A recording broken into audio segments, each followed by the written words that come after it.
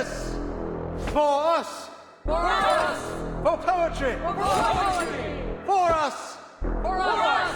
For free will! For free will! For us! For us! For literature! For literature! Our haven! Our haven! The Panopticon! The Panopticon! Nowhere else but here!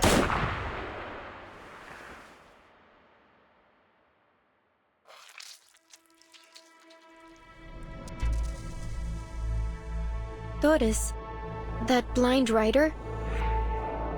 3 days ago, she asked me for directions to Comala prison. Prison?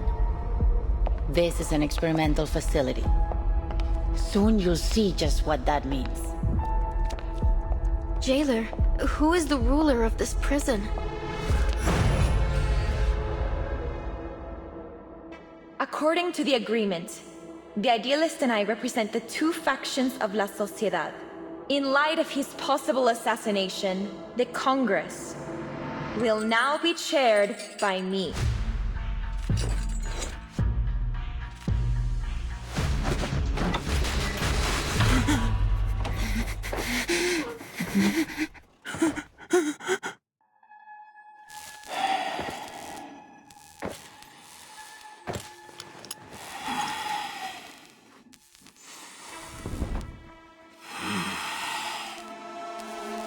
What are we doing here? What even is this prison?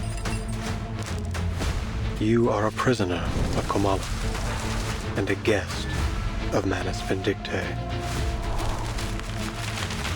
Fiction and reality are two parts of a whole. We're trapped in a story with a predetermined ending.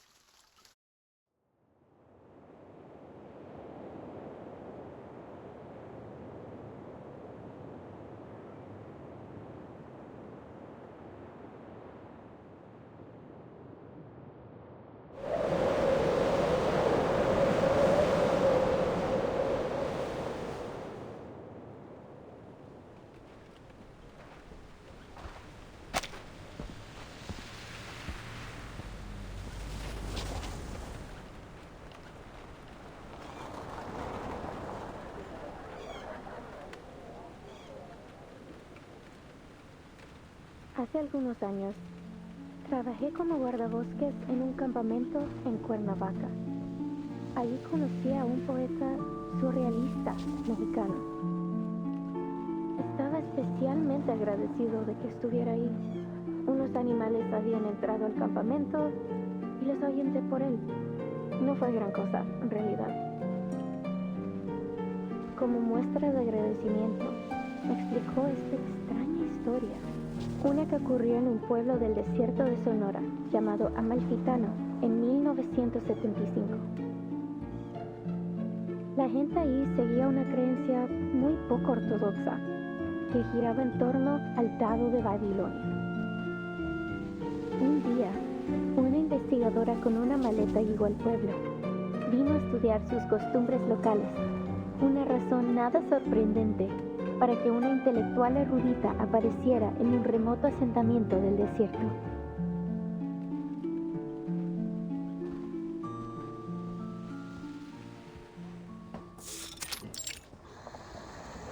But little did she know, this dusty old town and its peculiar custom would lead her down an entirely unexpected path. Hold on. Sorry to interrupt, Recoleta. Does this researcher have a name? She could be Nora, Joanna, or Teresa. Any name, really.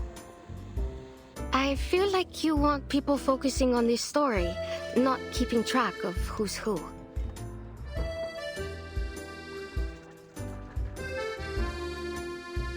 Thank you for your advice.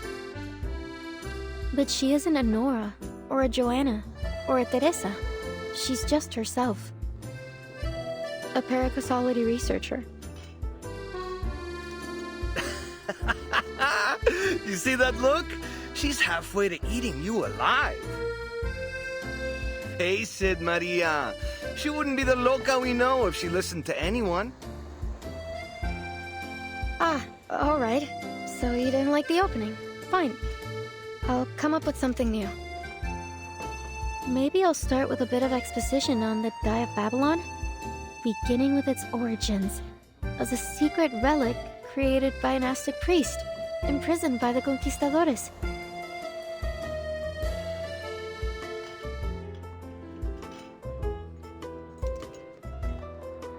I don't know if that's going to do much, hermana. I'm beginning to think we'll never figure out what you're trying to say with this novel. And, well... and this isn't your fault. Ay, Dios. Just tell her, Maria. We're going back to Buenos Aires. ¿De vuelta a Buenos Aires? ¿De repente? ¿Así? ¿Sin más? Pancho, Maria, what's going on? Did I do something wrong during our travels?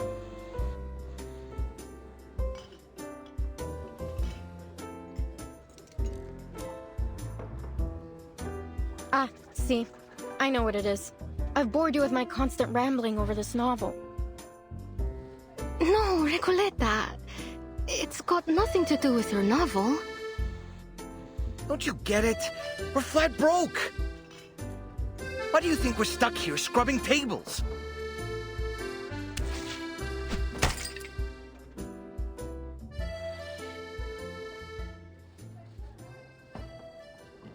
Because we can't pay for all the mate we've been drinking.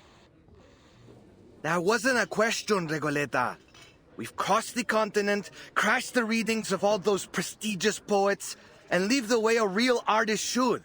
And, I admit it, it's been just as amazing as you promised. But we can't go on living like this. You know that we both care about you, and we believe in your novel too. I'd be lying if I said this journey meant nothing to me. Getting to ride around the continent on a motorcycle like Che Guevara himself? I never could have imagined I'd get the chance to go on an adventure like this. We got to live the dream. A real dream. Except for those days when the motorcycle broke down. Though that was a real tribute to Che's journey too. Don't tease, Pancho. Recoleta, since you invited us to join the Visceral Realists, we've both found amazing new ways to channel our inner poetry. Even though I still don't understand what in the world you're trying to say with your novel, or for that matter, what visceral realism actually is. Maria, Pancho. You told us not to worry about the definitions, to feel and to live in our words. We did just as you said, and it felt great. But...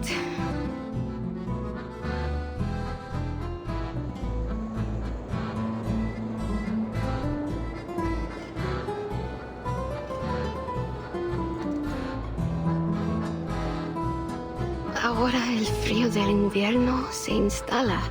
Y lo único que parece importante es ese pequeño pueblo ficticio.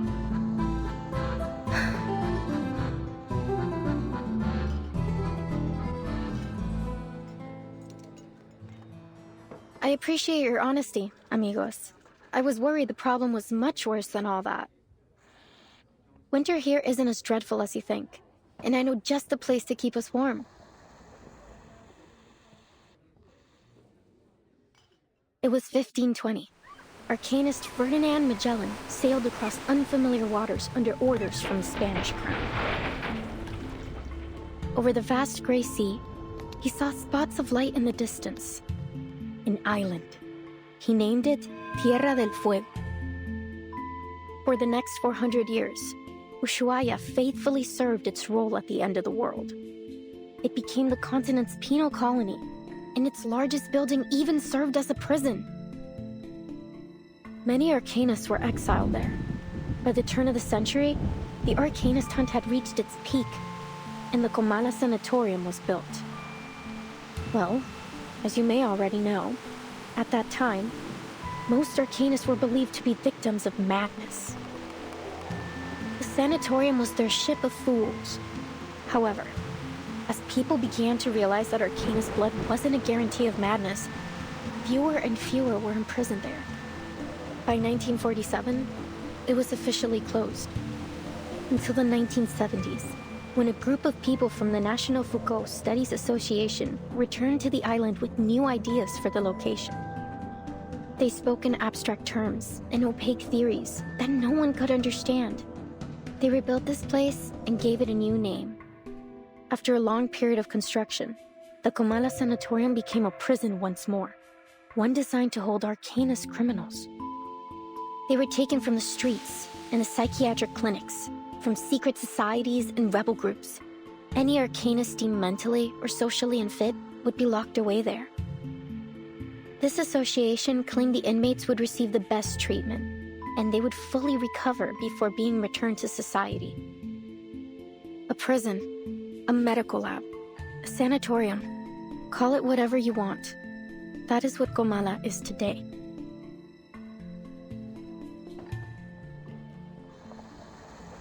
And we could spend the whole winter there. It'd probably be the easiest winter we've ever had. All that it requires is a little bit of acting. It won't be hard to pass ourselves off as a bunch of unstable crackpots. A touch of madness comes parceled with the gifts of being an arcanist. That's your brilliant idea? To get us locked up in an asylum? You understand we'd be prisoners there, don't you? It's not like we'd get to put our feet up and relax by a fire.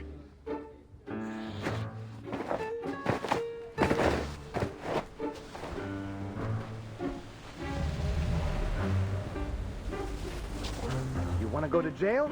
Well, see that man over there? Go greet him with a punch to the jaw, then you'll be set for the whole winter. It sounds like a good idea. Recoleta, please. We're not messing with the Gendarmeria. We're going to my Aunt Julia's. She said she could take us in at her vineyard up north near the capital. Well, it's harvest season.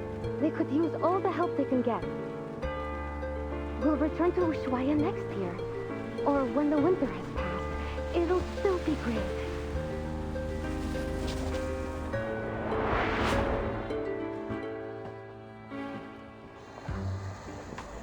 I hear you, amigos. But respectfully, I must turn down your offer. This has been more than just a road trip for me. I know sticking around here for the winter won't be easy, but this could be my last chance. What if things change again? I can't just wait for spring. Recoleta. What did I tell you, Maria? She never listens. Wasting your breath. Adios, Recoleta. I don't think we'll meet again.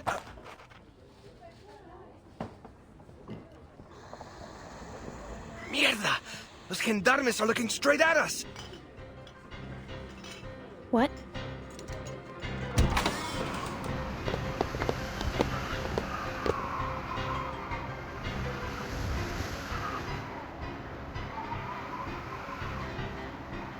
Stop right there! You three match the descriptions of some intruders at the poetry meeting in Casa Pionera.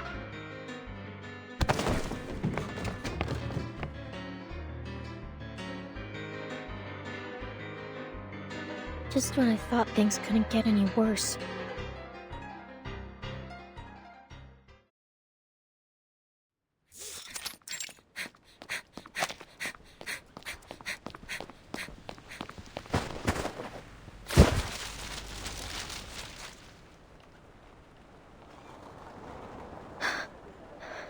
Oh, gracias a Dios. Creo que los perdimos. Are you all right? Ah, gracias. Better to kiss the ground than kiss the gendarme's boots, if one must choose. Wait a second. Doris, is that you? Funny how life moves in circles and puts an old friend in my path. How have you been? Are you paying another visit to Comala? Doris.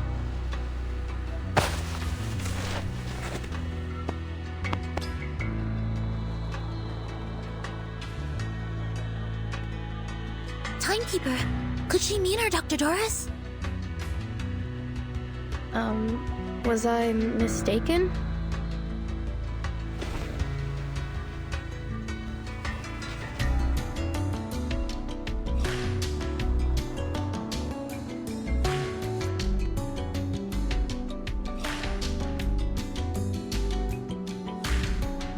How strange. I've never seen two people so alike. But please, forgive me. It's been a long day. No need to apologize. In fact, the person you just mentioned sounds like someone we're looking for. Could you tell me where you last saw her? Sure, Excuse me. You're not from around here, are you? Your accents and those clothes give you away. Come with me. I know a warmer place to talk.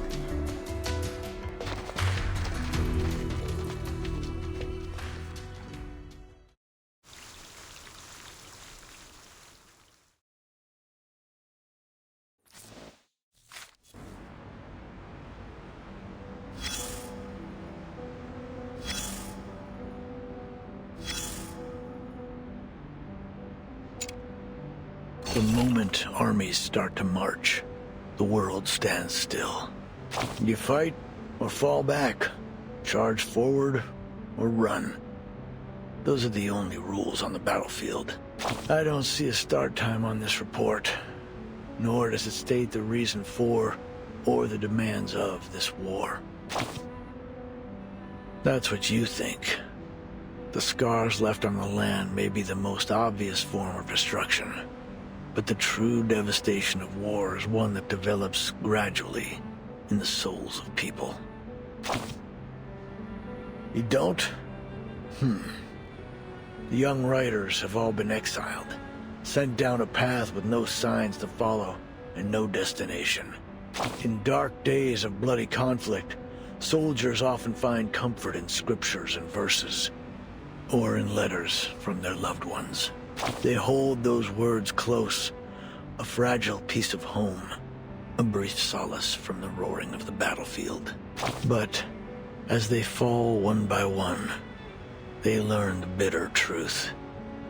No destiny awaits them but death. That bitter homesickness still weighing heavy in their hearts. In dreams, maybe. Walking the streets of your hometown, spending a lazy afternoon at the writing desk. Dreams can take you anywhere, but live there too long, and the lines between fiction and reality will blur, and soon you'll never wake up again.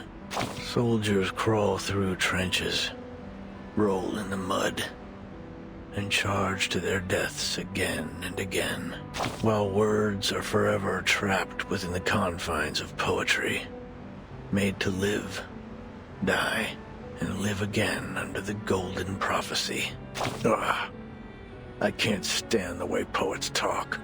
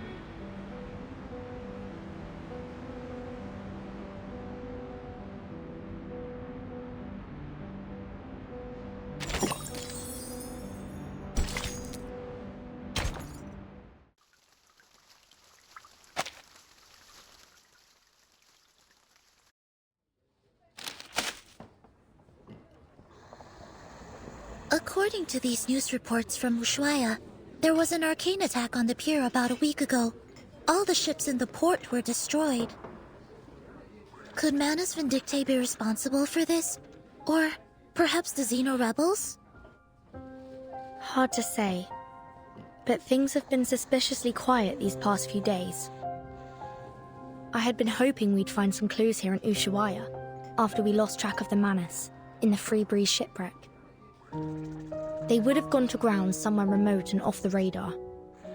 Indeed, it's possible they've already left Ushuaia.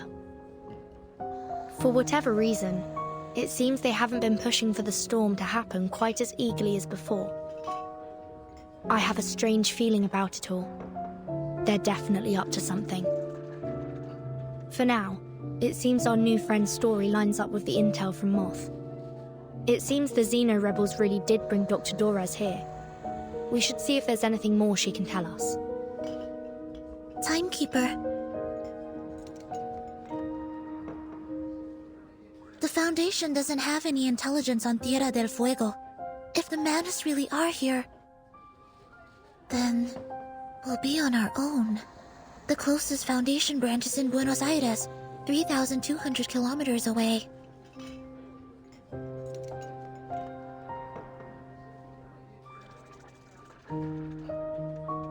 Careful and well considered as ever, Seneto. It's possible they've already infiltrated Ushuaia, just as they did in Chisos. But the Zeno rebels may still be holding Dorez. We can't just wait around. I'm afraid we'll have to take the risk. Ushuaia is not very big. If Manus Vindictae is here, we'll notice. Stay sharp. Understood, Timekeeper. I'll keep an eye out for them and for Dr. Dorez.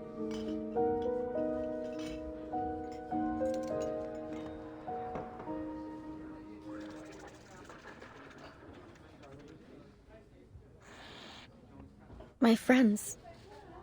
They're really gone. Adios, Recoleta. I don't think we'll meet again. So that's all I get? We could have exchanged some farewell poems, read them out loud like we used to, and shed a few bitter tears over our heartfelt goodbyes. But you know what they say. Goodbyes are only a senseless feast of unhappiness. Pardon?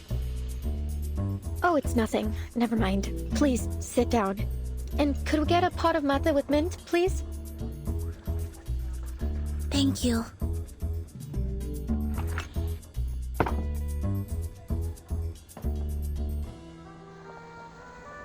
So you're looking for Doris? I can tell she's important to you from your look. Correct. Is there anything more you could tell us about the day you met her? Of course. It was one of those gray, overcast afternoons. I had just turned onto Calle Bolivar when I ran into this blind woman on my way to the post office. To be exact, I didn't run into her. She called to me. It felt like a sacred moment in time, like something unworldly. I just stood there, frozen, as she walked up and fixed a loose thread on my sweater. I stared at her until my fingers went numb, and the letter almost slipped out of my hand. Miss, could you tell me what's in that direction? I followed her hand as she pointed forward. Strangely, even though I could see she was blind, I had a feeling that she knew exactly where she was pointing, and where she intended to go. That's the way to Comala prison, Senora. Is that where you're headed? I could walk you there if you'd like. Thank you, miss. But I think I've found my way. She held a typewriter. How ironic that God would give her, at once, both books and night. I am Recoleta. What may I call you, miss?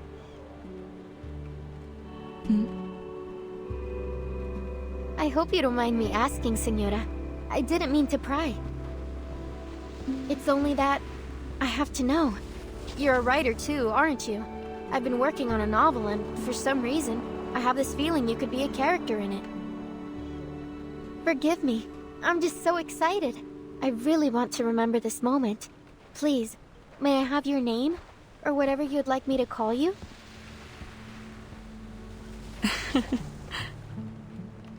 I don't think I'll ever forget her smile. It was soft, kind, almost merciful. And oddly, it felt so ancient. No offense taken, Miss Recoleta. But first, I have a question for you. What does literature mean to you? Sorry? What a question it was. I wasn't expecting anything like it. You're a writer, are you not? And one I sense with purpose. Tell me, where does such powerful motivation come from? Actually, well, I'm not sure, Senora. I have my pursuits and questions, but literature is neither the goal nor the answer to them. Literature is, well, it's just literature. I suppose if I had to define it, I'd say it's a tool. A kindling for fire, or a lens to see through. A means to explore and raise questions from different angles and express our perspectives. And what an interesting perspective you've expressed. I see. But how does literature make you feel? As though I'm a kid looking through a kaleidoscope for the first time. Well, maybe that's not the best way to put it. Perhaps something a little more subtle. Just when I was looking for the right word, she turned away with a little wave, heading toward the prison, her feet crunching over the fine snow. So she must have gone to the prison. When did all of this happen? About 3 days ago. I remember the sun came out for a while that day, and the streets were glistening with melting snow. You've heard of Comala prison, haven't you?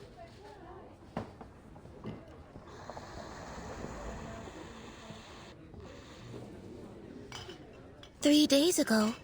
Then we may be able to catch up with her there, Timekeeper." You're right. We need to get there as soon as we can. Whoa, amazing. So decisive, assertive, a true show of character. You must be the very archetype of a charismatic leader. What's left to say? Whenever the protagonist has what they want fall into their laps, we're all quick to complain about lazy writers using Deus Ex Machina to keep the story together. So let's not dwell on it.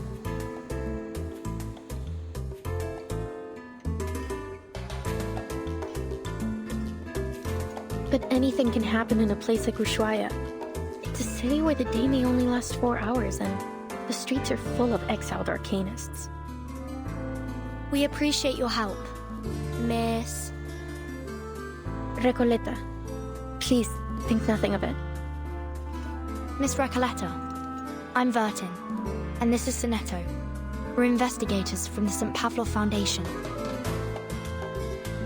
Pleasure to meet you.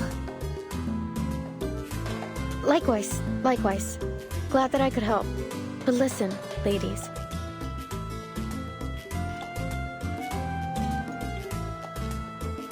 Everything happens for a reason, and now it's becoming clear. You're going to Comala prison, and so am I. Maybe it's fate that brought us together. What's your business there? If you don't mind our asking. Oh, it's a writer's mission. But anyway, we're friends now. If you're going to Comala, you'll need someone who knows the way.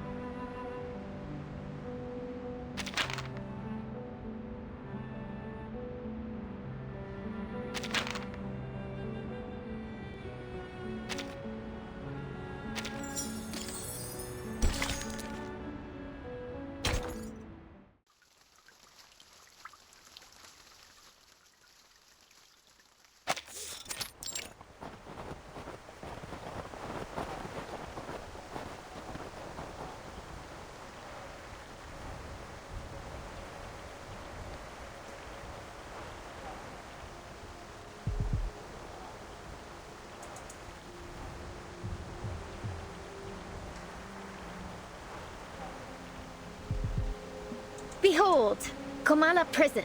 It's the biggest building around.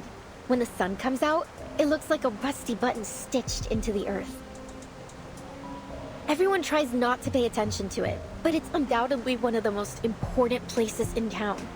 This way. Careful. We're heading uphill. Oops!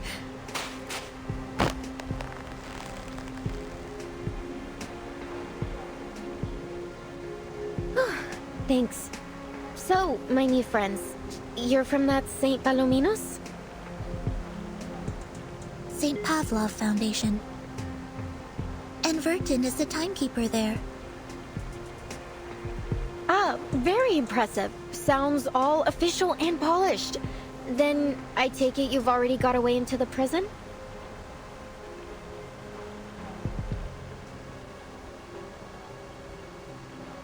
I'll draft a letter to headquarters right away. Once they approve it, they'll notify the local branch in Buenos Aires.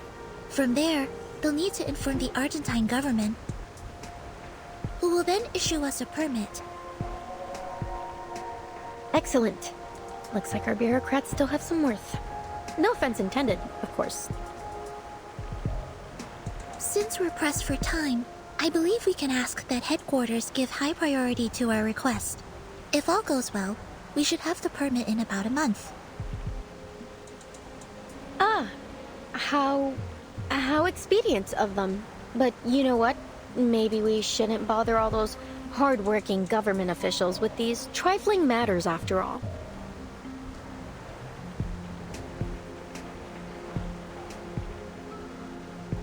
I have a simpler solution that suits the urgency of our cause. That sounds great. Oh, where are you going, Miss Recoleta?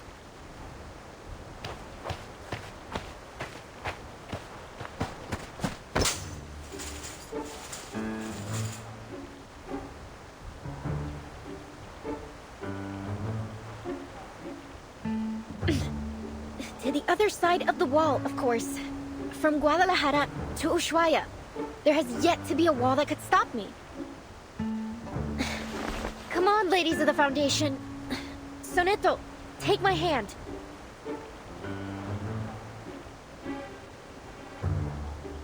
Miss Recoleta, please. A reckless act like that could have serious consequences. Please come back down. In fact, while the details of our mission are classified, I should warn you it may be dangerous, and we cannot guarantee your safety once we're inside. Perhaps it's in your best interest to return to town. What? That is definitely not in my best interest. What sort of pusillanimous coward would I be if I just abandoned my fated companions here? Of course I'm going in with you. Or rather, you're coming with me. Please get down, Miss Recoleta. Someone's coming our way.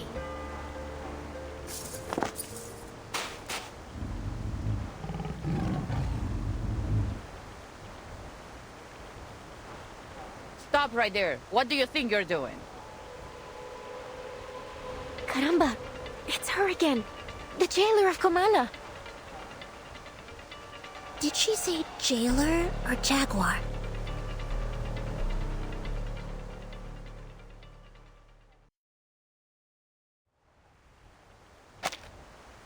Miss Recoleta, haven't I made myself clear? I don't want to see you here again. Jailer, we meet again. What a delightful encounter on such a...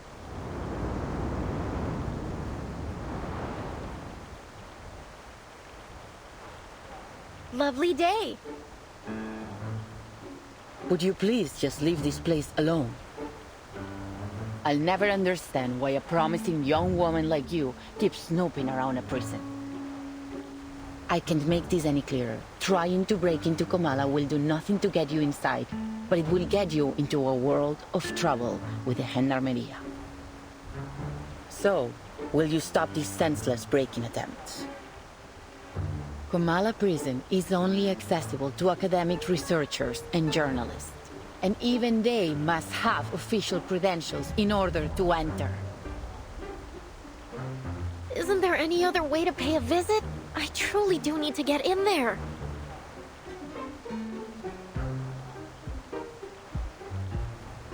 Sorry to interrupt, but did you just say official credentials?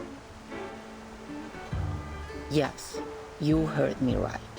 And you are? I'm the timekeeper of the St. Pavlov Foundation. My assistant and I are here to visit Comala prison on official orders from the Foundation. Here, this is my ID.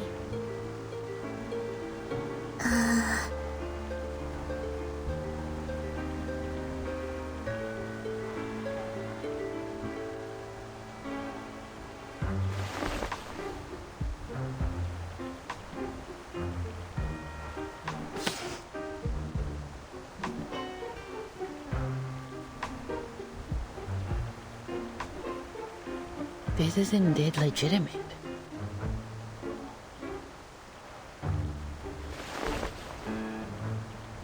Welcome to Comala prison.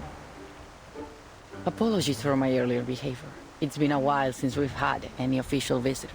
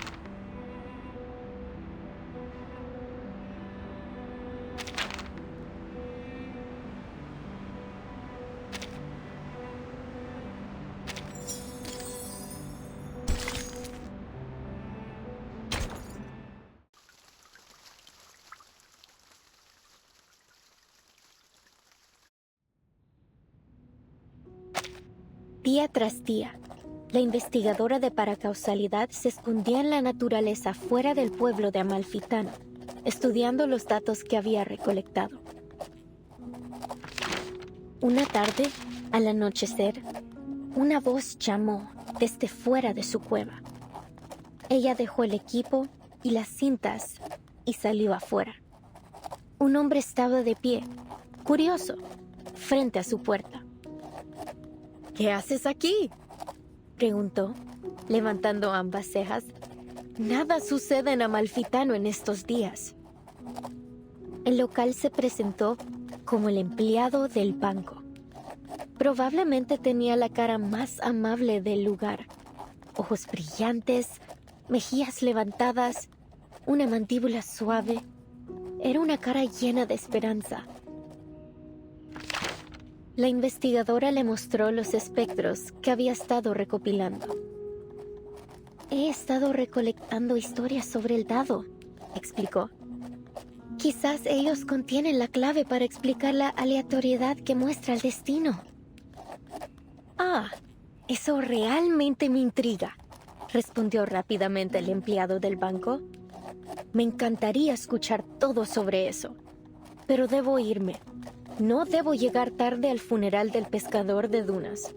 Y con eso se fue. 3 días después, los mismos pasos regresaron a su cueva. ¿Volviste? ¿Cómo has estado? ¿Lograste llegar al funeral?, preguntó. No tengo idea de lo que estás hablando, respondió de manera cortante. No soy el hombre que crees que soy. Su rostro estaba agotado y demacrado, sus ojos hundidos profundamente en huecos vacíos. Era como si toda chispa de vida le hubiera sido arrancada, dejándolo solo con una cáscara vacía. La investigadora insistió que no se había equivocado. Conozco a las personas por su naturaleza más profunda, hasta la sincronización de sus espectros. Nunca me he equivocado antes. Lo que tú digas, el hombre murmuró de manera áspera. No entiendo nada de tus ideas tan elevadas. Solo déjame ir. Ha sido un largo día de pesca y lo único que quiero ahora es desplomarme en mi cama tambaleante. Se alejó con pasos que sonaban exactamente como los del empleado del banco.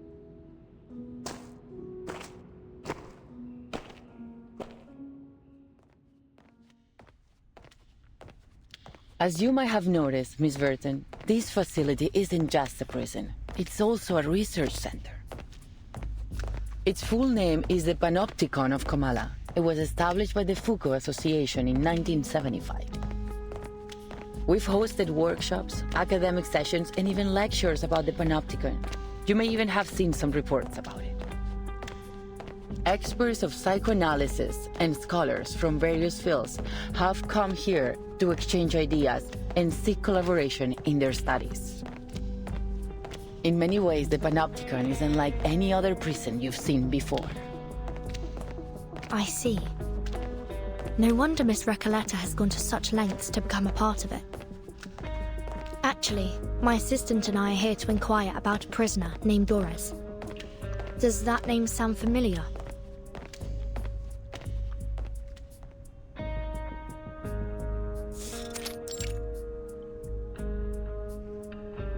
Not that I recall. Could she have used a different name? What does she look like? She'd have arrived here about 3 days ago. It's also possible that she came as a visitor, not a prisoner. She's a blind woman who always carries an old typewriter. She used to be a doctor at the Sao Paulo Veterans Residence in Brazil. And on the subject of different names, she once wrote for Atu, under the name Erd. I don't think I've seen anyone fitting that description. And as I said, we haven't had any visitors in some time. Certainly not in the last 3 days. But I did see her. I saw her walking towards Comala prison. Someone must have mixed up their memories. Simply put, I don't recall seeing anyone by that name or with that description here. I see. Thank you, miss. Perhaps we made a mistake.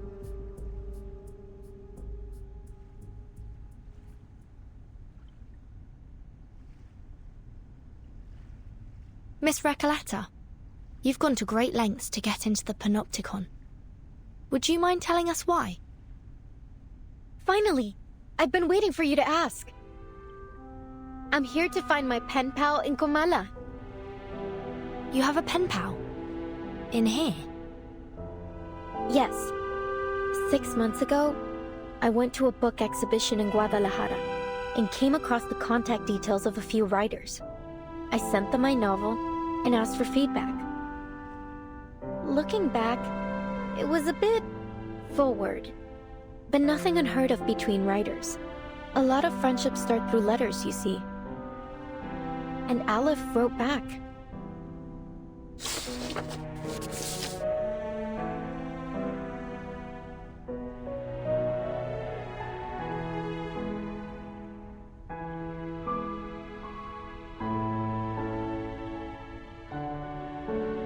And how much do you know about this pen pal of yours?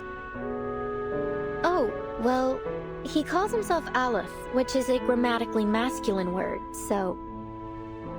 So you assume Aleph is a man?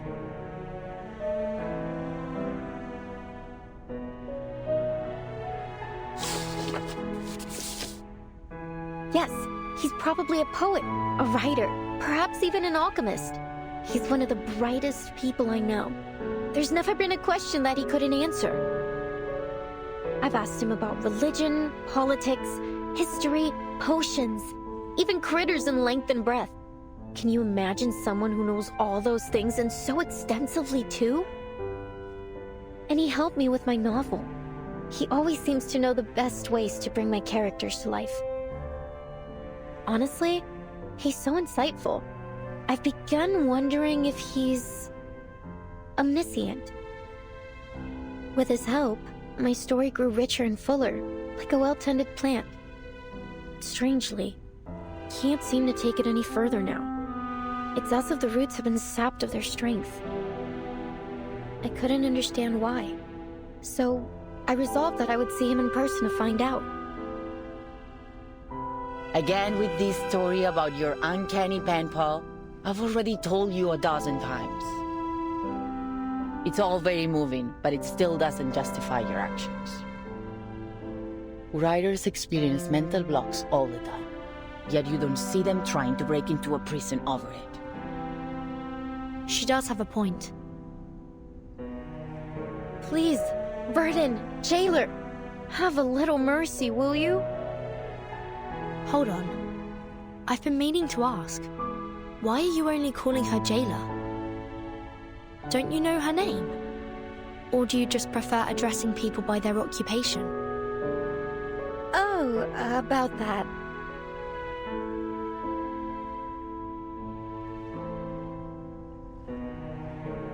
It's okay, Miss Verton.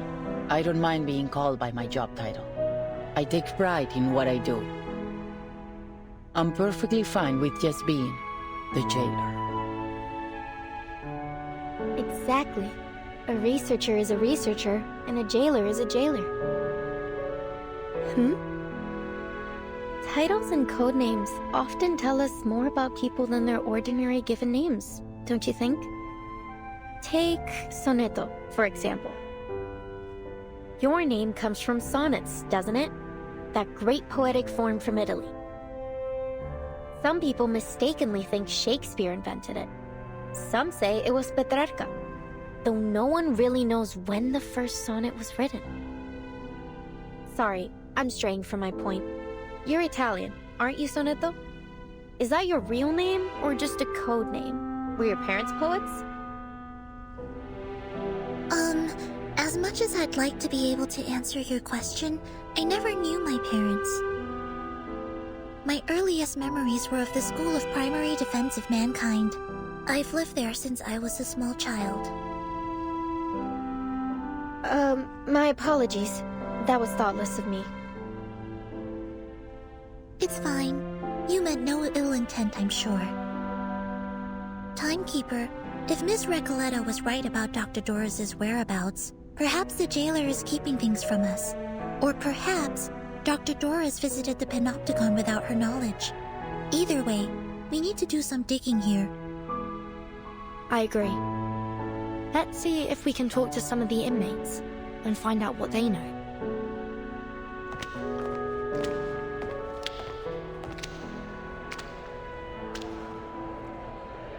Ladies, we're about to enter the main hall of the Panopticon. This is one of the places where the inmates spend their recreation time. At this hour, they are supposed to be in their cells. But what's all that noise?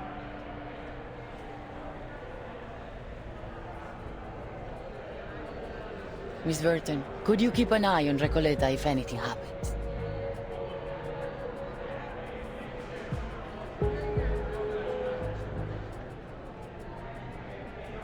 Certainly. What do you take me for? I'm not going to run away. That'd be a pretty cheesy way to start a story. Please, just stay close to me.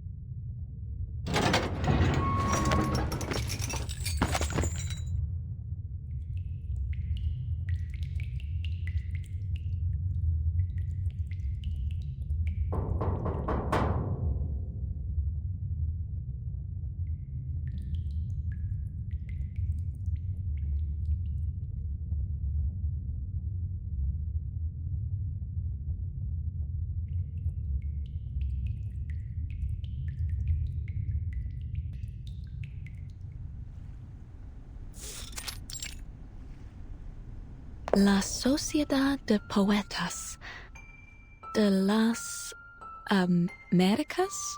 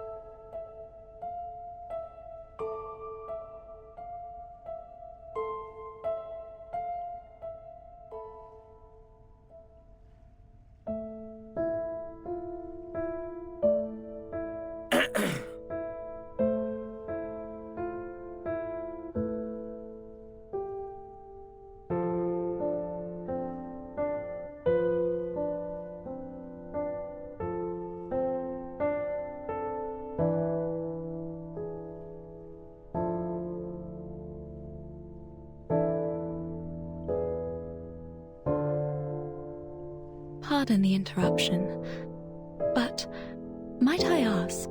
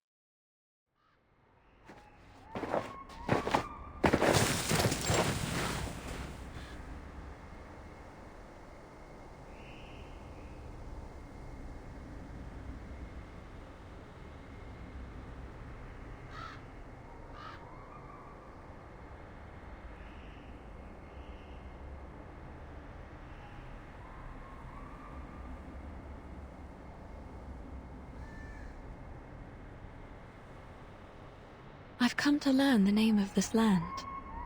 Ushuaia.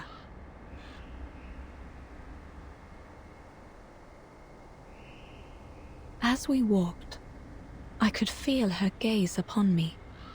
Steady, yet never intrusive.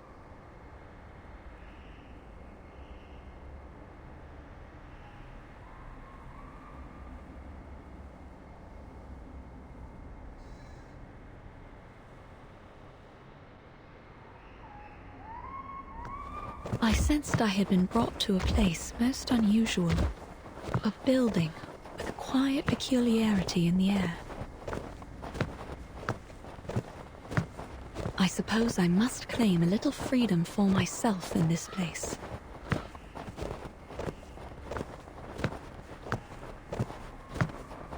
I'm sorry for your undue trouble, my diligent friends.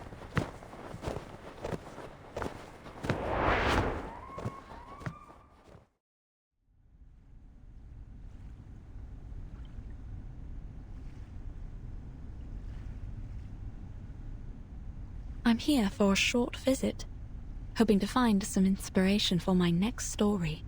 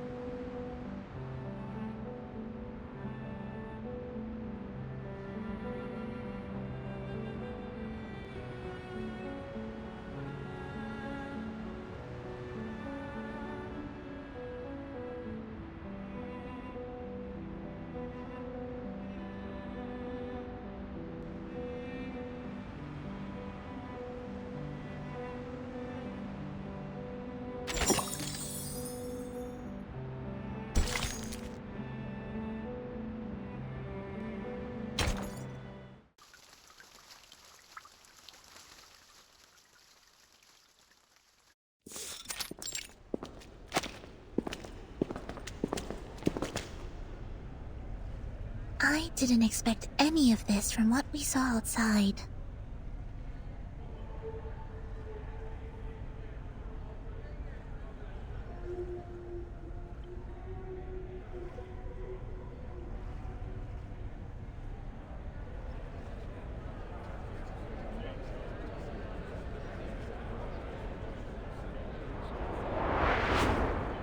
Oh, excuse me for a moment. I have duties that I must attend to.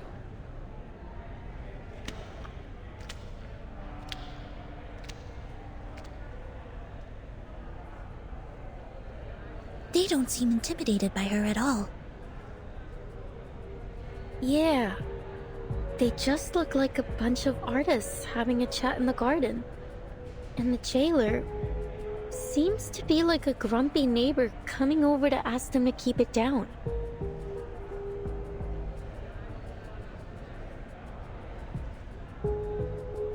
Everyone, you know the rules. There are to be no after-hours gatherings here without the physician's approval. You sound softer and softer each time you come to warn us. Why not just join us? Isn't it better than circling around the Panopticon all day? And look around you. We're in the Hall of New Encounters. What better place to host a salon? You're missing out in Comala if you don't even get a taste of our literature. Exactly. Even those oil-dripping musicians drop by from time to time.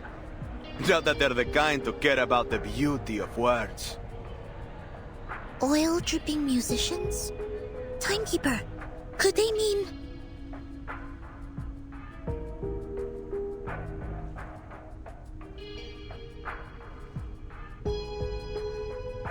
Quiet now, please.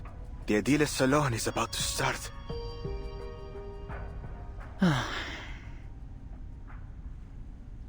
These people seem friendly enough. Why don't we see what this is about?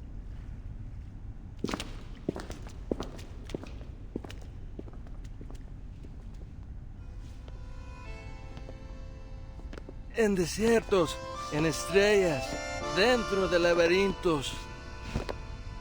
En aguas, en espejos, dentro de reflejos. Soñamos sobre la almohada de paja de la muerte. Aquí estamos, rendiendo homenaje a los fantasmas. Para rendirlo todo otra vez. Para rendirlo todo otra vez.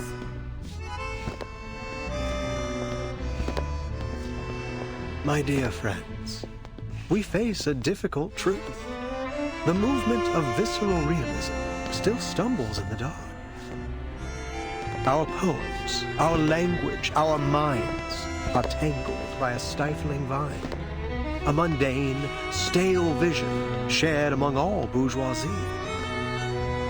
We follow this vision blindly, clinging to the comfort brought by logic and conventional wisdom, and by it, we nip every branch of new art in the bud. Poems are perhaps too fragile an outgrowth to develop one's life upon, but here we may light them like candles at our funerals. Let poetry become the bridge between us and the world.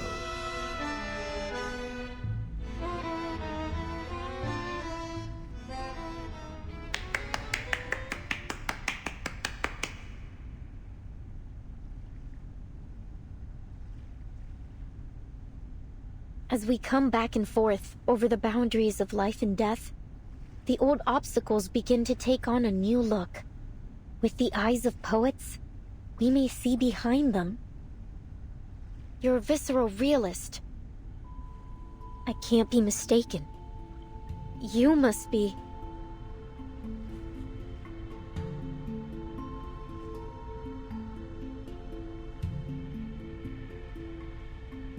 A lonely cowboy, finally home.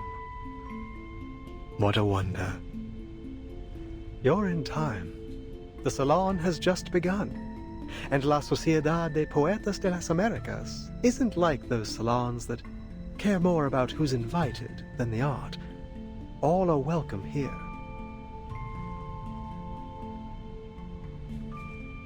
A literary salon in a prison? Though, so far it seems to have more dancing than poems. Did you understand what that man just said? No, sorry, Timekeeper. I need a moment to think it through. Don't worry, Sonato. I would guess we're not the only ones who are confused here. Miss Jailer, is this that peculiarity about Comala you mentioned earlier?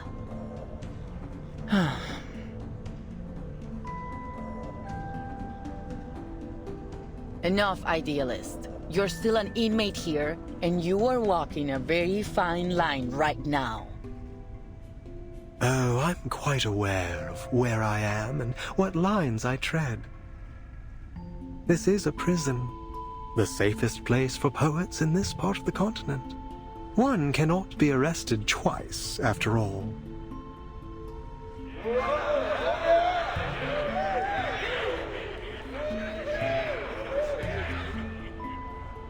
But please, don't trouble yourself with our little farce. What harm could a few poets possibly do?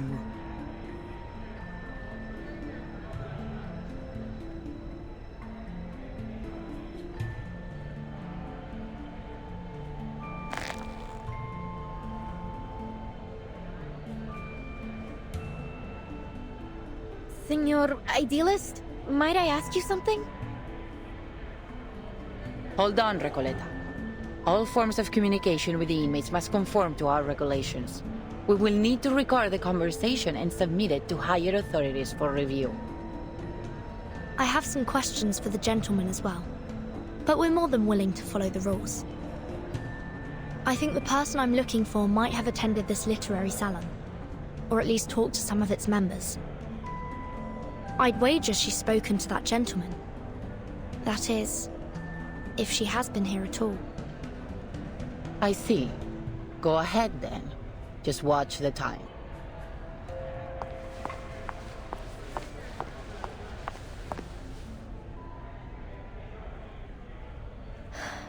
Are you Aleph?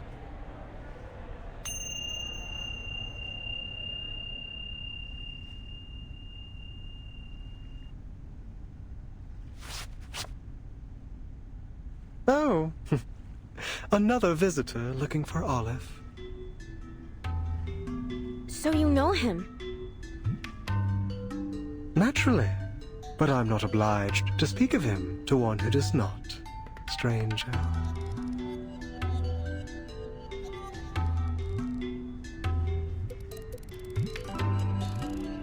And you, young lady in the hat, are you here for Aleph as well? What a lively day this is. No, I'm looking for a blind woman. Her name is Doris. Ah, yes, I remember.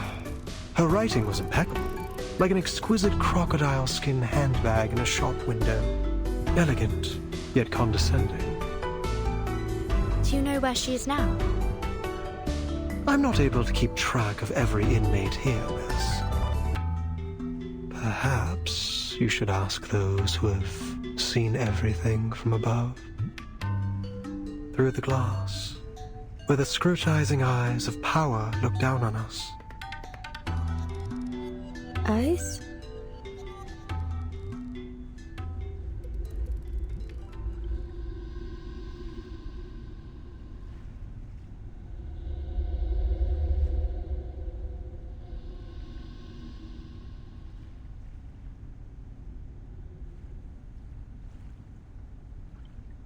Have you taken your medicine today, idealist? I'm feeling marvelous. Today I require no help from them. I've warned you. It's unwise to act against the physician's orders. Act against him? No one may act against him here. The physician must have misunderstood us. I suspect he doesn't understand half of what we say. I'd like to know how he got his medical degree. Not by cracking open skulls, I should hope.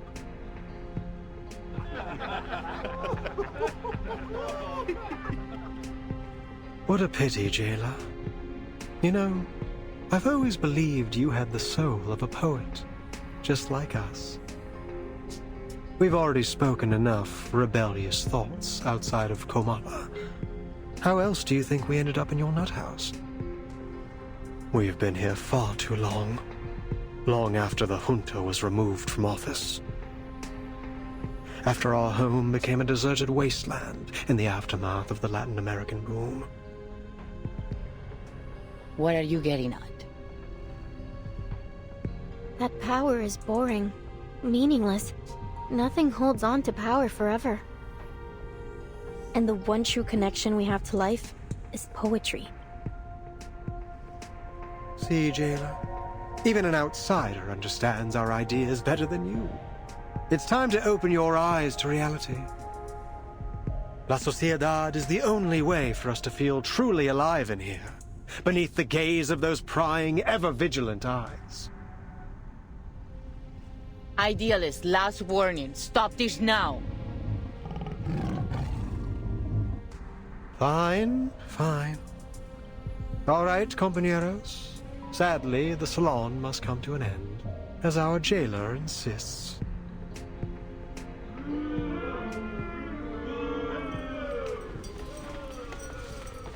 Dear friends, I do not mean to abuse the power of suspense. I sincerely invite you to come with me to the heart of La Sociedad de Poetas de las Americas. Perhaps you'll find the person you look for there.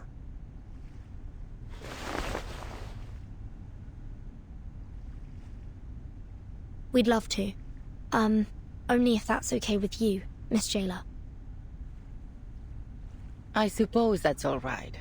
You're already here. We can call it part of your tour, but please, ladies, take none of their rumblings seriously. Thank you, Jailer. Please, follow me.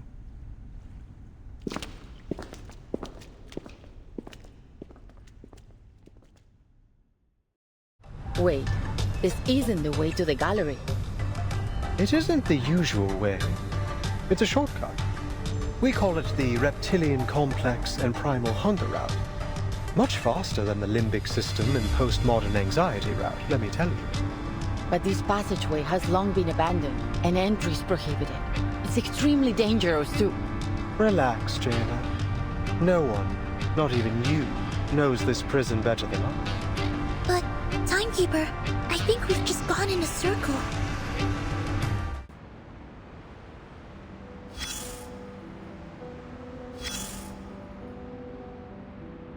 Let's take a step back. Pull you out of that whirlwind of passion and dreams. If you want to make the best call, you need to zero in on what really matters. So what's your take on that big speech? A sudden explosion that shook Latin American literary circles about 30 years ago. It was destructive, but also gave rise to new life. And lucky for us, we don't have to worry about shell shock in the literary world. It's not about knowing literature. Any soldier with little experience can deliver a status report. All right, eyes on the map. As we speak, ships are lined up on the Spanish coast. But this time, they're poised to make a new kind of discovery. If you can call it that. And here are our new Columbuses, heading to the docks to embark on their journey. Carmen and Carlos, the driving force behind this literary feast between Spain and Latin America. Carmen, with an eye for opportunity and a mind for business, sought out the continent's literary gems and secured generous publishing deals for them. Carlos, with his deep understanding of market dynamics, brought these works to the eyes of the European public. Then, a golden era began. It all kicked off with a scandal at a military academy. And soon, the entire world was captivated by the story of a baby with a pig's tail from a faraway land. But we mustn't forget the writers themselves. Fuentes, a towering figure of the Spanish-speaking world, and Cortázar, the writer ever seeing through the eyes of a child.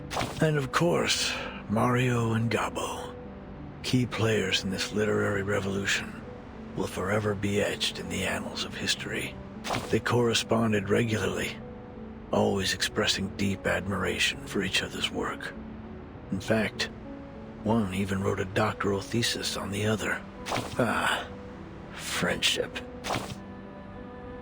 It was. But no matter how explosive the boom was, it couldn't escape its fleeting nature.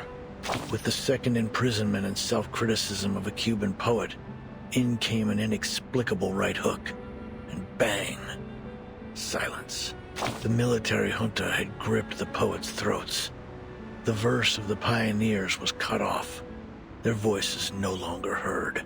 The bond between two generations was broken, and for the younger of the two, the silence was intolerable. They looked for a new theme, a new idea, a new voice, a new method to speak on their disappointment, their horror, and their anger. And they became the new guerrillas.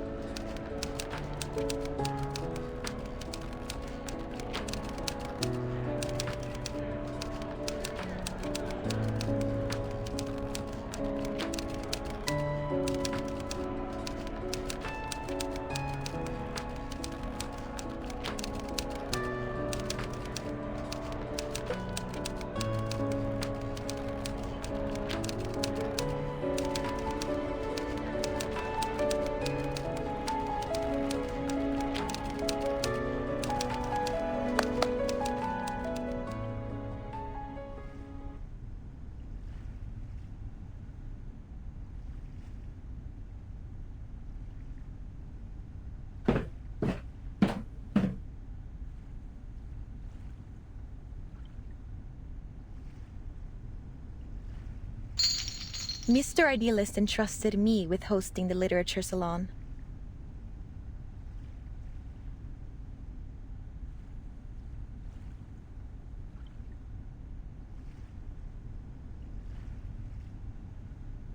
Fiction's duality in reflecting reality and the self.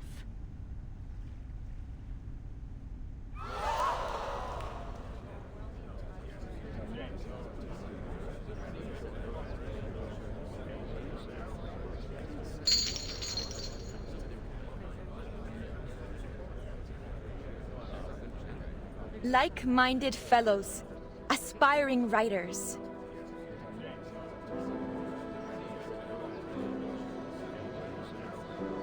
Literature's been shoved aside in the world of art.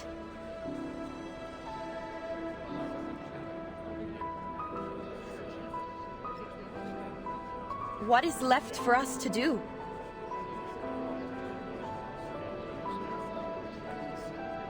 Let stories be our weapon.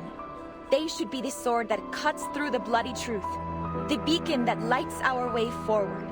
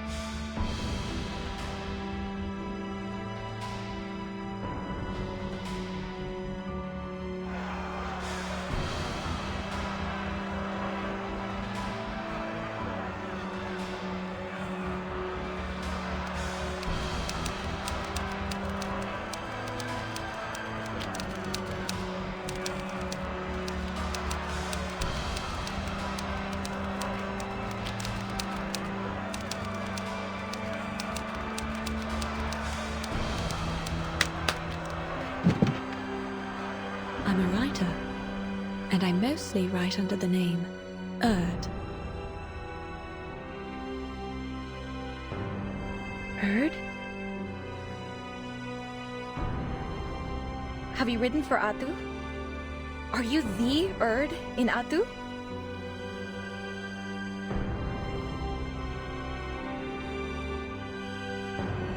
It's an important part of my visit to hear all the ideas and opinions, if you'll pardon my intrusion.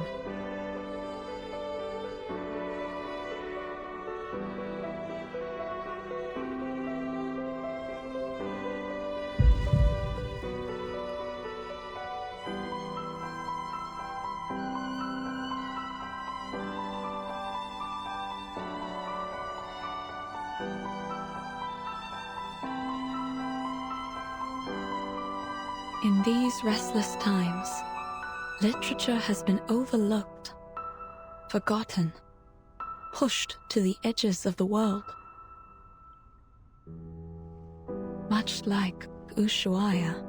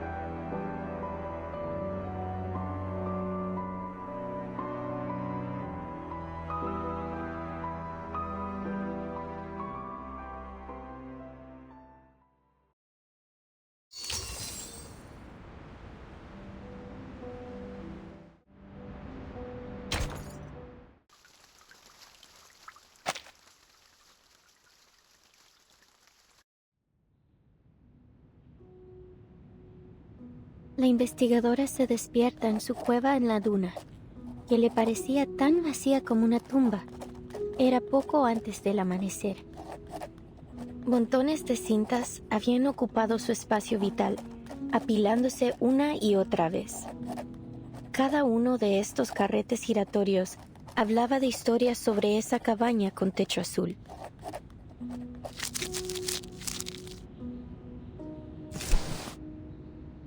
Oyó la voz del asesinado conductor de burros detrás de ella.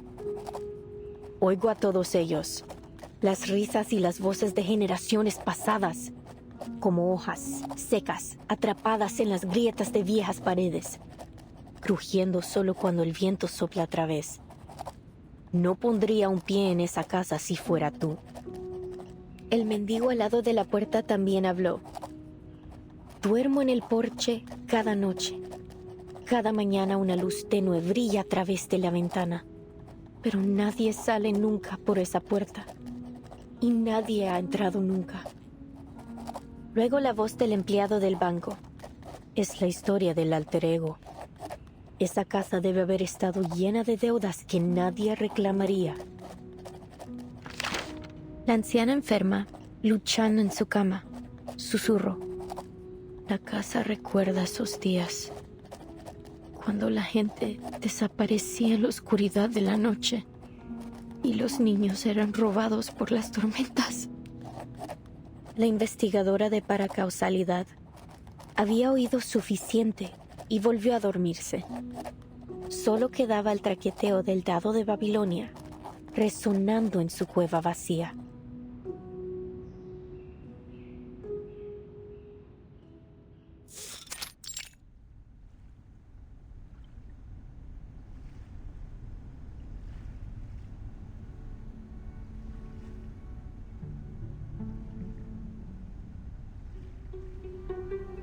I've always wanted to use the element of fantasy to better establish our theme. And I was right. Now the stage is captivating, the timing is perfect, and the audience is ideally placed. Only one imperfect element remains in the scene.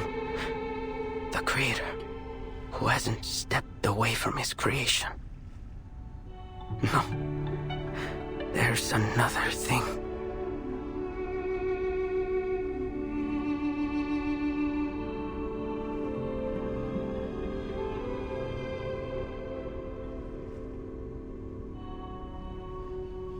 Can you even tell any difference between today's setup and yesterday's? Seriously, Roberta? That's a rude question. Well, what's the difference then? I can't see one either, but you should never judge art by how much it changes in a day. It's a creative process. We might be standing at the edge of the world, but art has no boundaries. We have to show him our support. Easy for you to say. He's been tinkering and tweaking for over 3 months. Even if the idealist himself entrusted him with this exhibition, he can still be wrong sometimes. This gallery is turning into a dump. Estoy viendo fantasmas, todos con las mismas caras, García. Demasiados. Es fácil perderse en ellos.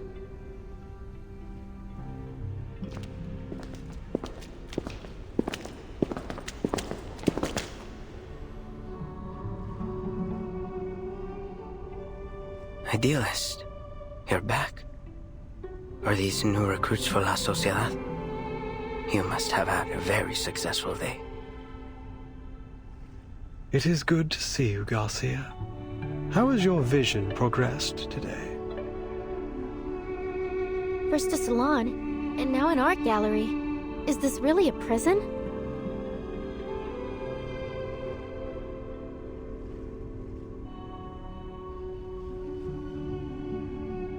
As you can see, I've strived to push the element of fantasy in my work so that it might reach perfection. But why doesn't it look like what I imagine? It's like I'm trying to work on a shadow. Some shapeless thing that morphs and shifts by the hour. Idealist, am I losing it again? I took my medicine as instructed. It was never the pills that blinded you, my dear Garcia. You mustn't let tedious routine stifle what's truly alive. Remember, like those old poems, your exhibition must have a timeless rhythm that's never lost to the changing of minds.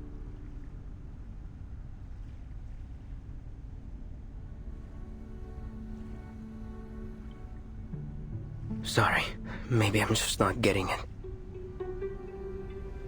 Look out. There's your answer. Though the sun rises the same way every day, the multitudes of shadows it casts are ever-changing. Isn't that the only constant in life? Change. We foolishly pursue stability and constancy, but our very world denies it. Take a step back. Take several, and see the truth for yourself, lest you too become lost among the shifting shadows. I get it now. It's the changing light that makes the exhibit seem different from what I expected. I shouldn't waste my time on freezing things in one perfect moment. Instead, I need to embrace change as it comes. I don't know how to thank you. I won't let you down. I must complete this exhibition. Complete my alter ego.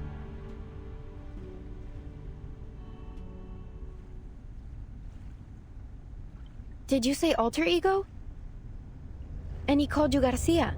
Is that your name?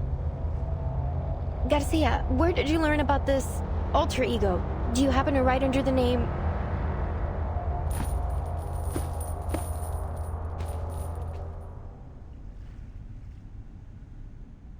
Please, Recoleta, give our artist some space. Can't you see? He's already returned to his own time and space. He can't hear a thing you say. He's right. Garcia is deep in his own head now. He won't hear a thing until he's done with whatever he has to do. Even if the floor were to collapse out under us, I think he will be left standing in the air without even noticing. Pardon me then.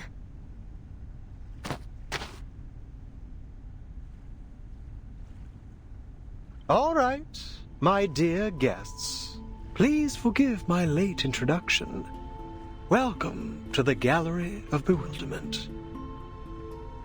Thank you for inviting me here, Mr. Idealist.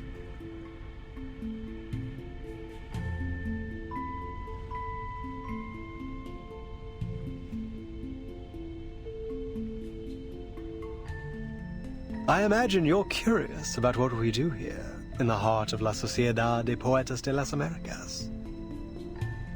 We're putting together a magazine, a collection of poems from Comala, our very own Casa de las Americas. ¿Casa de las Américas?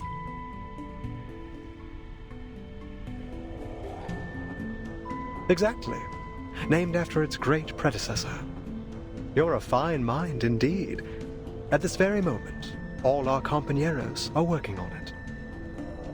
Garcia's exhibition, Alter Ego, is centered around the birth of this magazine.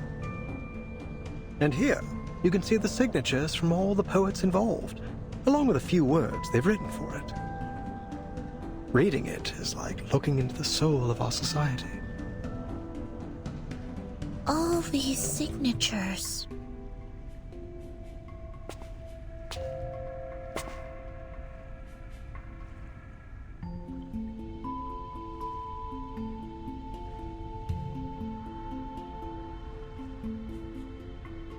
Timekeeper, here!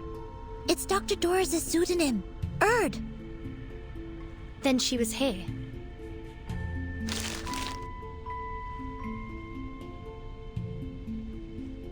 Precisely. She used to be one of us, and still is, if I may correct myself. You can ask around here. Maybe some of our members know where she went. Don't we all miss the familiar faces of old friends? I'm sure they'll do everything they can to help you find yours.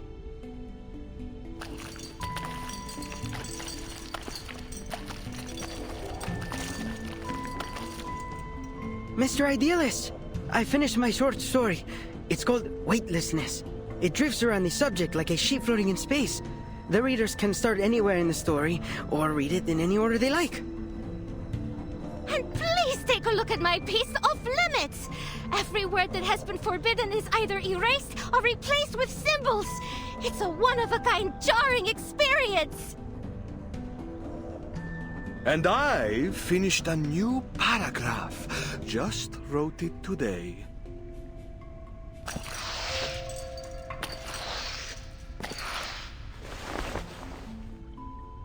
Oh, new faces. Welcome.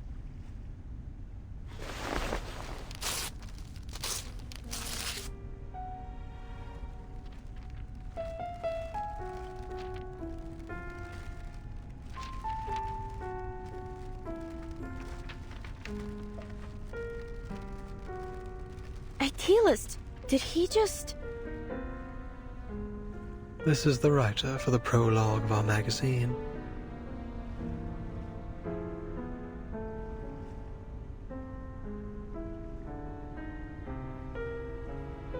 The prologue consists of a 2,000-line poem and an introduction that is written in 86 languages to avoid misinterpretation. It represents every second we spend here. Naturally, the arrival of new members disrupts its structure, and so we must begin again from scratch. So he just tore it all up like that because he thought we were joining? With all due respect, isn't this a little excessive? Heaven knows I'm not one to judge. I've torn up plenty of writing for my novel. Please, pay it no mind. It may not be an easy task, but he's doing his part. Destruction is hard, but more necessary than you think. Without it, we'd all be stuck in a still and stagnant pond, with all the smells that entail. This all sounds very complicated. When will your magazine be finished, then? Forgive me, but I'm not sure what a floating sheet, a jarring reading experience, and all this constant rewriting are meant to express.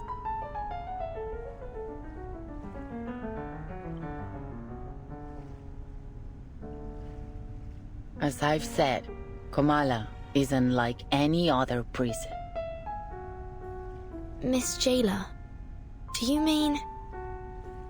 This place also serves as a research center, and the prisoners here, for all they claim, are not just poets. They are arcanist criminals, and each one of them has been diagnosed as mentally ill.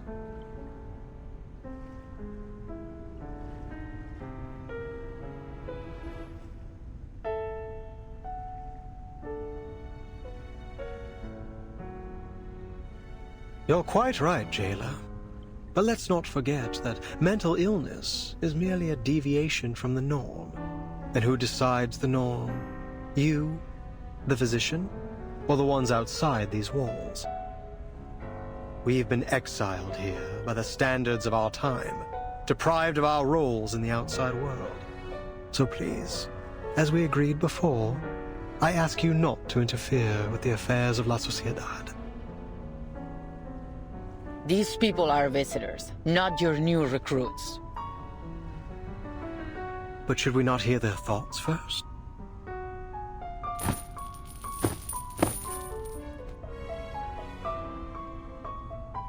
My friends, no one escapes the eye of power. We must resist. Stand with us. Pick up your pen and take poetry as your shield before it is too late. Idealist, I admire your fight, but I came here with a different goal.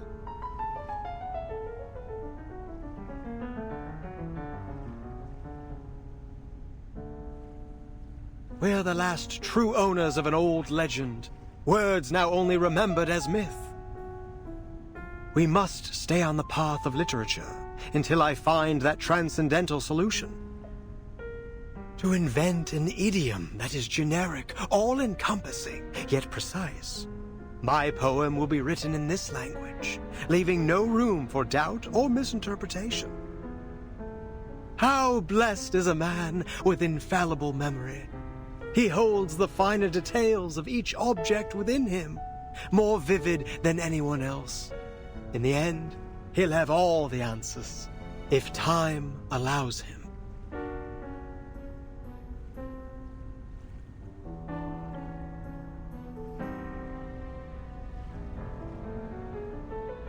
Sweet tongue, sister, howls, hermaphrodite, tango.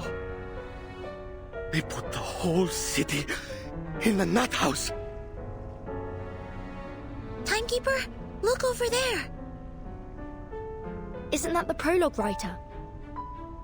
There's something off about him. Please, Timekeeper, stay away from him. What's happening? Idealist, Pablo's having another episode. Multiples of us. You make reality sick.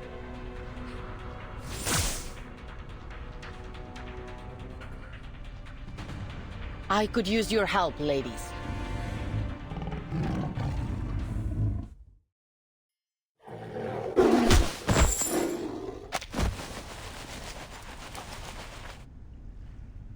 Poor soul. I'll bring him to bed.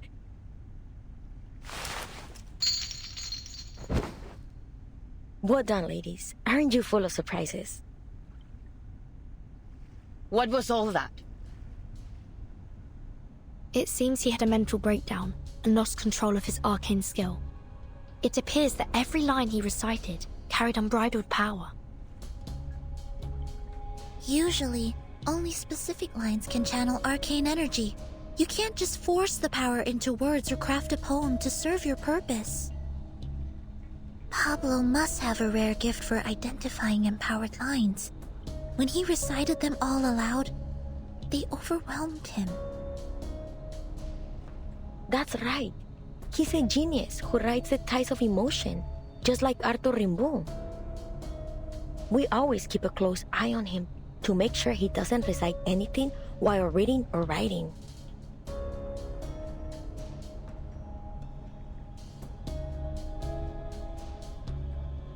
But sometimes things slip through. You must understand how difficult it is for a poet to never taste the words on his own lips. So then, this isn't the first time, and you're all fully aware of it. Do I understand you right? Did you just admit that you've been hiding an inmate with a dangerous condition from us?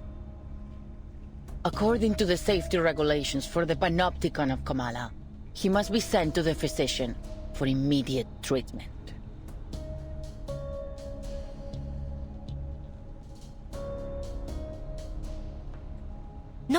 No, wait, we can explain. He's doing fine. We know how to help him. This was just an accident. We got distracted by the new members. We won't be handing him over to the physician. No true writer would allow their mind, the most sacred palace of their thoughts, to be opened up to that cold-hearted, ignorant butcher. Even one who believes their inspiration flows from a source beyond the mere substance of a brain would refuse it.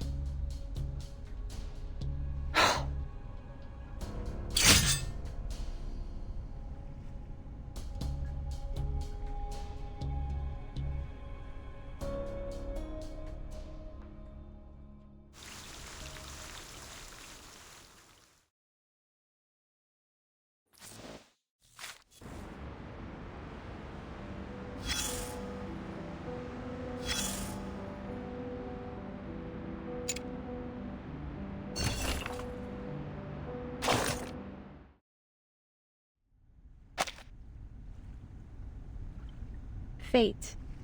Yes. It looms over us, yet each of us may hold the power to steer its course.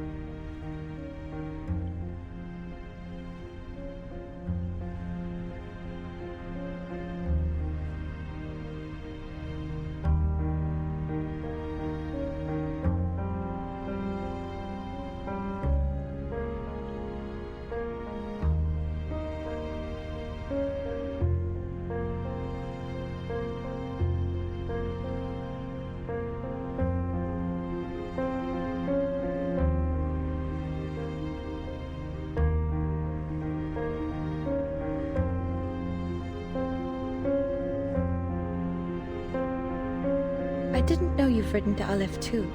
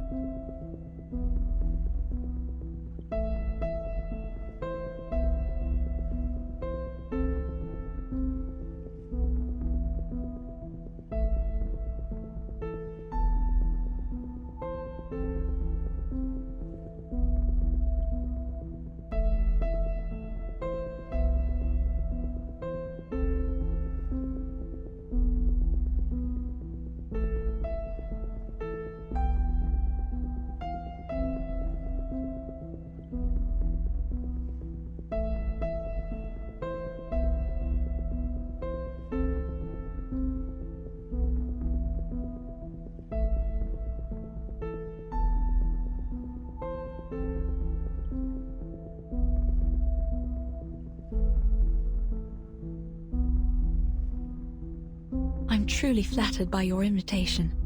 I'd be delighted to join the Poetry Society. But might I trouble you with one question, Mr. Idealist?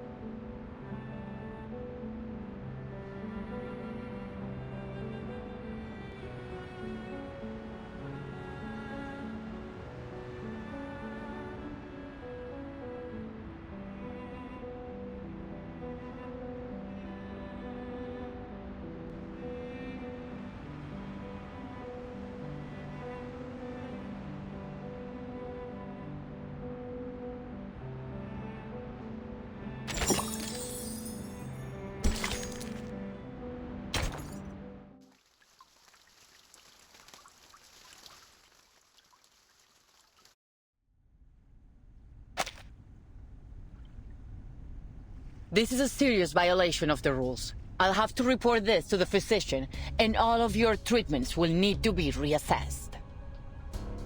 Until a new treatment plan is in place, all members of La Sociedad are confined to their cells without any of their usual privileges.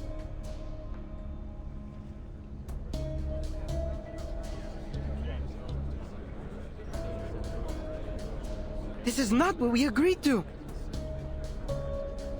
You gave us your word! Affairs within La Sociedad were not to be disturbed! Please, don't do this. Please, he doesn't deserve this. No one does. We don't want to lose our friend.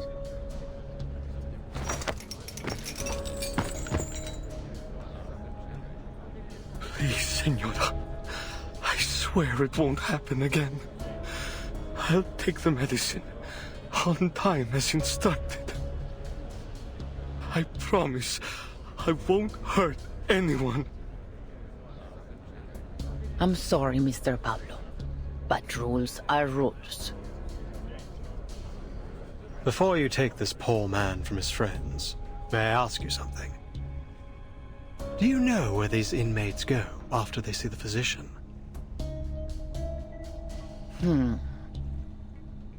My duty is to keep order here. What happens beyond these walls is not my concern. Perhaps they've recovered from the physician's treatment and were returned to society.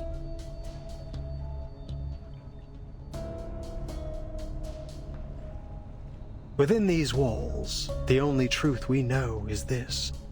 No one returns from the clinic of the physician of Comala.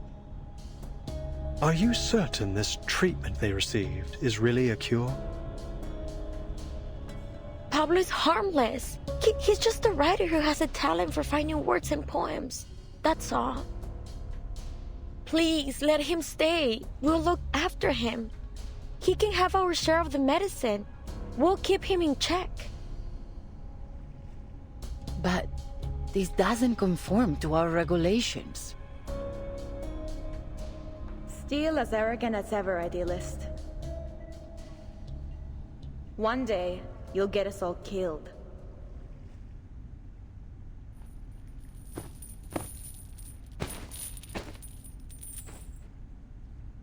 Oh, it's you. I'm glad to see you here.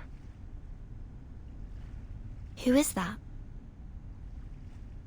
That's Octavia, one of our model inmates. She's been a great help in the past. If you're interested in prison literature, I'd suggest talking to her instead of the idealist. So, she's a writer too? Who would have thought? This place has got writers coming out of the woodwork. I thought it would be easy to find my writer friend in a prison. But what are the odds that I'd break into a place absolutely lousy with them? She used to be in their gatherings, until she got tired of their nonsense and started her own faction.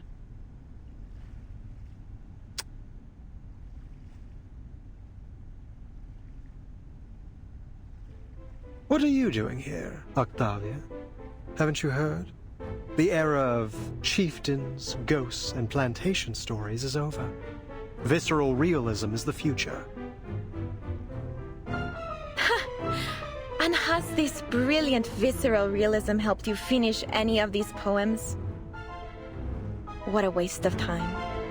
I'm not interested in your movement or arguing with you. I just walked by and happened to witness another episode of your brutal arrogance. And I'm not about to just stand aside and watch you repeat your mistakes. I'm taking Pablo to the physician. Care to lend a hand, Miss Jailer? We agreed to mind our own business. Are you breaking our agreement? No one will be allowed to erase a word from our poems.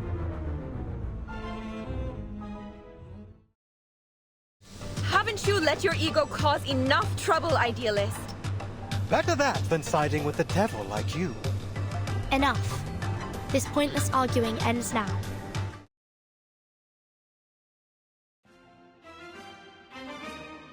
Stand down, both of you.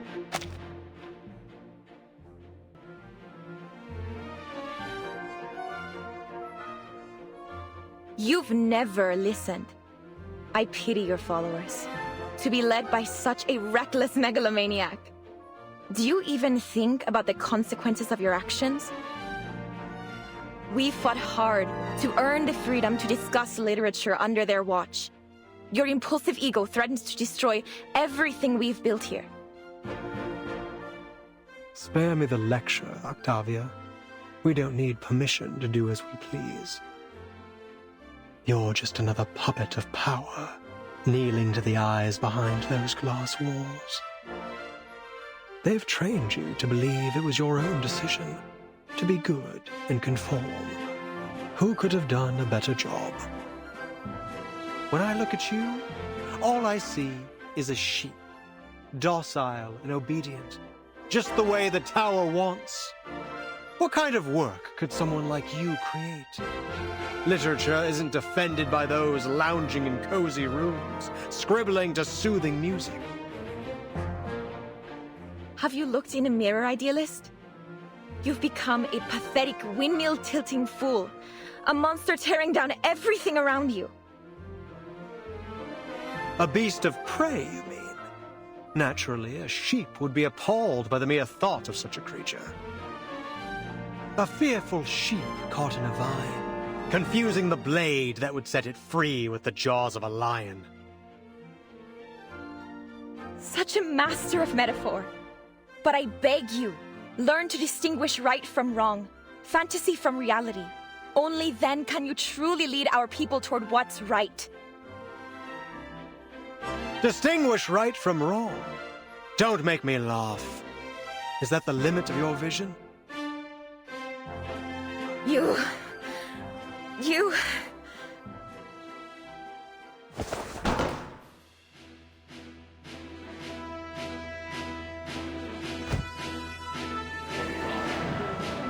Compañeros, friends, listen to me. There is no truer home to literature than a prison.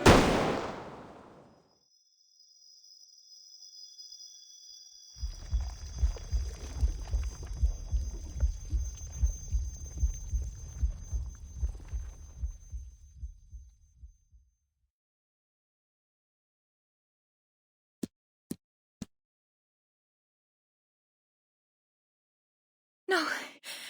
No!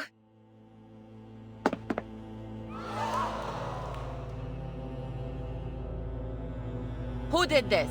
Hands behind your head and drop to your knees, all of you, now! This is your last warning!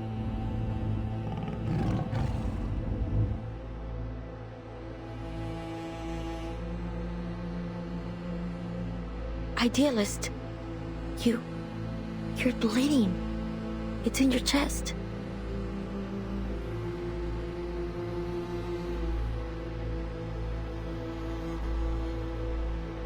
You must.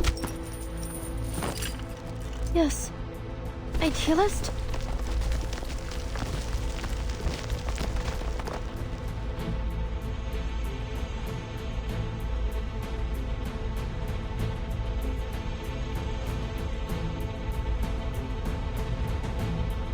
What's going on?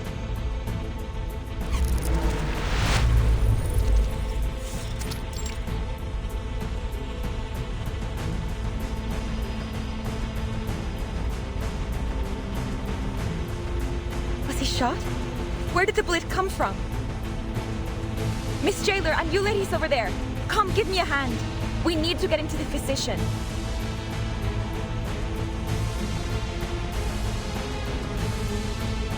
Did you do this, Octavia? You couldn't face the burning truth of his words, so you pierced his very heart instead, just as it was blazing with the fire of justice. Or was it you, Jailer? Did you intend to crush the voice of poetry beneath your wheel of power?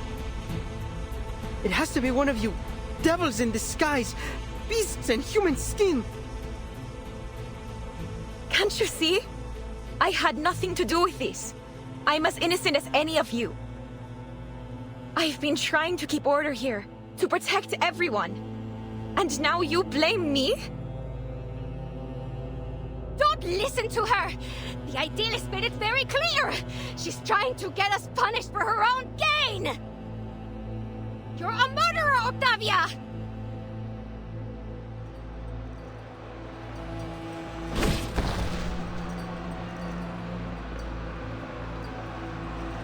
This is mad. You're accusing me without proof. It wasn't me.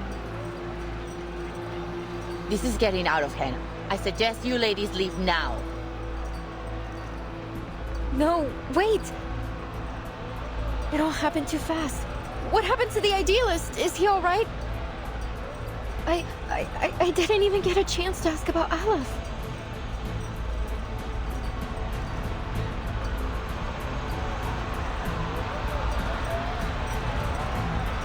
I agree with the jailer. Timekeeper, Miss Recoleta, let's get out of here.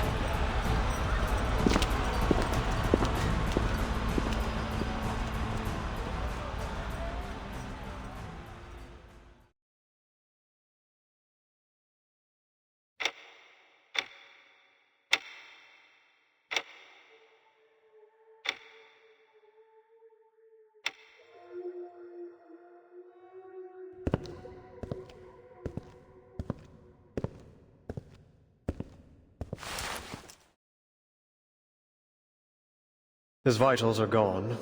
At last, some peace and quiet. Well, for a liar and a thief like him, there's hardly a better end than this.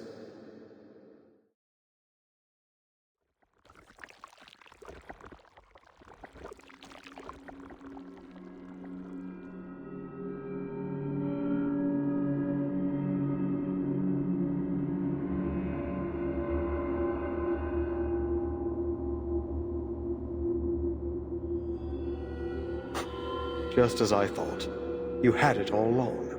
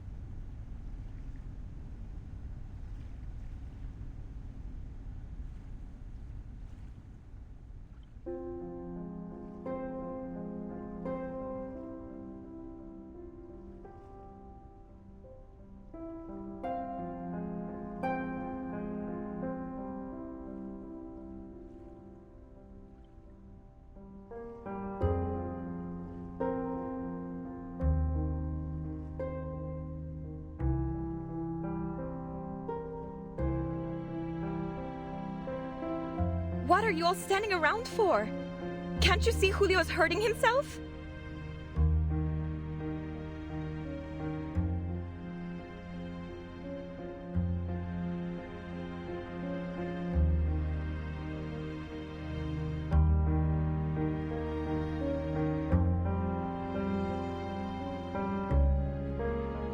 It's Mr. Julio. He's hurt. Bleeding.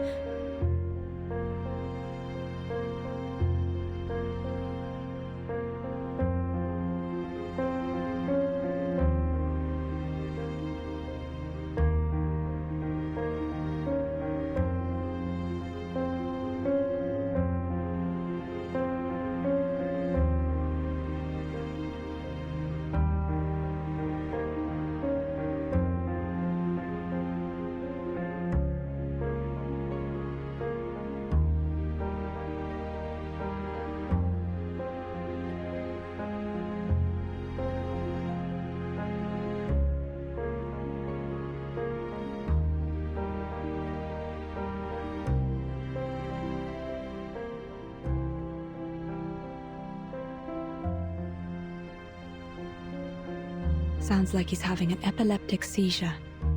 Perhaps I could offer some help.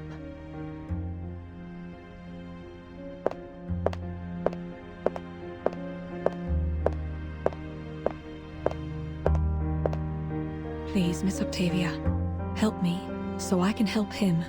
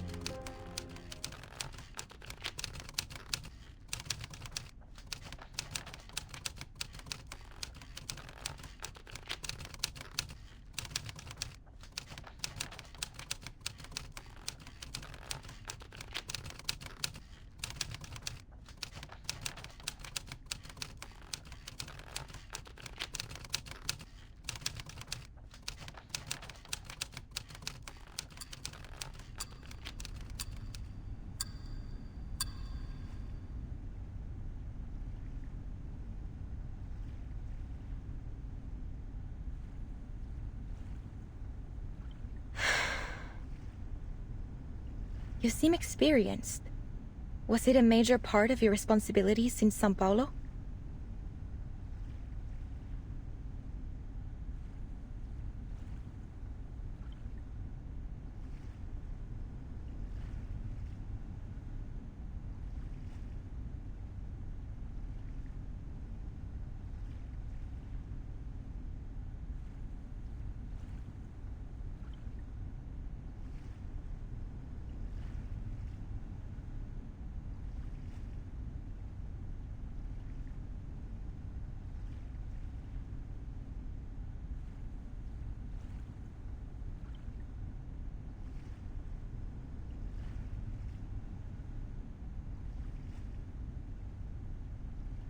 You're well prepared for your vision and ambition, for modesty is such an essential part of writing, and you've just demonstrated a skillful use of introspection. Thank you for your kind words.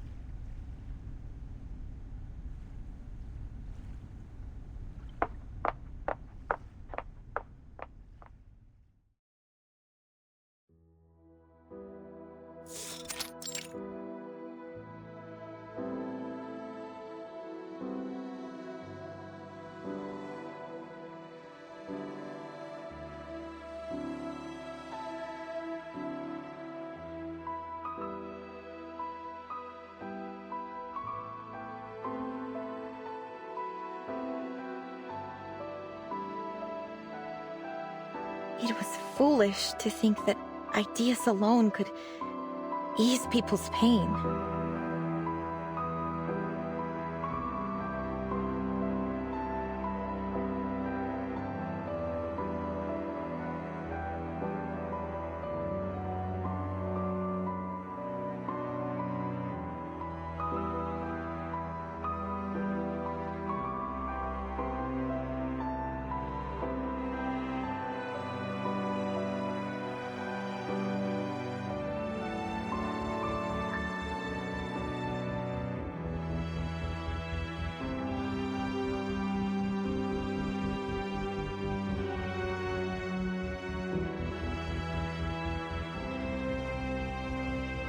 Why?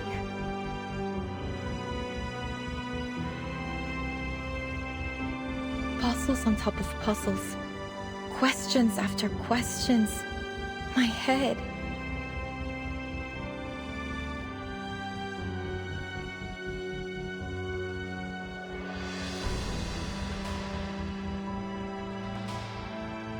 I can't do this anymore.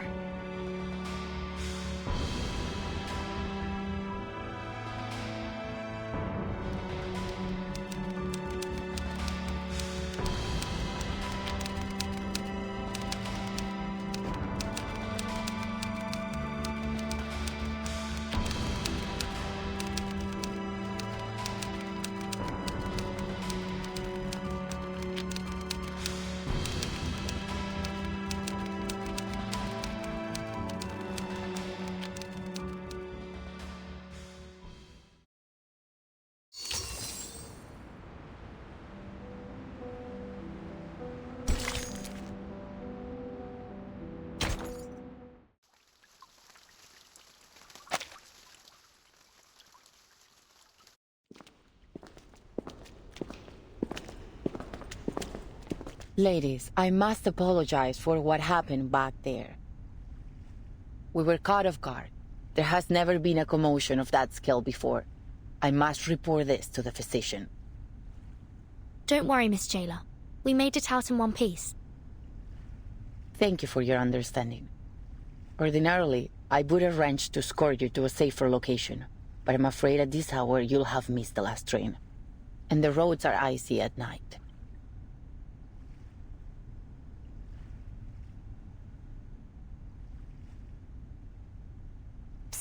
Vernon, we can't leave like this. We appreciate your kind consideration, Miss Jailer, but we still have some unfinished business here. I see. I'll arrange a clean room in a safer section for you. We'll do our best to ensure your safety tonight.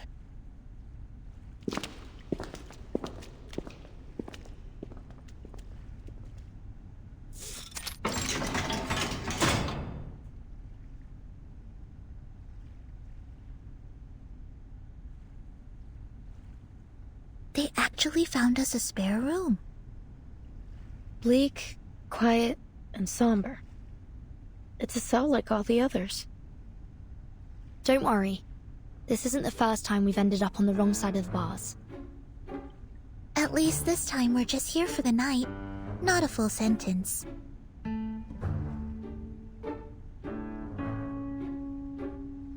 Though, this cell is quite different from the ones we've been in before. Not just the cell. The whole prison is unlike anything I've seen.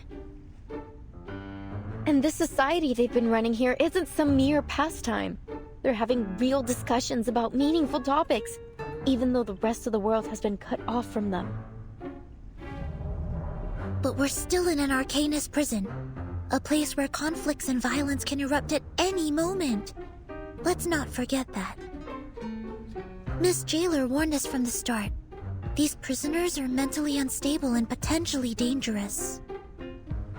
Miss Recoleta, with all due respect, we can't afford to see this place through rose-colored glasses. We'd be overlooking the risks, as we did earlier.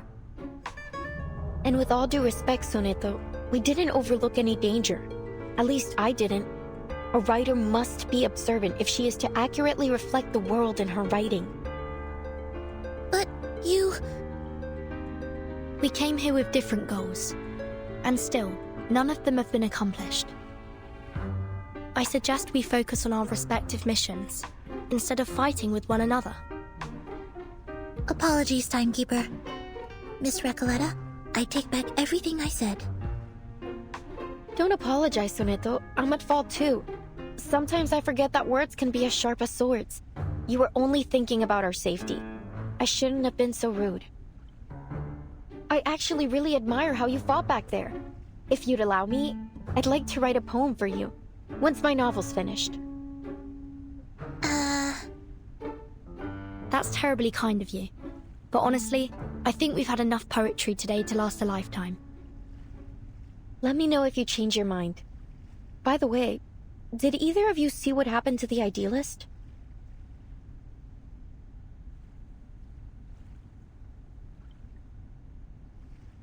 The jailer told me she went back to the gallery once everything calmed down. She found nothing. No blood, no shell cases, not even a trace of the idealist. Timekeeper, now's really not the time for ghost stories. Do you mean that maybe the idealist somehow managed to get out of there on his own? Or perhaps someone else helped him? Well, according to the idealist, and our jailer, any inmates who are unwell will be taken to the physician. It's possible someone brought him there, while everyone else was shouting and running about. You're right. It could be that he's with the physician right now. I'm relieved. That was a sudden plot twist, but a visionary of his magnitude doesn't deserve to die in silence like that. To be fair, the gunshot was quite loud, as was the ensuing commotion. Nonetheless, he couldn't have just died like that. I mean, the writers would riot if a writer were to kill off a character so abruptly. But you believe he's still alive too, am I right?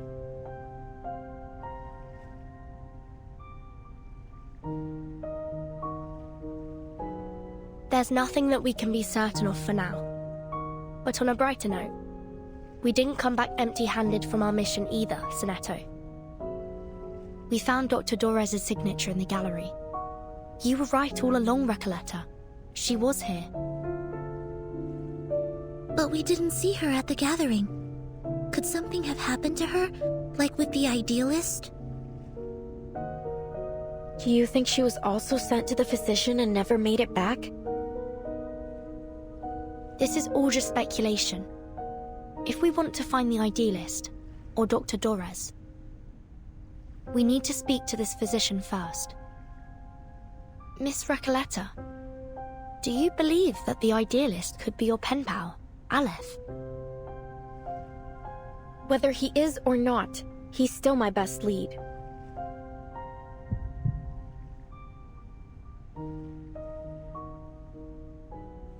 Amigas, I've had this strange feeling in my gut since we got here. Something is slowing us down. Now, to figure out what it is...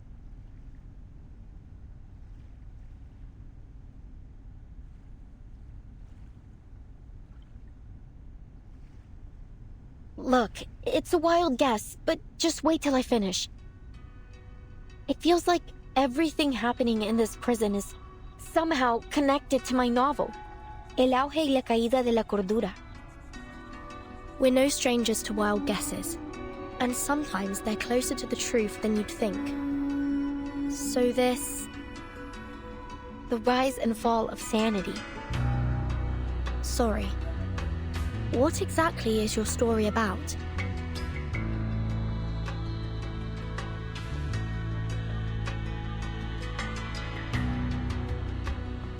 Huh. Nunca pensé que te interesaría. It starts... Sorry, it's been a while since I told it from the beginning. A few years ago, I worked as a forest ranger. It happened in a desert town called Amalfitano, in Sonora back in 1975.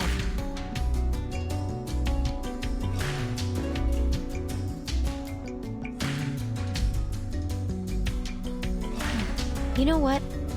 Most people say the beginning's a bit hard to get into, except for Aleph. I'm thinking of rewriting it. But if you like the sound of it so far, maybe I could read you the latest part I just finished?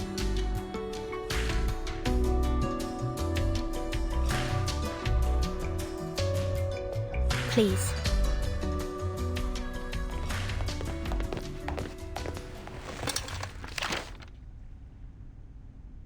Todo empezó con los datos de frecuencia de las cintas. El patrón general parecía haber cambiado. Al principio, la investigadora de paracausalidad lo atribuyó a un error estadístico. Un fallo, tal vez. Oh, sorry. But after a few days and long nights of meticulous calculations, that explanation only became less and less plausible. The odds of success and failure kept shifting, and the chance of repeating the previous result kept growing. It was as if someone had tampered with the rules and tweaked it to their liking. She took her findings to Amalfitano, the town of nothing, as they called it then.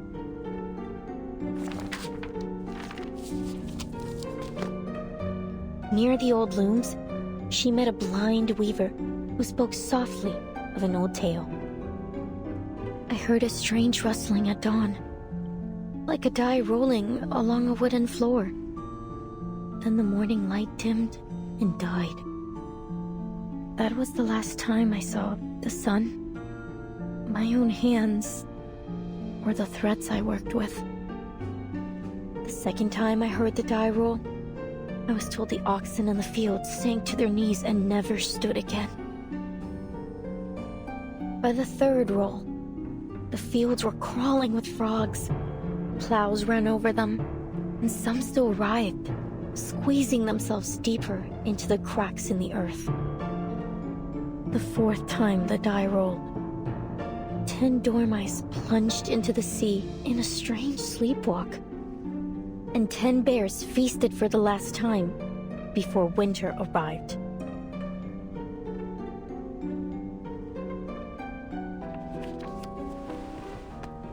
The final roll of the die was cast in a cage during a duel.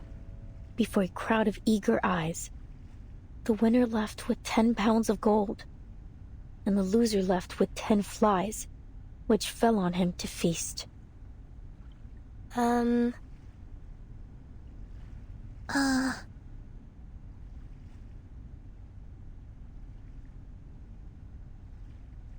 Is that all? Seems like it. Well, there's more, but I haven't quite figured those parts out yet. Any thoughts? Anything. I can take it. Please, I really need some feedback. I wonder if the protagonist ever finds this Die of Babylon in the end. Oh, Verton, it isn't a real die, it's just a metaphor. Oh, I see. I must have missed that. Sorry. Still, it's a beautiful story. Sad, but beautiful. The story is still too obscure, isn't it? Aleph warned me about this. In our last correspondence, he suggested adding the Blind Weaver to shed light on the hidden theme. It helped at first, but even with a sage advice, no matter how hard I tried, the plot just didn't seem to move forward. Feel stuck in that village with them, lost, dazed, isolated inside their small, disconnected moments. Something crucial is missing, leaving gaps between the characters and the scenes. Should I change the storyteller's perspective? Start a different angle? Or maybe rewrite the characters completely? What should I do?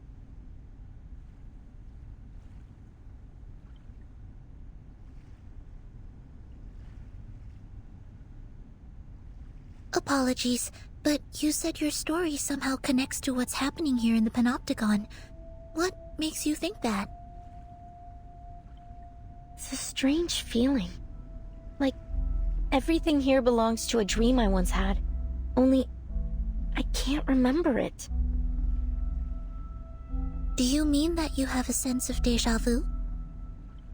It's nothing to worry about. Our psychiatrist friend Kakania told me those moments are often the result of a dysfunctional connection between two parts of the brain. Like a little glitch in our heads. No, it's nothing like déjà vu.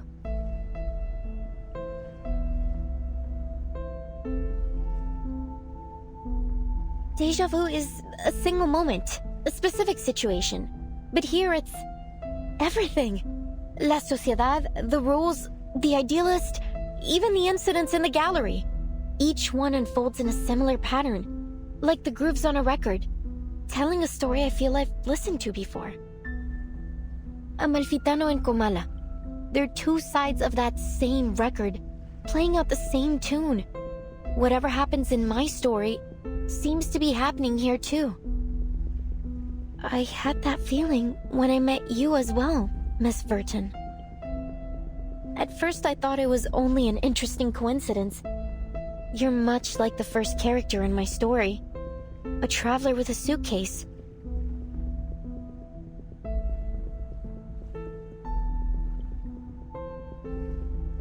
But then I realized, the doctor, your Dores, she's like the Blind Weaver who lost her sight to the die despite having always been faithful to it. And the jailer, she's the bank clerk who assisted the corporation in taking over the town in order to escape her past. And the idealist, he's the murdered donkey driver, and the Die of Babylon. No. Mis queridos amigos ficticios. ¿Qué rayos les está pasando? Wait.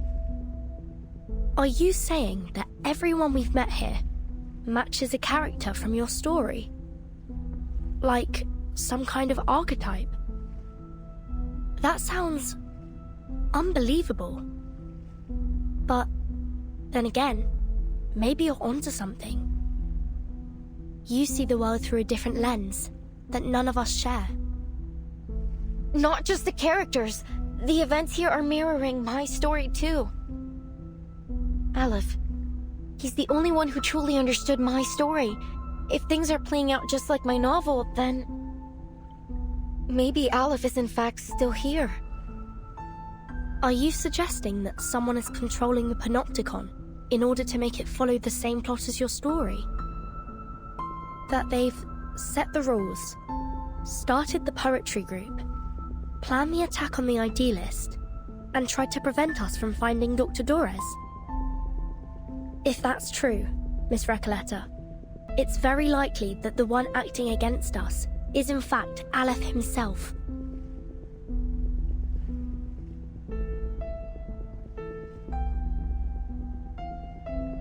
But No. How could that be possible?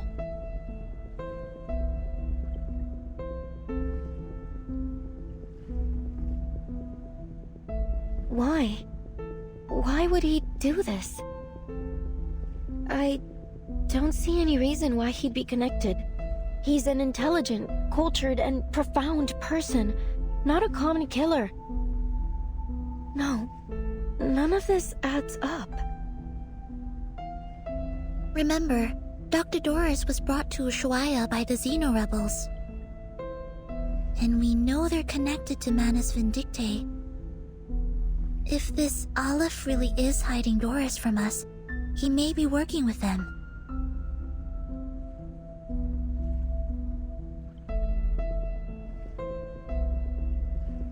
Oh, my... Soneto. I didn't know you had such a flair for stories. Maybe you should join us and become a visceral realist too. I think you're only imagining things. Perhaps you were inspired by this strange prison? Perhaps we all need to start writing our own stories. Come out now. Whoever's out there, speak up. How can we help you? Who's there?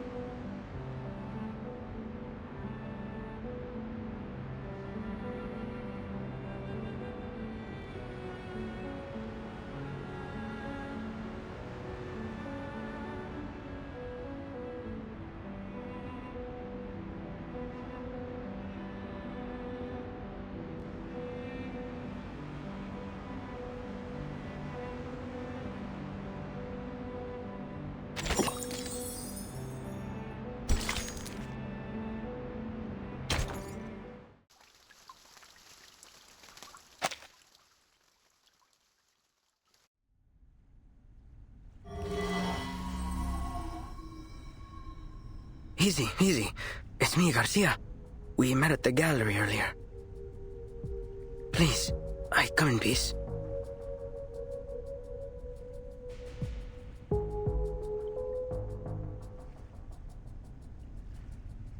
It's you, Octavia!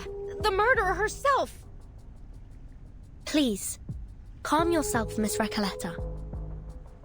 The jailer has already confirmed that she wasn't the one to fire at the Idealist. The shot came from somewhere else in the room.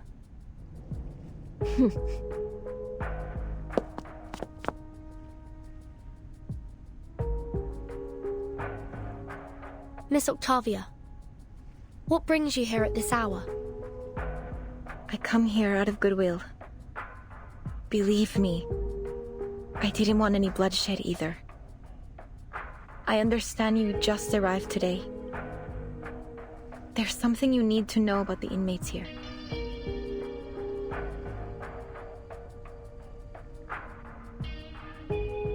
We're outcasts, rejected by society and literature, and our privileges are limited within these walls. But before I started my own literature group, I struck a deal with the Panopticon authorities.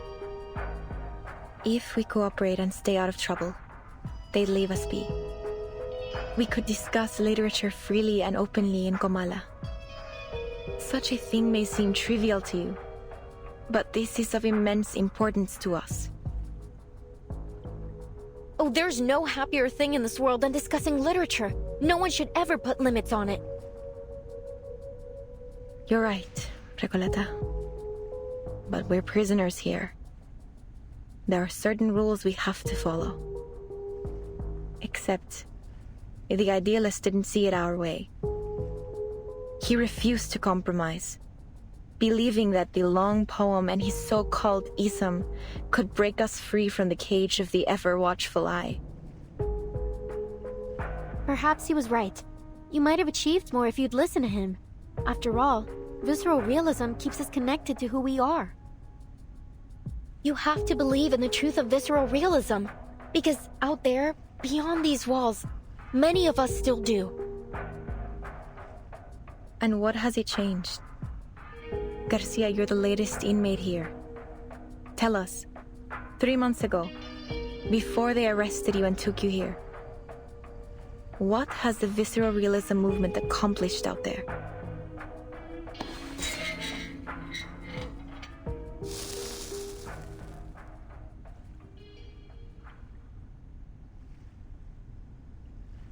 At first, it was revolutionary. Young poets joined in droves. We held gatherings. And the literary world seemed alive again. I was just a kid when the leading poets left the city. Everyone thought it was only temporary. But it didn't come back. And nothing has happened since. No one says it. But we all know. Visceral realism died in 1977. No, not for me. It's not dead as long as people still believe in it. I believe in it.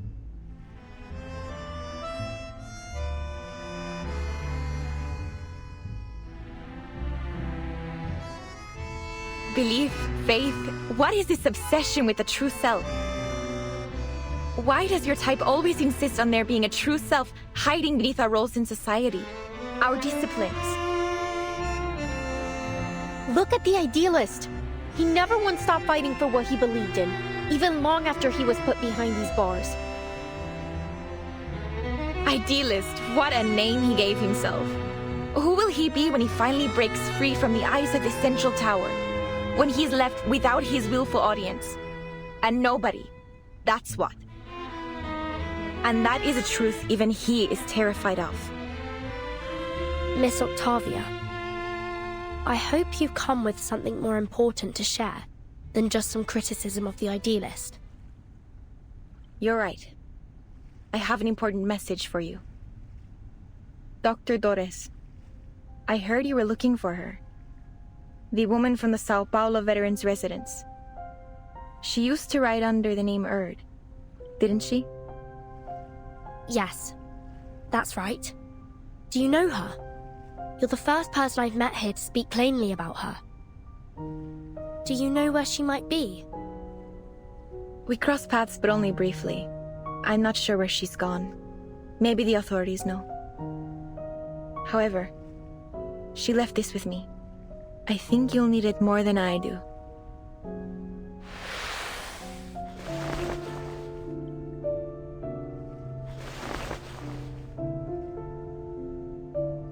We have other matters to attend to. I'll leave you to your business. Garcia, shall we?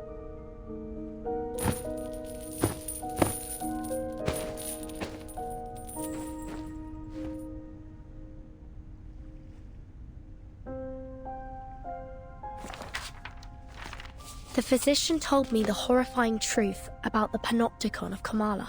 and the power behind it. Manus Vindictae. By becoming the Panopticon's sole patron, they seized control of the resources and the allocation system, turning this place into a living hell. I suspect that the physician, the current highest authority here, is responsible for this situation. I discovered that the inmates were put through brutal training, even when they were too sick to carry out their tasks. They also forced pure-blood Arcanist inmates to wear their masks, effectively turning them into murmuring puppets. Just as we suspected, Manus Vindictae is orchestrating everything. No wonder we didn't find them in the city. They've been hiding here all along. No one would have thought to come looking for them here.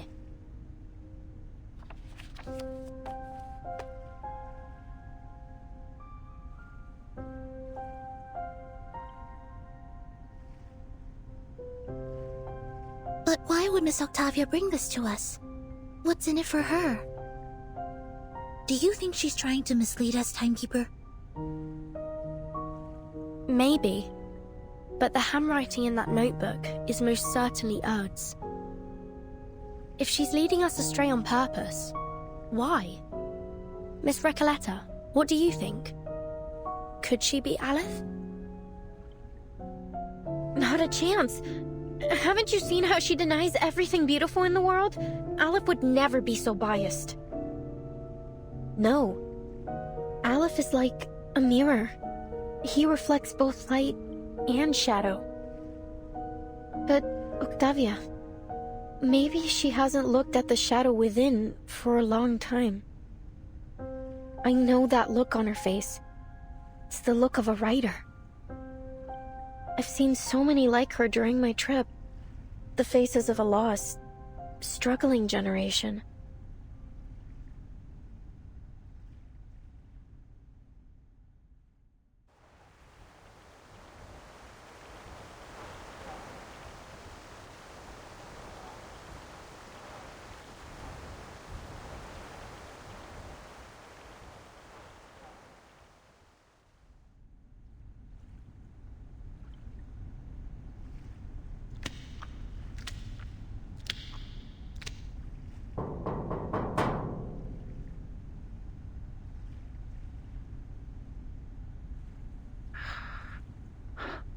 Dr. Merlin, I'm here to report on today's events.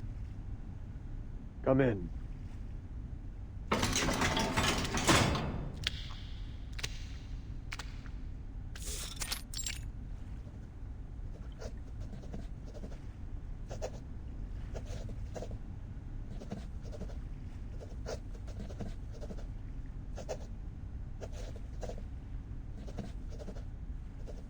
There was a commotion in the gallery today, sir. An inmate known as the Idealist was severely injured. The inmates nearby said he lost consciousness from blood loss.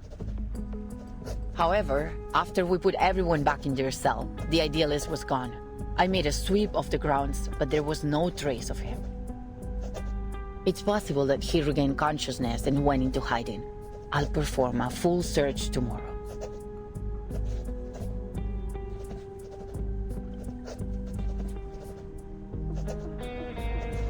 No need. Sir? He knew the consequences of breaking the rules, did he not?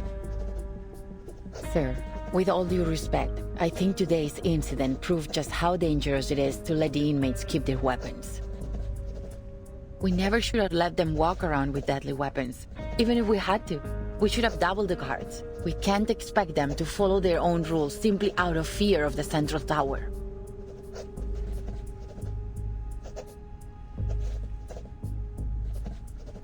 Such matters fall beyond your purview, jailer. You only need to do what's required of your title. Is there anything else? There is another thing. 2 guests from the Foundation came through today. They said they were looking for someone named Doris. They've shown a willingness to cooperate, though they were involved with the incident in Corridor Zero.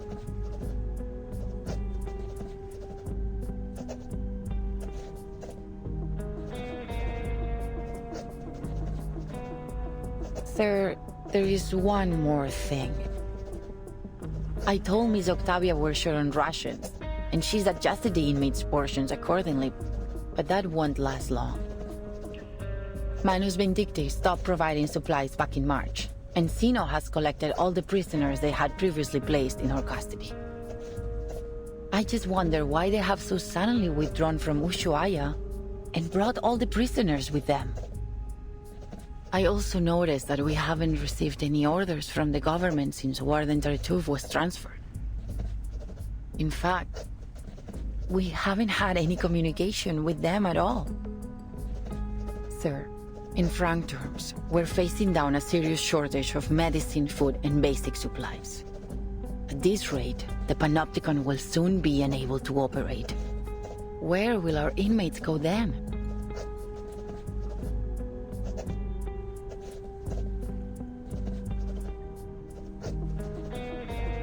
Can we ask the Foundation for help?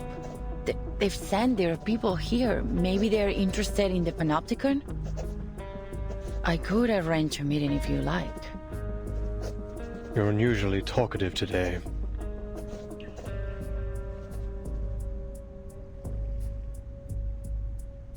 Pardon, sir?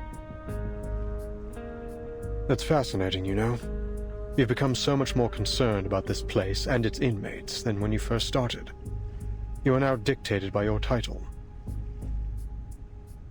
I didn't mean to overstep. I'm sorry. You can go now. I have a great deal of work to do. Oh, and one more thing.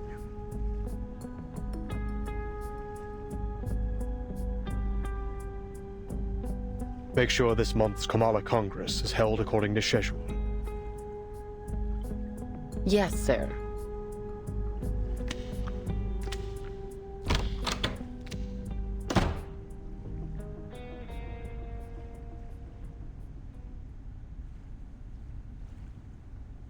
How many times have I warned you about this?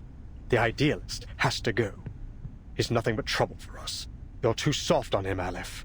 Look at the mess he has us in now. Calm down.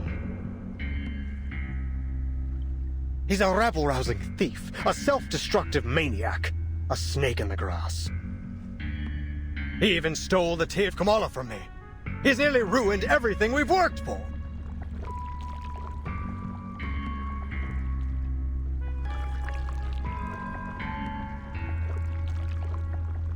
It's only a die, Merlin. It does nothing more than a die can do. You were there today. You saw what he did. He managed to change the Panopticon with this die, even if only for a second. He'll ruin my work, Aleph. He's a slave to his passion. His head is filled with impulsive thoughts. I don't trust him. We can't trust him. I've done everything you've asked. Now it's time to do your part.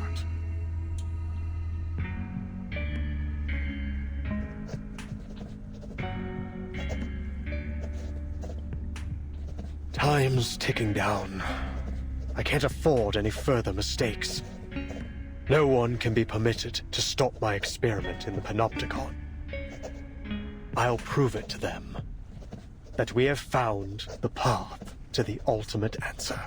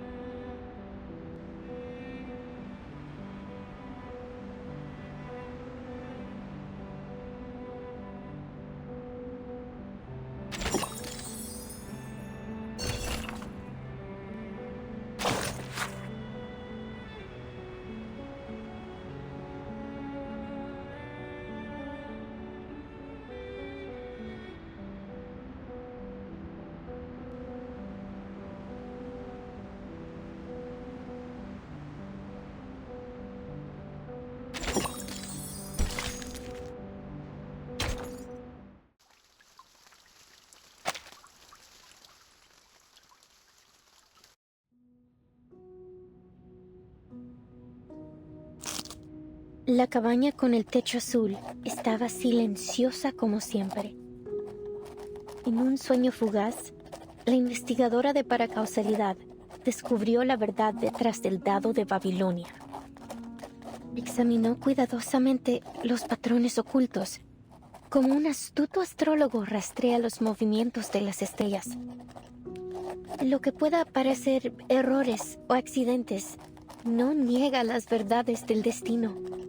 Por el contrario, afirman su existencia. Solo pregúntale al gran Heráclito.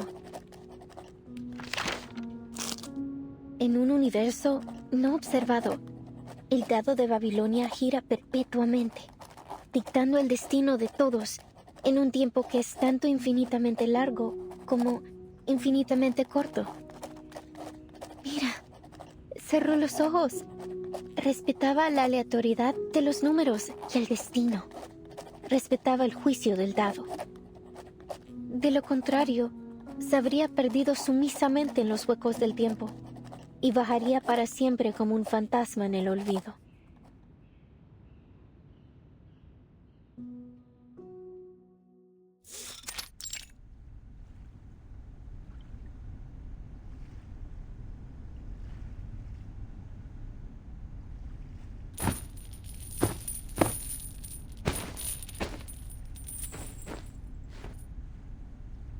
First, allow me to make one thing clear.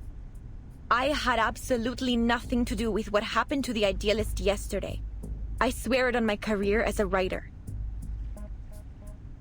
As you all know, the Idealist and I are the representatives of the two factions of La Sociedad de Poetas de las Américas. As you also know, we have been at peace since the Let Sleeping Dogs Lie agreement was signed a few months ago. Despite our differing views, we have coexisted to this day under the watchful gaze of the Central Tower. Rest assured that we will work tirelessly to locate the missing Idealist. Don't put so much pressure on yourself, Miss Octavia. His death wasn't your fault. After all, he was the one who threw the first verbal dagger.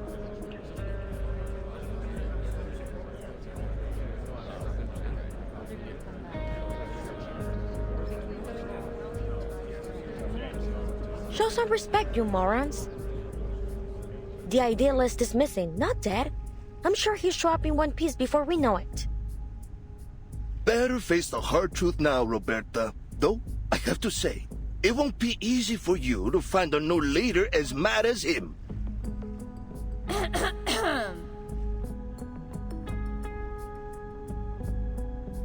Please, everyone, quiet down. According to the agreement, today's Congress should have been chaired by the Idealist. Since he is still missing, I will be acting on his... Pardon my lateness. Go ahead. I'm ready to moderate.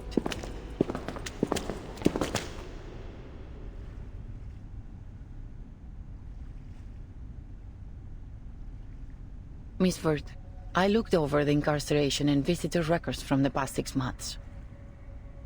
There was no mention of anyone named Doris. Then it seems only the physician knows the whereabouts of Dr. Dorez. Miss Jailer, we need to meet with the physician. It's important. Listen, you really shouldn't take the inmates' ramblings too seriously.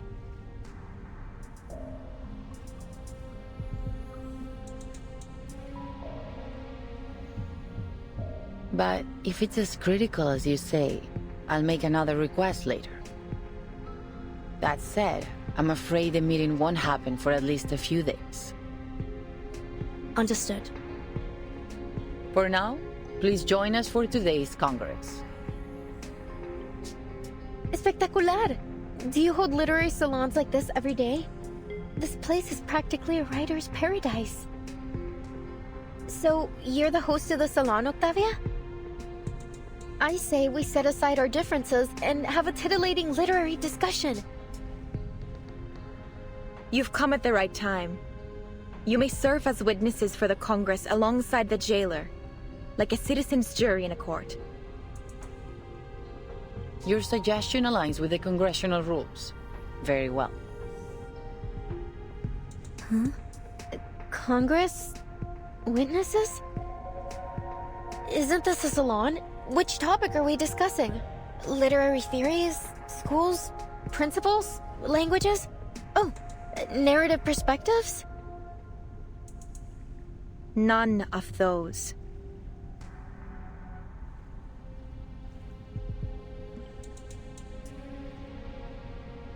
This Congress is about the randomness of fate, Miss Recoleta. Randomness of fate?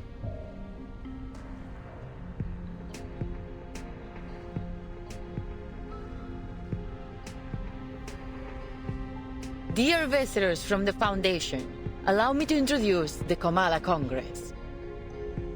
What happened yesterday was merely a brief anomaly. In the Panopticon, spontaneous order among the inmates is the norm, and the Comala Congress serves as its truest reflection. Spontaneous order? Yes. Through the Congress, the inmates assign and distribute medication, communal duties, and rest periods. They are entirely self-regulated.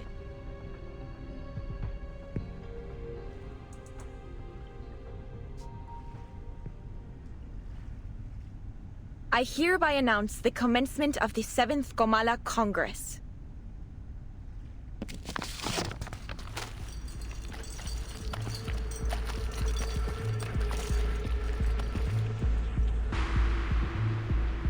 A cardboard box and...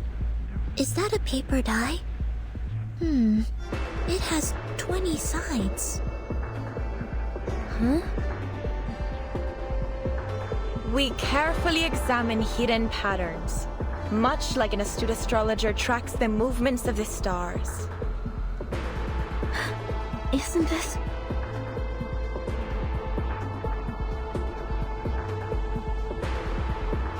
Isn't this just like the Die of Babylon?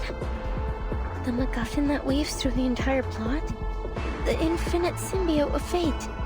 And the symbol that compresses time into a shriveled circle? What may seem like errors or accidents doesn't negate the verities of destiny. On the contrary, they affirm its very existence. Just ask the great Heraclito.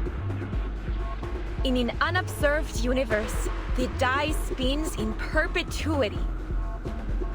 Dictating the fate of all in time that is both infinitely long and infinitely short?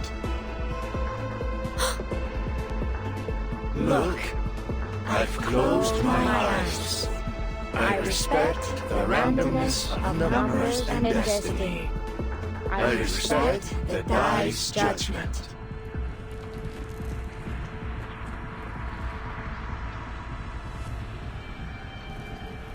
Otherwise, we will acquiesce and lose ourselves in the gaps of time and wander forever as ghosts in oblivion.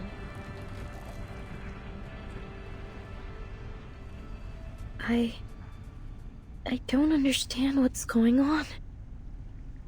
Oh, but the irony that I probably have more idea what's going on than anyone here. Miss Recoleta, this is all in your novel, isn't it? I'm afraid so. The recitations, the references to an astrologer and Heraclito, they couldn't possibly be just a coincidence. Then, could it be? Will they look to the die to dictate their fate?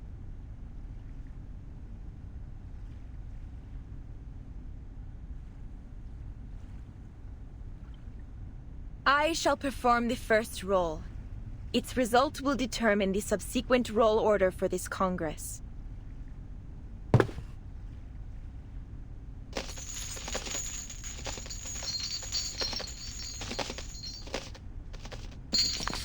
The result is 5. This check complies with the prerequisite conditions of the ruling of the die, and the standard roll order has been established. Inmate Jose, please come forth. You are the first in the initiative order. Therefore, fate's judgment shall fall upon you before all else. Me? Okay.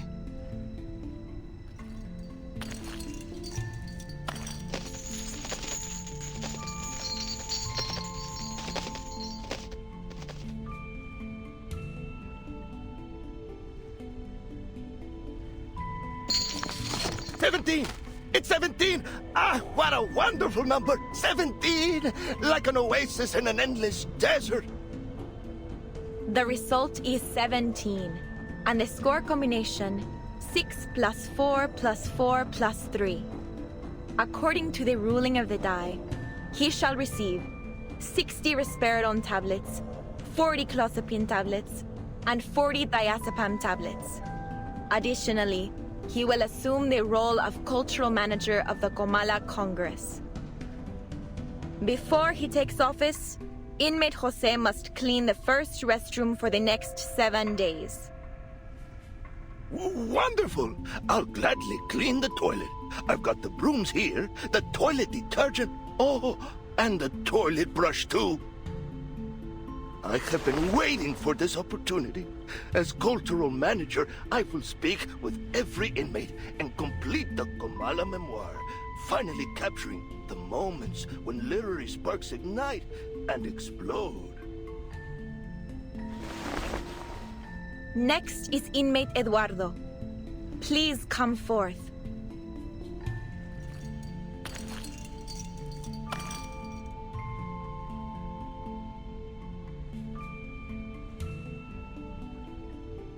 But I can't remember the ruling of the die. I can't remember anything. Damn it. Sorry, Senora Octavia, but I don't think I can do this. I didn't get any medication in the last Congress. I've had multiple episodes.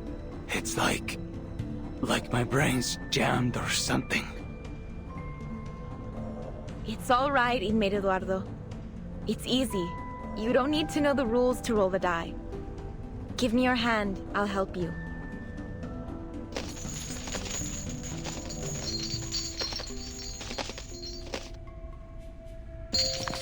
My sincerest apologies, inmate Eduardo. The die dictates that you must voluntarily descend into the sewers and write the thematic keyword that currently causes you the most anxiety on the walls. Thank you very much, Miss Octavia. I think my head's about to split in half. I need a moment to rest before I head down there and fulfill my destiny.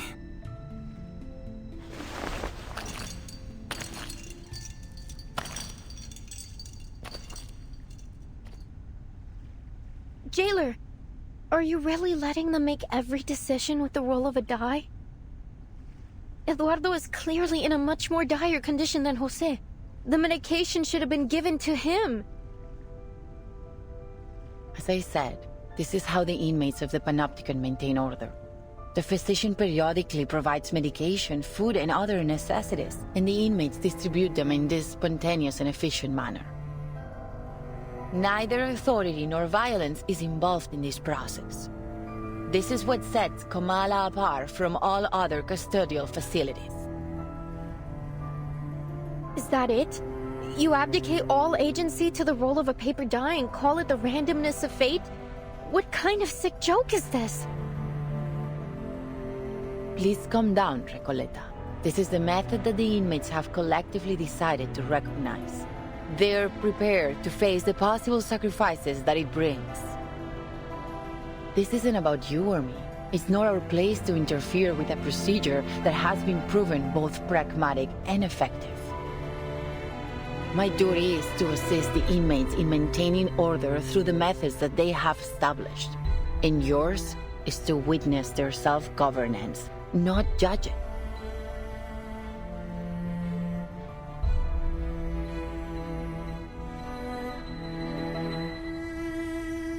If everything somehow unfolds as it does in my novel, then every role was already predetermined. Verton, do you remember the story I told you last night? The odds of both success and failure were consecutively multiplied. I remember. As soon as a character experiences a failure, they continue to suffer failures in an endless chain reaction. None of Eduardo's future dice rolls will ever result in a number higher than 10. At this rate, this system, this sociedad, ruled by the dice of Babylon, is bound to collapse.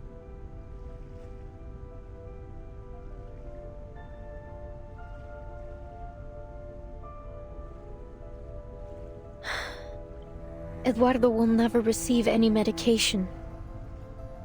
The moment he writes the keyword on the wall could very well be the moment he spells out his own death. No, I can't let this happen. I have to do something.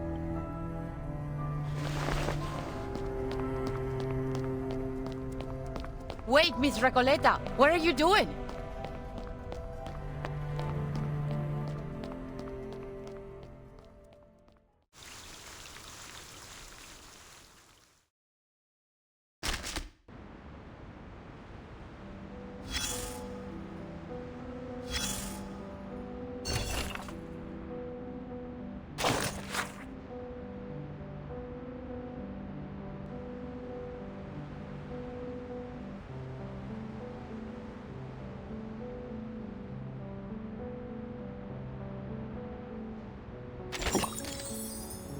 Few soldiers would appreciate the idea of taking orders from an accursed die. A skilled commander would never rely on luck to make decisions. On the battlefield, the distance for every maneuver should be clear and precise, not two numbers with a D in the middle. Unless you're looking to invite a mutiny. That said, if a die with such power were placed in a soldier's hand, I'm pretty sure they'd roll it and let it decide their destiny. Exactly. There's no good luck without bad luck. Just as a coin must have two sides. Luck essentially defines one's entire life. And whether it's make or break, life or death, the die will keep on rolling. Of course, dice aren't the only tools used to play with fate. Coins, lotteries, even shells on the beach can all serve the same purpose. Thanks to the randomness of fate, a Babylonian may rise to be a proconsul one day and fall into slavery the next. Well, that's where historians come in. With a little creative editing of the history books, even the random rolls of a die can suddenly make sense. What were once avoidable tragedies are rebranded as reasonable incidents, or even desirable outcomes. You're starting to sound like a gambler. But even gamblers, after hitting a hot streak or a losing spell, start to convince themselves that they've figured out the grand pattern behind games of chance. It isn't just gamblers either. Witches tried to influence fate through rituals and charms. Ancient mathematicians calculated probabilities on paper. Some even wrote books on game theory. Meanwhile, others suspected there were cheaters among them. I just hope these high rollers unite to confront the demon who holds the laws of the universe, the past, present, and future, in its claws, and give it a well done and a slap in the face. Haven't I always? It's just that today, the die rolled a peculiar number.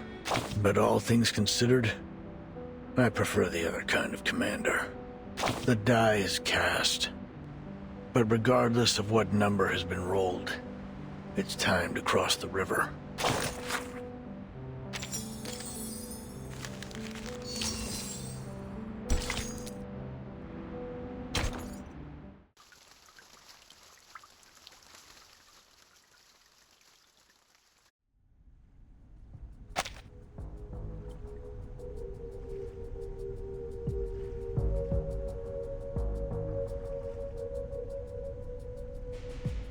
Miss Recoleta, as a witness to the Congress, you have the right to express your doubts calmly. Listen, you...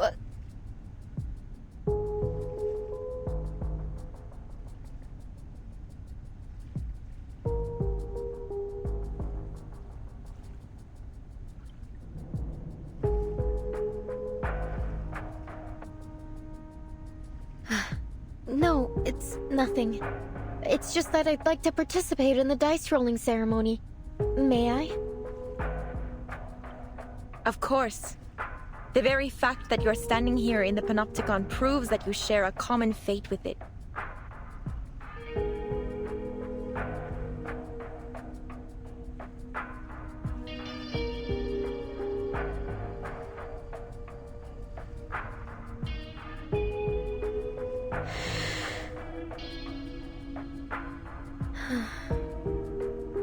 It doesn't matter when I roll the die, since the rolls are simply a reflection of the randomness of fate, right?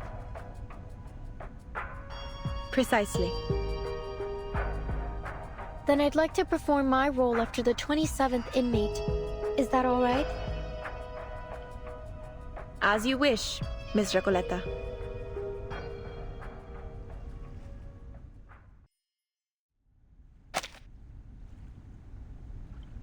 It seems fate favors you, Miss Recoleta. Here are your supplies. Please be sure to follow the distribution rules of the Congress. This is an essential structure of Comala, and a belief shared by all its inmates. Honor it.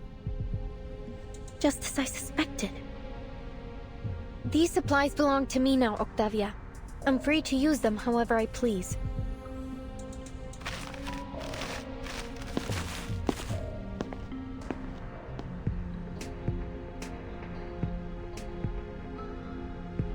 Here, Eduardo. Take them.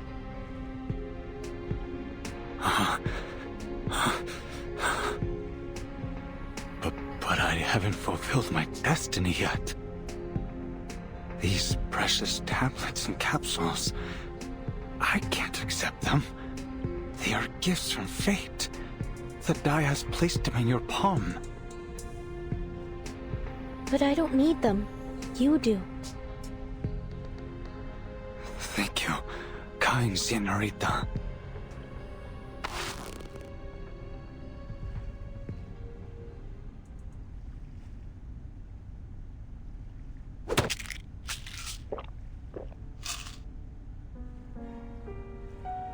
Eduardo, what's wrong?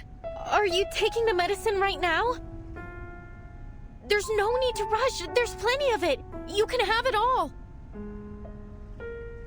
Por Dios, Eduardo! How could you squander fate's gifts like this? Kind señorita, please, give me the medication. I need it more than anyone else. No, I'm the one who needs the most. Give me the medication. I beg of you. With the protection of these amulets, I might finally be able to get a peaceful night's sleep. No more trembling floors and wailing ghosts.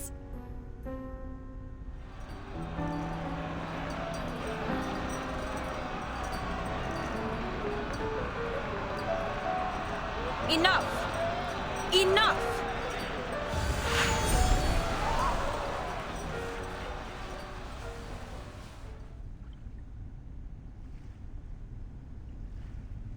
You shouldn't have done that, Miss Recoleta. Your ignorant generosity could shatter the very basis of our survival.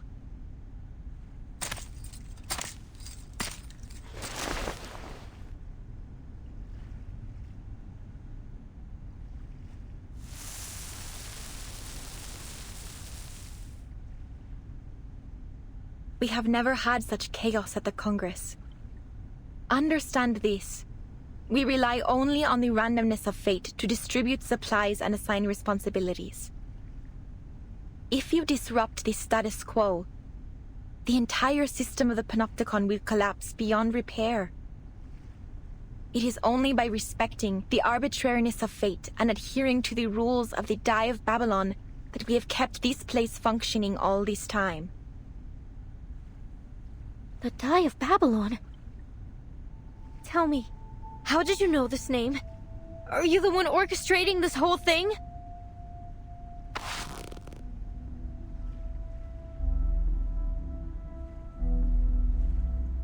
¿Podría ser?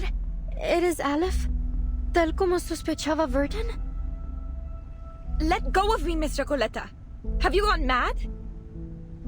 The roll of the die is absolutely random. I'm not orchestrating anything. Before the Congress began, I made an oath. I intend to keep it. Please, calm down, Miss Recoleta. I think she's telling the truth.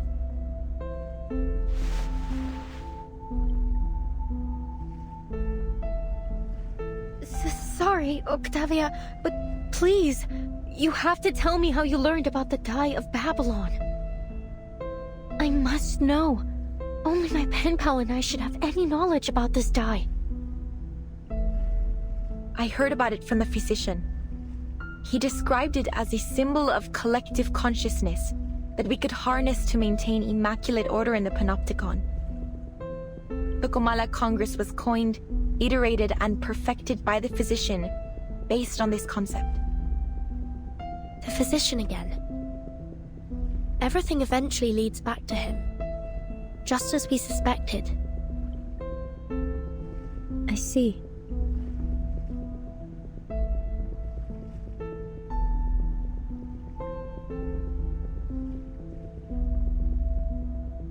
Jailer, we have to meet with the physician in person. Now. As I've told you many times, Dr. Merlin is too busy at the moment. I couldn't possibly trouble him over a novel and a pen pal. They are just fantasies. Couldn't you make an exception? What if they're not just fantasies? What if they're tied to the very survival of this place? Miss Recoleta said the Panopticon could collapse because of the die of Babylon. Are you seriously telling me you believe that nonsense? It wasn't nonsense, nor are they fantasies. You saw with your own eyes how I won the die roll. It was just a coincidence.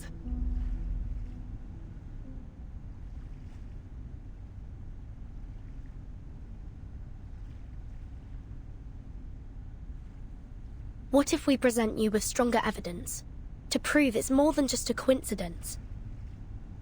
If everything in the Panopticon proceeds according to Miss Recoleta's novel as she says, she should be able to predict what happens next, including the roll results of the absolutely random die.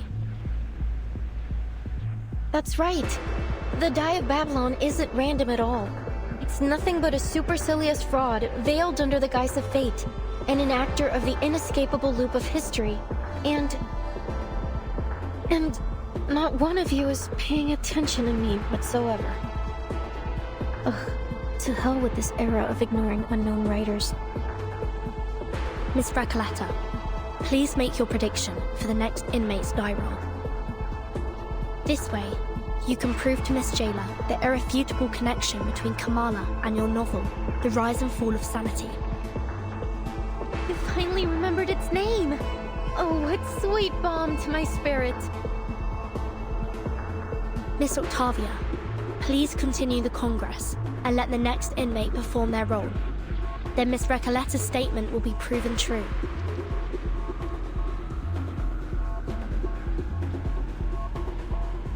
I appreciate the reminder. No matter the interruption, the Comala Congress must go on. Though not for Miss Recoleta's sake, of course. Next inmate, please.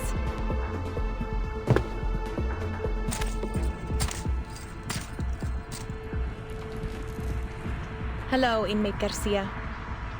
You know what to do. Of course. La sexta cara. Un pilar roto. El flujo de la fortuna y la calamidad. So the result of the next roll will be a 6.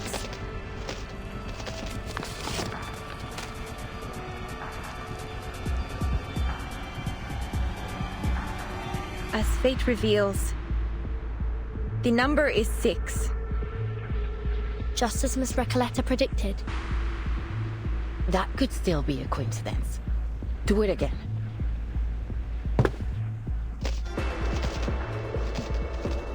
La 13ª cara. Una cadencia desconcertante, sin un verdadero principio ni fin. La 4ª cara. Un hombre que se ahogaba usó el último de sus fuerzas para nadar a la seguridad, solo para descubrir que había confundido un espejo con la superficie del agua. La 17ª cara. Cojeaba hacia el distante oasis, solo para que la débil humedad y la inquietante quietud revelaran cruelmente que era un espejismo. La sexta cara, otro pilar roto con grietas idénticas a la última, confirmó la hipótesis de la investigadora de paracausalidad. Este lugar solía ser un edificio circular. Is that enough? I've almost finished the entire chapter. It's not possible.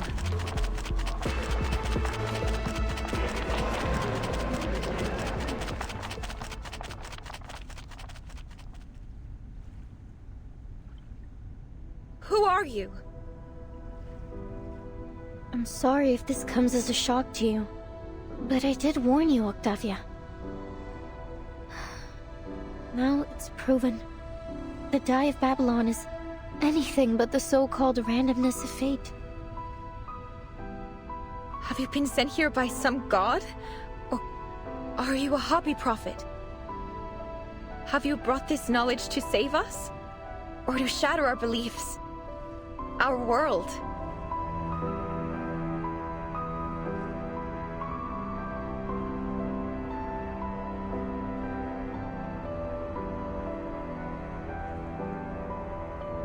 What is this thing in my hand? What are we? What is this prison? I don't know if it's some kind of sorcery or arcane skill, but it's unfathomable. I'll take you to the physician, not because of your earlier request, but because the situation has escalated beyond my means. The overseer of the Panopticon will decide how to handle your situation. To be honest, Miss Recolata, I wasn't sure you'd be able to correctly predict everything. Timekeeper, are you saying that you risked everything on a hunch? It worked, didn't it? Come with me. Dr. Merlin's office is in the central tower.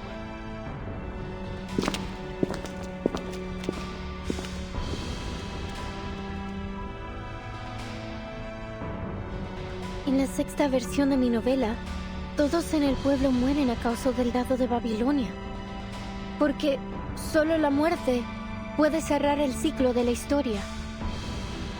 Y carcelero, eres el empleado del banco, ¿verdad? Entonces, al final, también sufrirás un colapso como el empleado del banco, cuando se da cuenta de que él y el pescador de dunas son la misma persona. If all of this is tied to the rise and fall of sanity, then, as its creator, I will get to the bottom of this.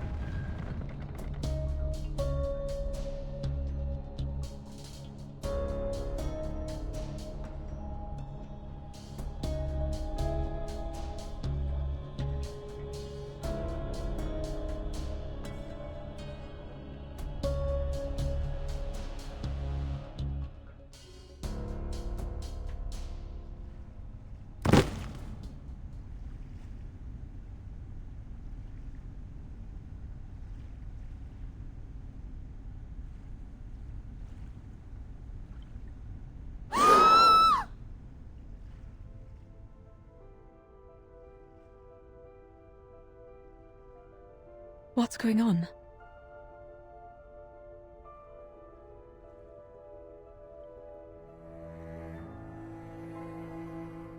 Miss Erd, please, Julio needs your help.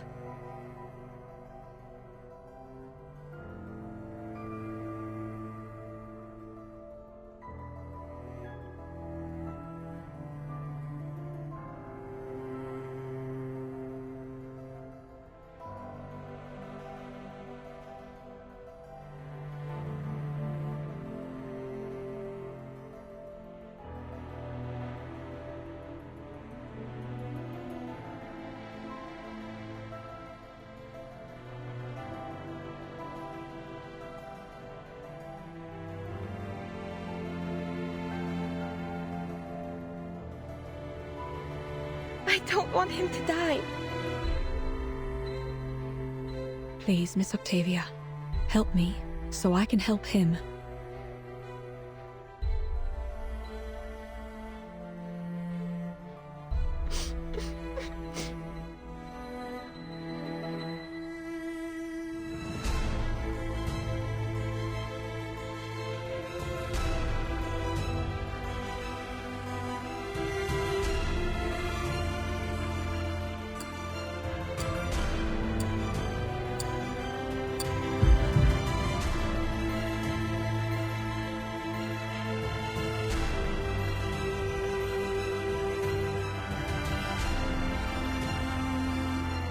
Mr. Julio is gone. He left us the moment the duel was over.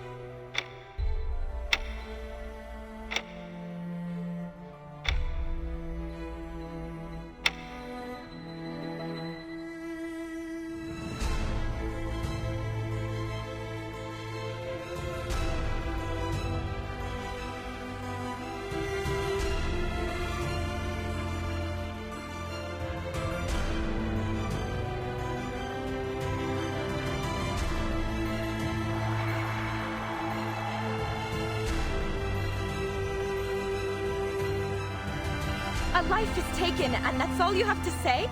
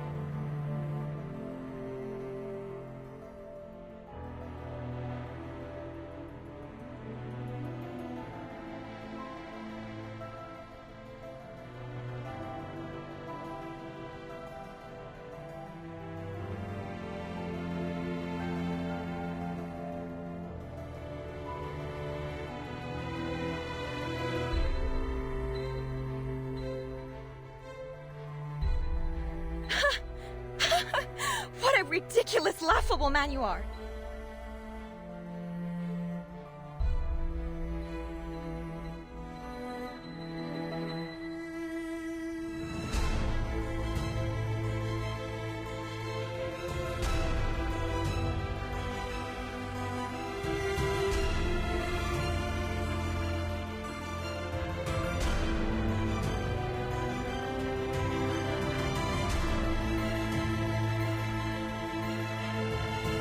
I've had enough of your condescending stone-herd ego and your pompous sophistry. He'll only bring misfortune upon us with his constant rambling about that visceral realism.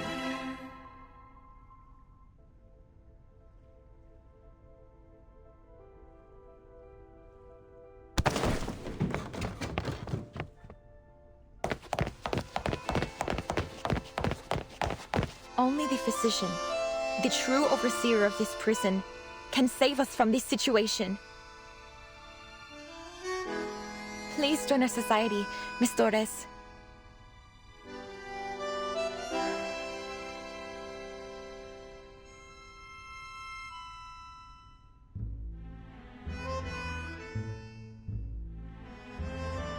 Forgive me, Miss Octavia.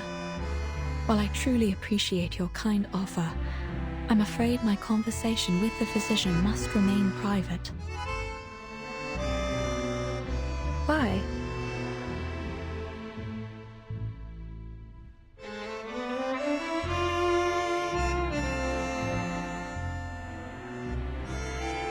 Yes.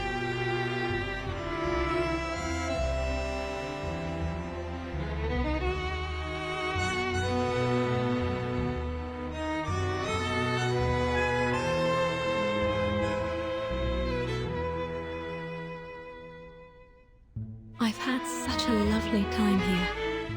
So much so that I almost forgot what I came for.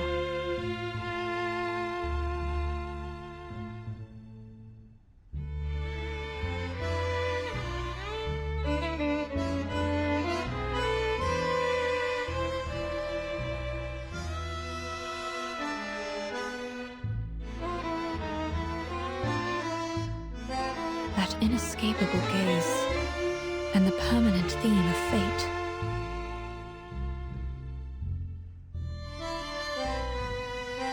You've decided to save the people here with your own hands, in your own way, and so have I. There are things I must face alone.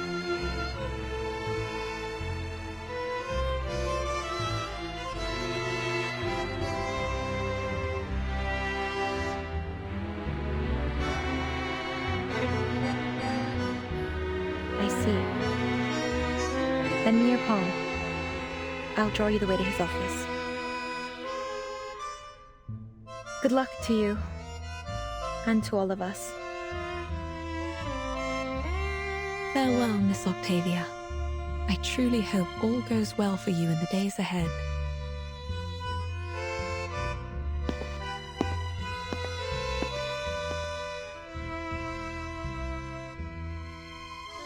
And in your journey, finding answers about fate, too.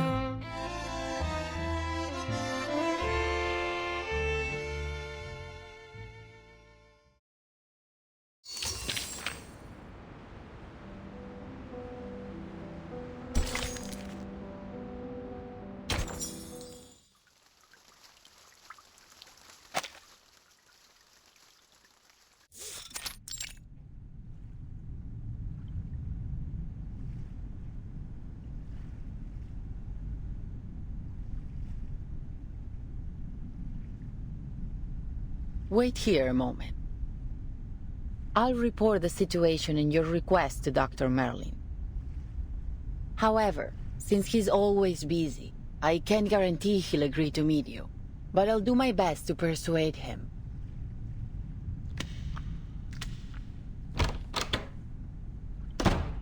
Now's our chance, Zeneto. Our chance? What do you mean, Timekeeper? It's unlikely that the jailer will let us search the central tower, even in this situation. We should take the initiative and look for clues while she's away. I see, Timekeeper. I will do my best.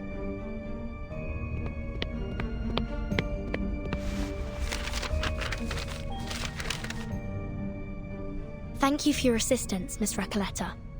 Without your precise predictions, we wouldn't be standing here now. I haven't yet grasped the connection between the die, your novel, and what's happening in this place. But by process of elimination, it's almost certain that your pen pal, Aleph, is right behind this door.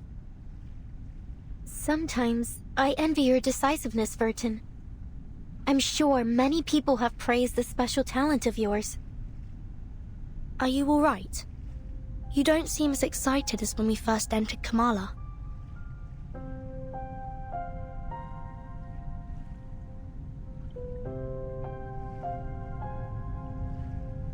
The all-seeing sentinel of the Panopticon, veiled within the central tower.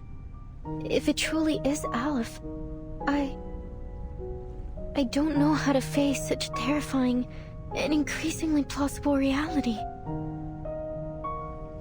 Sorry to interrupt, but... Timekeeper, I think you'll want to see these. Signed Erd. This is a letter from Dr. Dorez.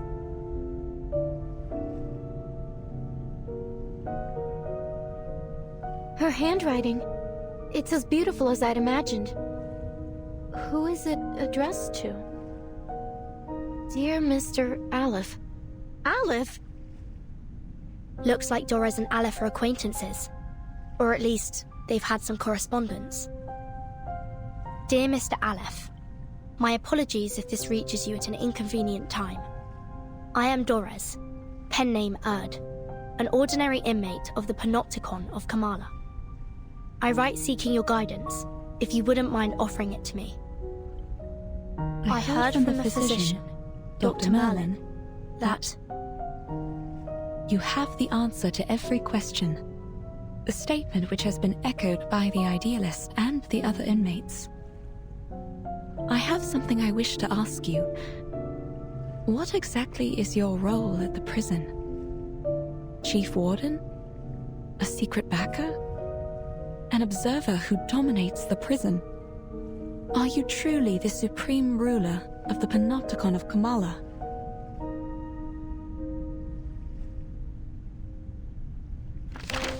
Dear Erd, I do indeed have answers for every question, including yours. I'm afraid every one of your speculations is off the mark. I am merely an inmate who chose to imprison himself here. And allow me to point out that your identity isn't as ordinary as you claim. Why is it that you, my fellow inmate and guest of Manus Vindictae, are so interested in Comala? Dr. Dorez? A guest of Manus Vindictae?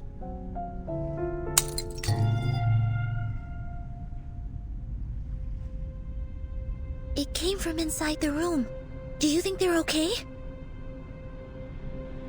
The jailer and the physician! What happened?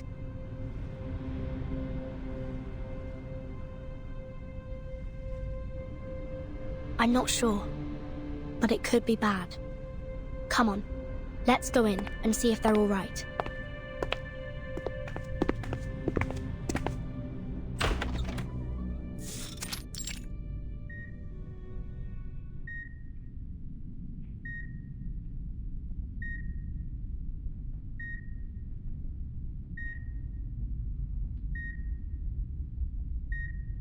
It seems we've stumbled upon the physician's office.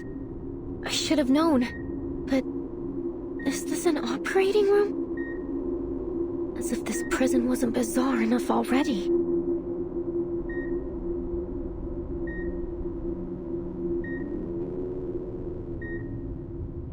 Didn't I tell you to wait outside?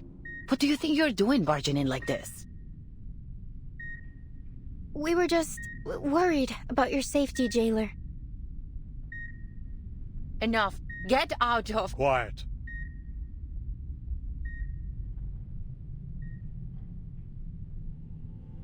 The reptilian complex governs all our fundamental functions.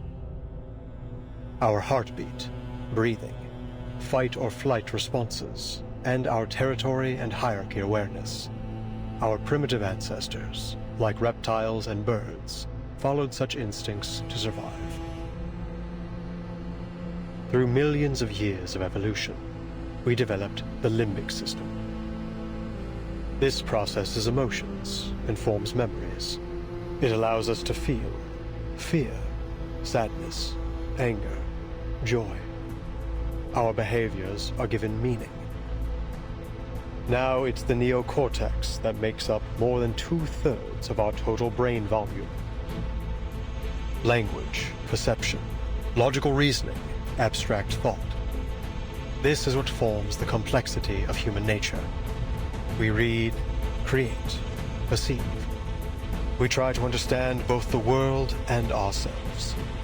We are forever setting goals, one after another. And all this, these multitudes, happens within the confines of the skull, in the tight folds of the crowded cerebral cortex. Is he performing surgery? Such a delicate and elaborate organ. Were it unable to forget, what would come of it? Can this space, no larger than the palm of my hand, truly accommodate dozens of people at once?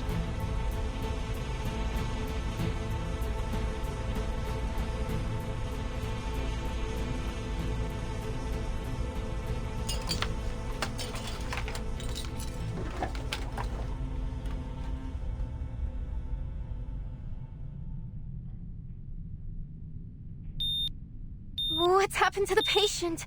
It looks like he's dying.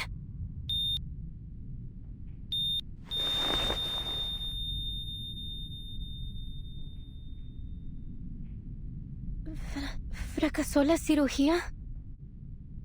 Nonsense. The surgery was a tremendous success. I have erased his debilitating hysteria and restored order to the Panopticon. What are you trying to achieve by barging in here?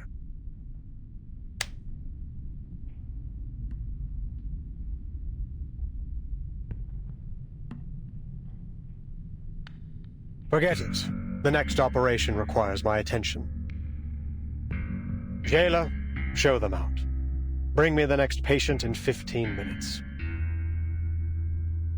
I'm sorry, Miss Verton. I'm afraid you have to leave now.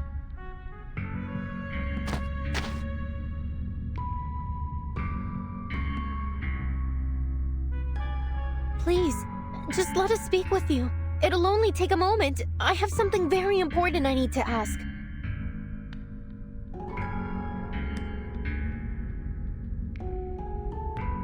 Important? Nothing is of greater importance than my experiments in the Panopticon, outsiders. To ensure they continue, the stability of time and schedule is absolutely paramount. Experiments in the Panopticon? So you really are the controller of the prison, then? Controller? What an outdated notion. Superficial, really. The Panopticon has no need for such power, regardless of who occupies the central tower, or even if no one's there at all. Every inmate is both the observer and the observed, both wielders and subjects of power. Achieving such a state requires no physical or violent measures. The structure of the Panopticon itself is the mechanism which sustains it. Comala is simply a manifestation of this model. Once I confirm its feasibility and adaptability, this model can be applied to any functional setting with only minor modifications. So far, it has proven to be far superior to any current system of governance in our world, transcendental even. Curse it. Why am I wasting time explaining this to you? Time is running out.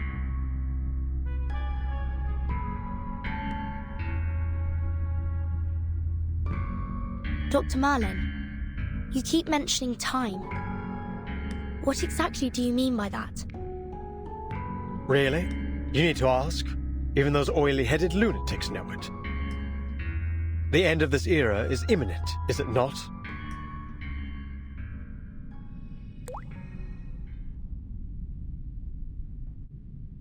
You know about the storm? That's what you call it, is it? A storm that washes everything away? You employees of the St. Pavlov Foundation should know better than I. Soon, this era and everything in it will cease to exist. I must prove the feasibility of the Panopticon model before this place is turned to ruins, or something even more unrecognizable. A storm that washes everything away? Vertin, what on earth are you two talking about?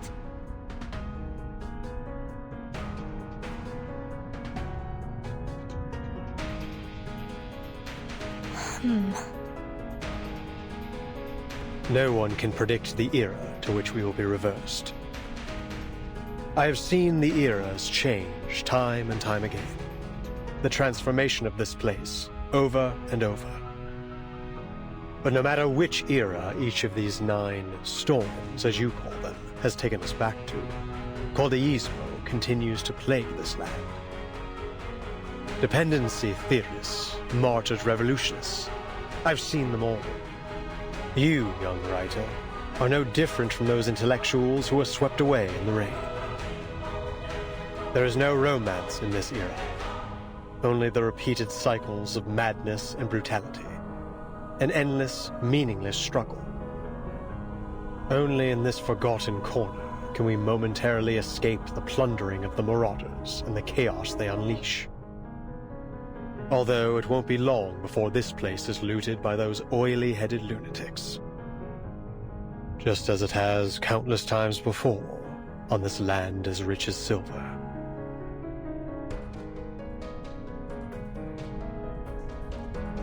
But there is still hope. Even in a wasteland, we may still be saved. As long as I uncover the path to transcendentality, I will find the ultimate answer. Ugh, I've already wasted far too much time on you. Leave, now.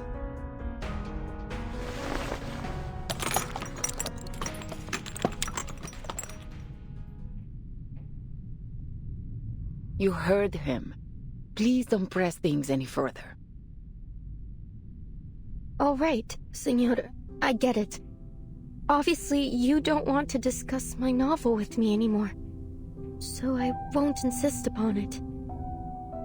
All the letters we wrote to one another, all those inspiring revisions and suggestions, I guess they meant nothing to you.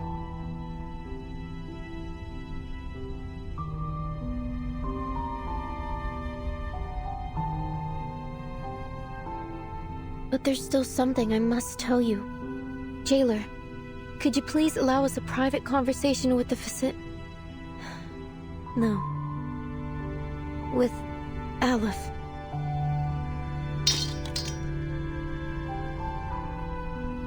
Leave us, Jailer.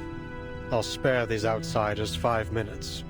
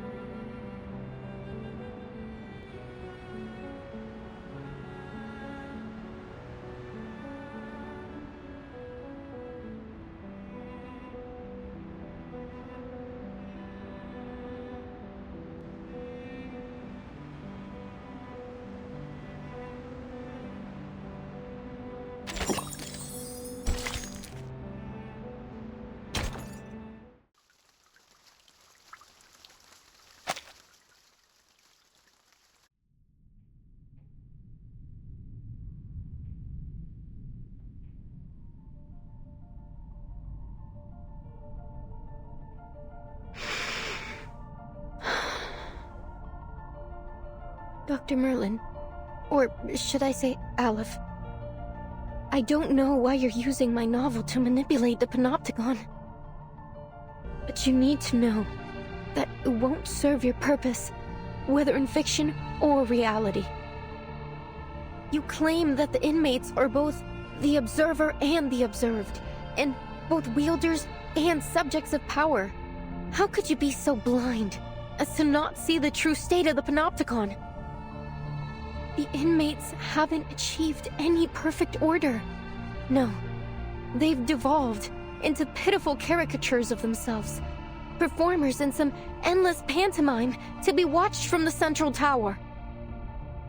Even their medication has become a prop to demonstrate the so-called randomness of fate in the theater that is the Panopticon. This farce hasn't made the Panopticon a better place. No, it has warped it into a twisted theater of cruelty, where the sick are denied treatment and left to quietly perish in the dark corners of its halls. And literature has died alongside them. This prison is a monster, born under the gaze of this all-seeing power. Aleph, is this truly the ultimate answer you've been searching for?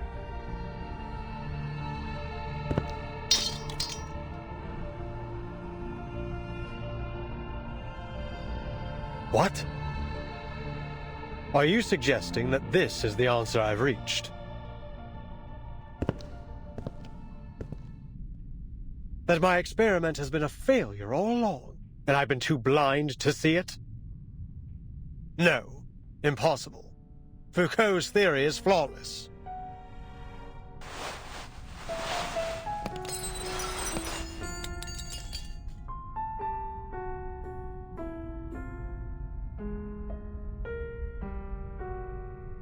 I have removed every obstacle to the running of this prison. It is pure, sacrosanct. I have constantly re-evaluated the system, adjusting my instructions to my subordinates to ensure the most efficient maintenance of the established order. And now, you stand here and tell me that everything I've done has been meaningless from the very beginning? That the power model I have implemented has already been replaced by an alternative? No, outsiders. The perfect order of the Panopticon shall not be disrupted. I will not be swayed by your lies. This facility is superior to all others. Nothing here escapes my notice.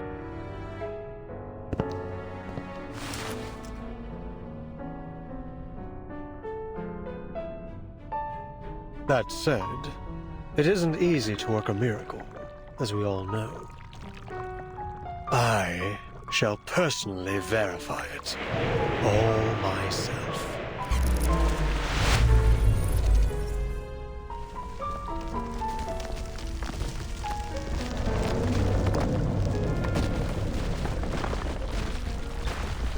What's happening?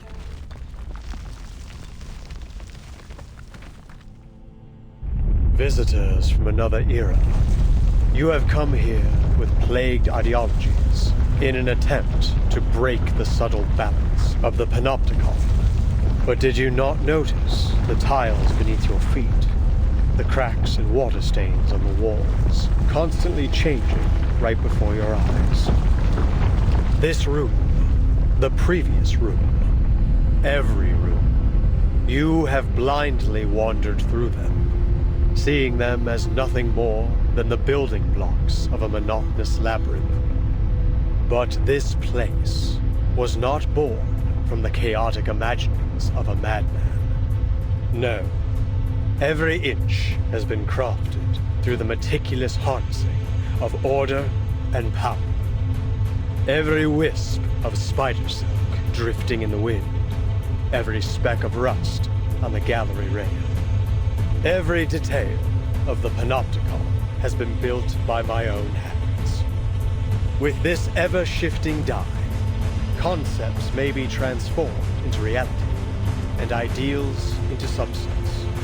I observe the movement of every entity, the passage of every second.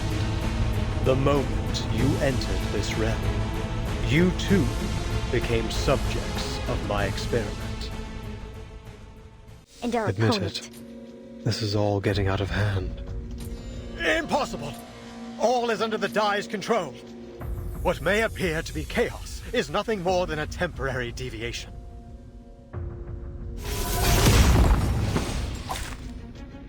It's special, precise, perfect. It is far from perfect. You know that as well as I. Why else would we be conducting this experiment?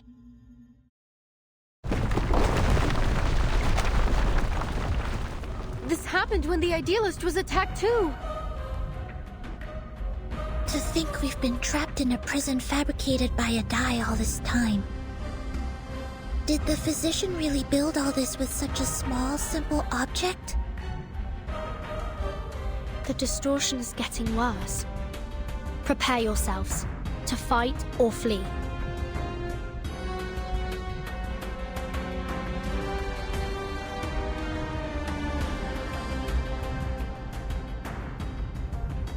Please, Dr. Merlin, stop this! No. You're asking for the impossible.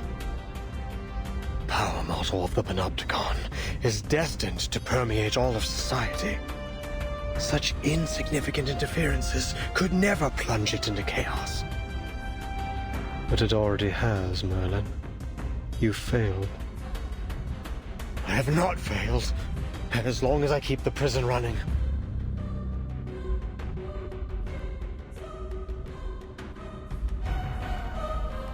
It isn't your power model running the prison. It's the Dai. It's simply a form of magic, unrelated to the microphysics of power you seek. It provides no aid in your experimentation with power. It's a false hope. A castle in the sky given to you by the military junta and Manus Vindictae. Manus Vindictae? So you really are working with them. What exactly do you intend to do?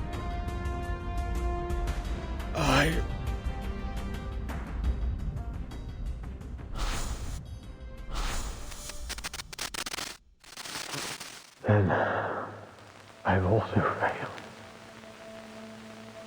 I've ended up a pathetic fool, lost in the chaos of reality. Just like the idealist chasing visceral realism, Paracelsus seeking the fountain of youth, and Zahir obsessing over the one-sided coin. When did it all start falling apart, Aleph? When the doorknob loosened? When the prisoner's wounds started to fester? Or when the daily disinfectant concentration reached 28 milligrams? Or the crack in the second gray brick on the wall expanded to 6 millimeters? Or was it when Warden Tartuffe left Ushuaia with news of the Foucault Association's dissolution? This place should have been the ideal ground for psychoanalytic practice. Why did they halt all research, all discussion? We've been abandoned, haven't we? By eras old and new. You designed and have maintained everything in Comala, right down to the smallest detail. But it is these details that trap you. And as the bars close around you, you are losing your name, Merlin. And you're becoming a physician, a man forever imprisoned within these walls. I don't understand. All these false eras are like a dreadful novel with no conclusion. Trying to find answers within such things is, in itself, a mistake. Much like them, you are destined never to attain transcendentality.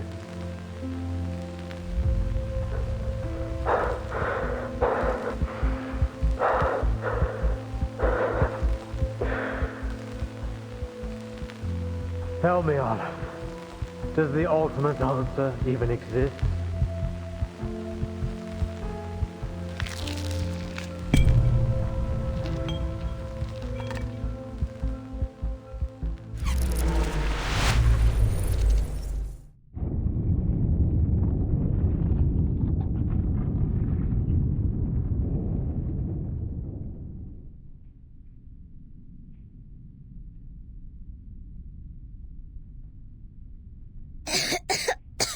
Timekeeper, are you alright?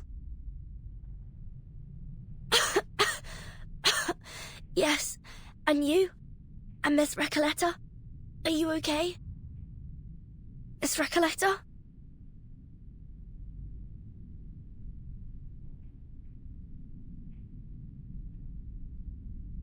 You're...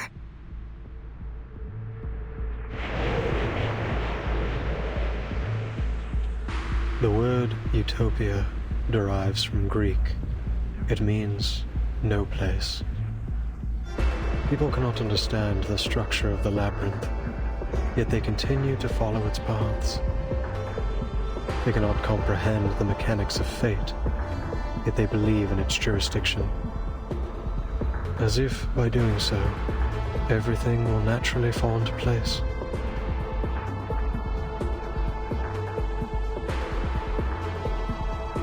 And now, the polar night approaches.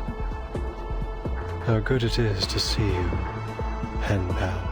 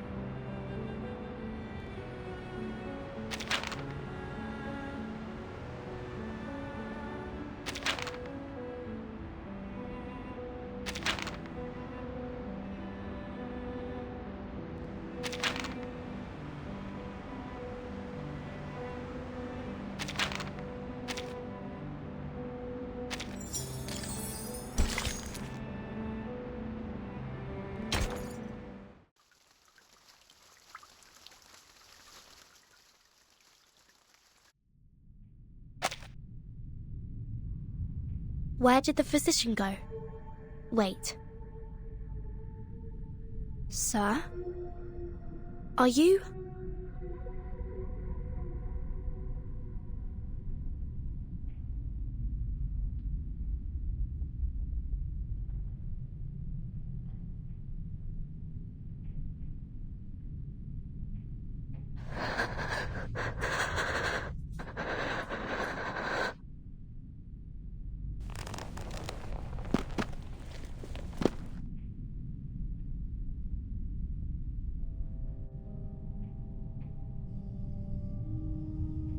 Aleph. It's you. My pen pal. You are, in fact, in Comala. All those letters, all the ideas we shared, they weren't just my imagination or some prank. Vertin, Soneto, it's all just as I told you. They weren't meaningless. They're all real.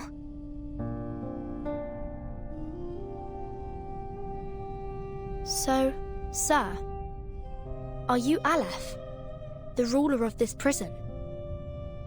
Are you the one controlling the panopticon with the die? The one hiding Miss Dores's whereabouts? What curious inquiries. quite different from the last 2,666 questions I've received. My guests, you may call me Aleph, or by any other name, be it a symbol of God's oneness or a farcical epithet. I am merely one of the many prisoners who voluntarily reside here, a single letter in the alphabet of the Panopticon. A letter? The way you speak is quite different from Dr. Merlin.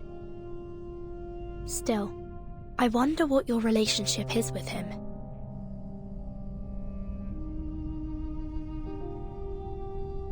But allow me to make a guess.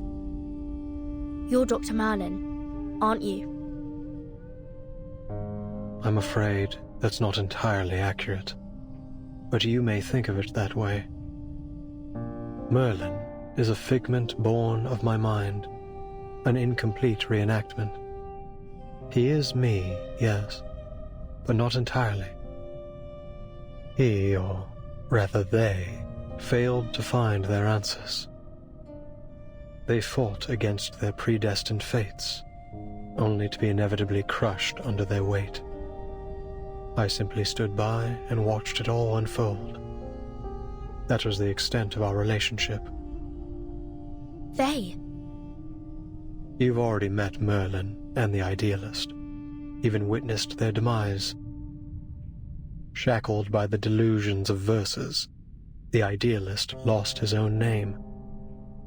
Merlin, too, imprisoned himself within the system of the Panopticon.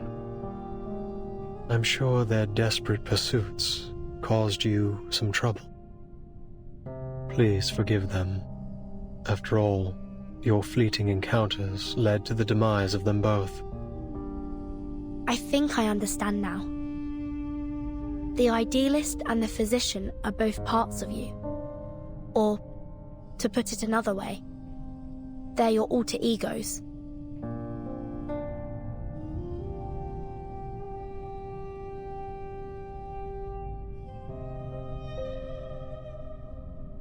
The Physician mentioned Manus Vindictae. What's the relationship between this prison and the Manus? Visitors from the Foundation. We all witnessed those eras perish. In 1977, not long before the fourth storm, I arrived in Ushuaia. Shortly after, some members of the National Foucault Studies Association reached out to me. But it wasn't just them. An arcanist organization called Manus Vindictae also approached me. Each of them wanted answers. They named me their advisor. You acted as an advisor to the Manus? The two parties presented me with a concept and a parable, respectively. A concept and a parable? The Foucault Association sought to explore the feasibility of the Panopticon concept here, while Manus Vindictae showed me a parable of the past and future. Day and night, I wandered through endless texts, endless realities, as I searched for answers. And thus, Merlin was born. He was both an experiment and a price I paid. A new concept, a new direction. Pursuing such things always leaves me confined by the limitations of human knowledge. Merlin spent his entire life exploring Foucault's theories in pursuit of that singular yet infinite answer. What about the Manus, Mr. Aleph? You didn't explain why you helped them. Explain why? Because they asked me to, just as you have. I simply worked to answer their questions. So you're saying that, to you, we are no different from Manus Vindictae? And if we ask, you'll answer us, without holding anything back? Is that not precisely what is happening this very moment?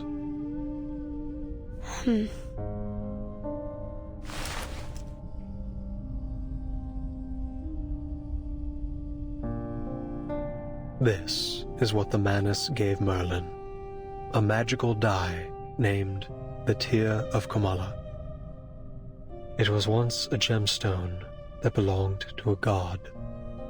At the beginning of the century, explorers plucked it from an ancient gate they discovered in Antarctica.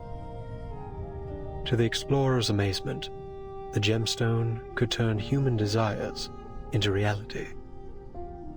So they cut it into a die, a symbol of fate, and used it to build a sanatorium, which was later transformed into the panopticon you are standing in right now.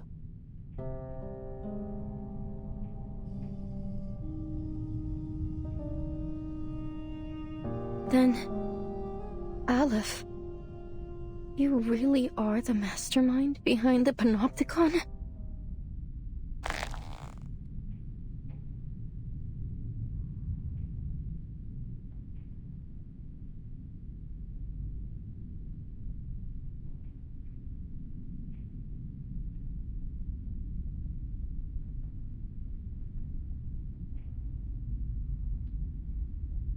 You said Merlin used the panopticon to seek his answer. What does that have to do with my novel? I don't get it, Aleph. Why would you use my novel to manipulate this place? Roberta, Garcia, Octavia, Pablo, the jailer, everyone. Not one of them deserved to be trapped in a deadly loop in which everyone's fate is already predestined. They're just like the ghosts in Amalfitano, inescapably trapped within the ruins. Tell me, what is it you really want?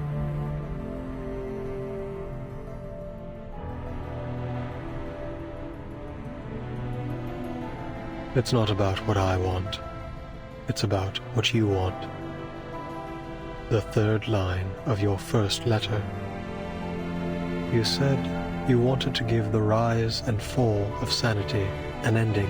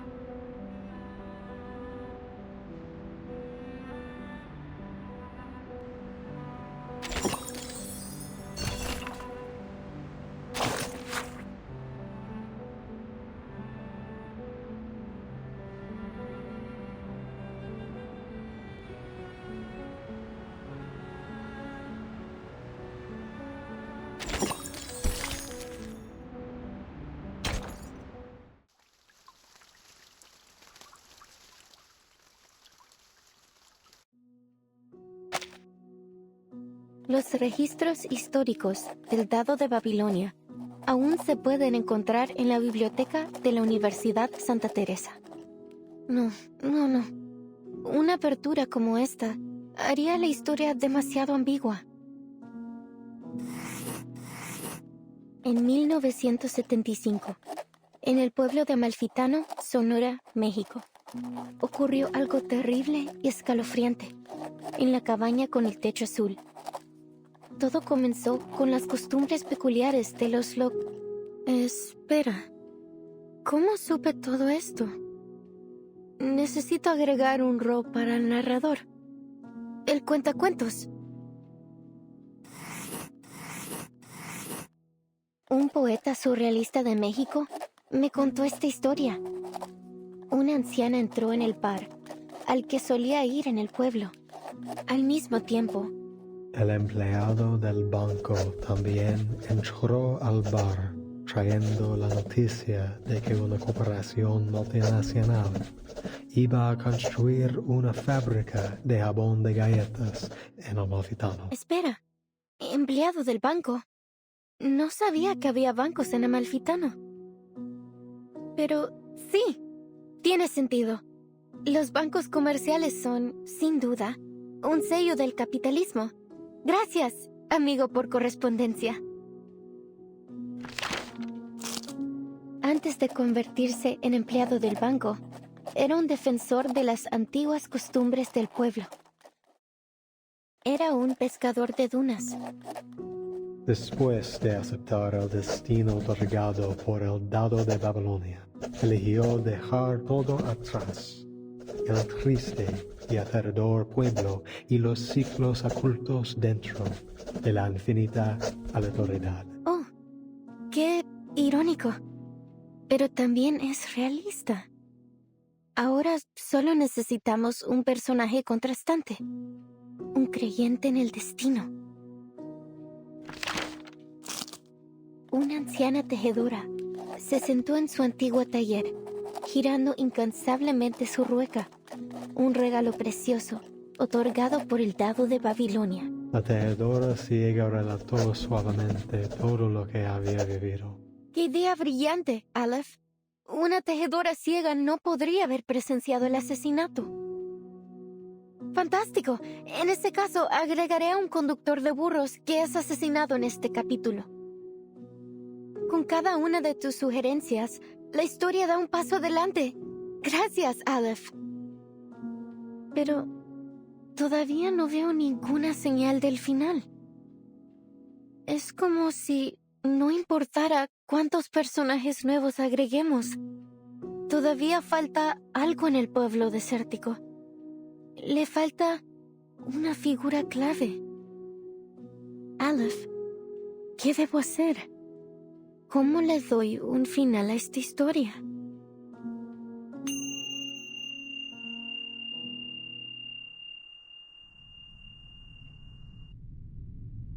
Tú misma me preguntaste, ¿cómo le doy un final a esta historia?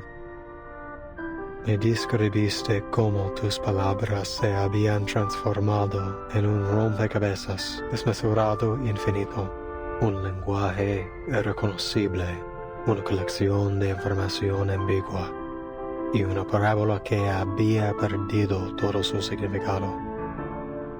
La ausencia de un final aún te roe, atrapándote para siempre en ese abrasador pueblo desértico.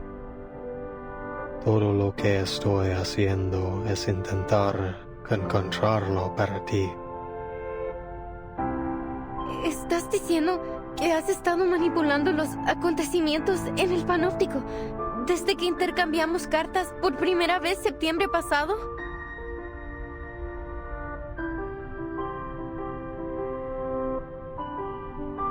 Sí, cada vez que revisabas la novela, se hacían ajustes correspondientes en el panóptico. Reflejar fielmente las complejidades de cada detalle era clave para asegurar que la historia avanzara sin problemas. Estos ajustes los manejaba principalmente Merlin, a veces el idealista, y antes de ellos, Zahir y Paracelso. ¿Cada vez? 6 versiones de la historia del Amalfitano ya se han desarrollado en el panóptico. Eso significa la rana aplastada en el barro, la vaca muriendo de vieja, el lirón cayendo al mar, el fantasma asesinado en el duelo y los cambios repentinos al dado de Babilonia. Todas las revisiones que sugeriste, todas las muertes, el caos y la locura, ¿realmente sucedieron aquí mismo?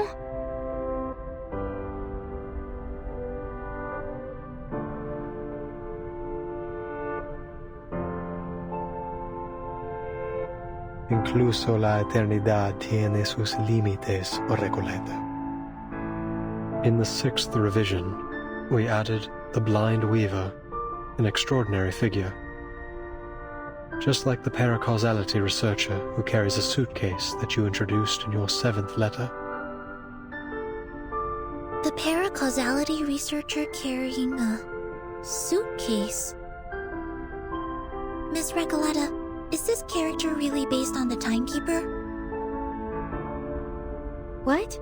Of course not. The paracausality researcher is an entirely different character. Don't you understand? We're only one die roll away from the ending.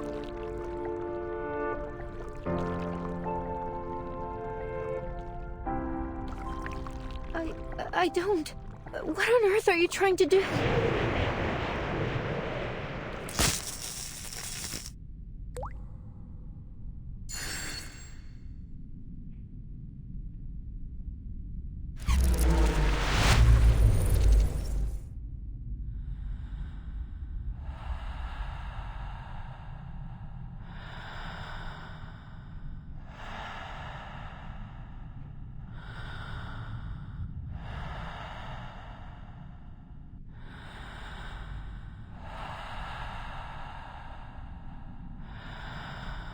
Recoleta, it is the cycle of fate that has brought you to the Panopticon of Comala in Ushuaia. Now, return to the rise and fall of sanity. Return, and become a character once more. You've been searching for its ending, but how could you possibly find it when you're no longer inside the story? I believe that this time, you will witness the grand finale with your own two eyes. No more sadness. No more loneliness. The answer you've long sought lies in the inevitable final roll of the die. So, the jailer is the bank clerk, and Erd is the blind weaver. But what about Roberta, Garcia, and Octavia? They weren't even assigned roles. They were just playthings, helpless in the face of fate. What right do you or I have to decide what happens to them? To dictate their gains and losses?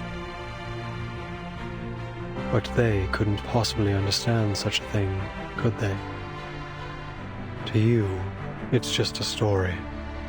But to them, it is the manifestation of bittersweet destiny. Do you think hiding behind the guise of fiction absolves you from the reality that you've turned the Panopticon into a living hell? Yes. You're the only one who truly understands the rise and fall of sanity. Goodness knows how many manuscripts I sent out that never received a reply. I was so grateful to you for your replies, for understanding my novel. Those things were more precious to me than any sunrise over the Andes. Had I known that your feedback was created in such a way, and at such a cost, I would have preferred not to receive it at all. Don't you get it? Even if they don't understand my novel, the people I meet are still my friends. Whether we took a long journey together, or we simply chatted for a few hours. We formed an inseparable, miraculous bond. They're a part of me. How could you treat them like fictional characters? It's disrespectful to my work, and to life itself.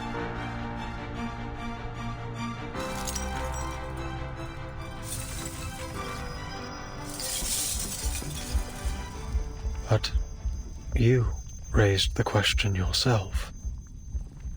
Why do you resist receiving its answer?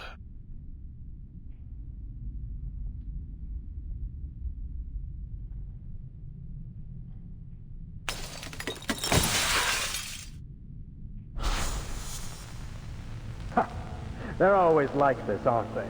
They throw a question at you, only to abandon it along with the fading of the era. This storm will spare no one. You've known it all along, Aleph. Only the timeless Panopticon can maintain control.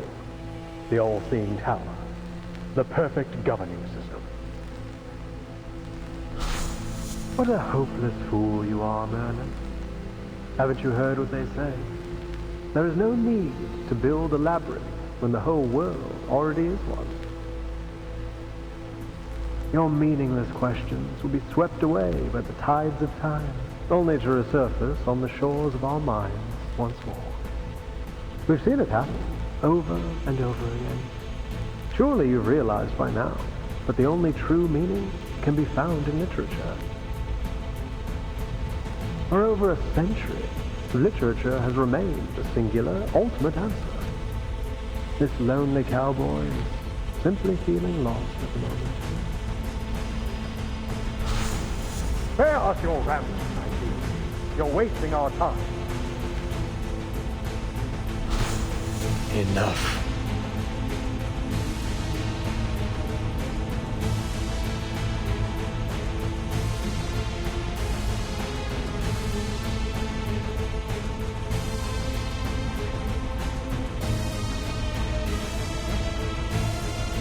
Aleph seems to be in a terrible state. We have to be careful. Something isn't right about that die.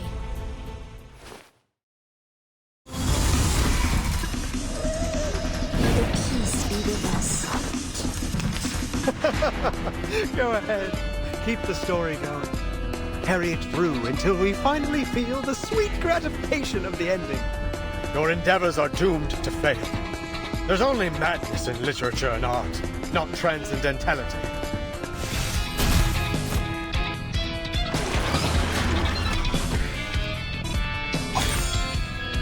These explorations, these fractures, they're all failures, aren't they? In this infinite expanse, I feel nothing but infinite sorrow.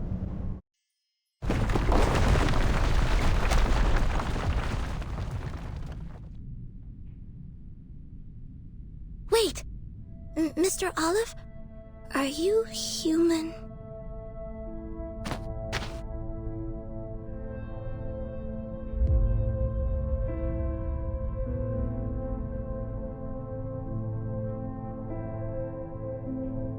Please hand over the die peacefully. Mr. Aleph, please stop resisting. It's futile. Futile. Yes, it's all futile. The cage of rules, the ideals of literature, both are futile. Mere illusions conjured along the path to transcendentality. They all fear that they're nothing more than phantoms in someone else's dream. That reality will devour everything, including their very existence. That's why they drift further away from transcendentality. They couldn't break free from that false dream. None of them could.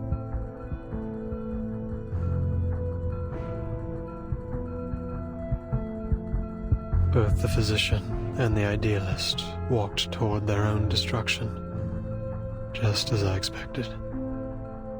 But your novel still has hope, Recoleta. Its ending hasn't been written yet. We cannot deny that it may be the answer to achieving transcendentality. You're not going to stop, are you? Not until you get your answer. Zeneto, we have no choice but to seize the die from him by force.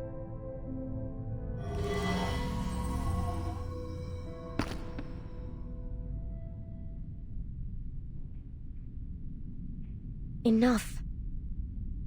I said enough.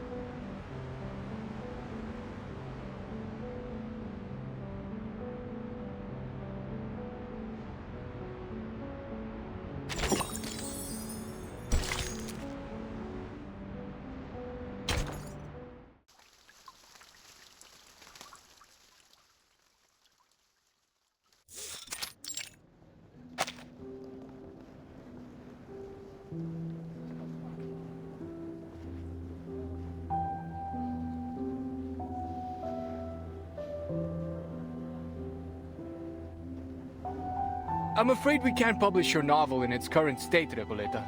We look forward to seeing more refined work from you in the future. Ah, Senor Cruz! What a pleasure to see you here. I'm an editor from the Naranja Dulce publishing house. Could you spare a moment to discuss the copyright for the Bluebird?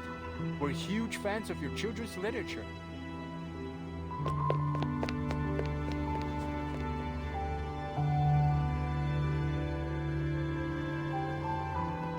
Hey, relax, Recoleta. Look at all the books around you. This place is heaven. You can't get down on yourself, not here. There's so many writers and publishers here. It's only natural you'd be turned down 17 times. This is just the beginning.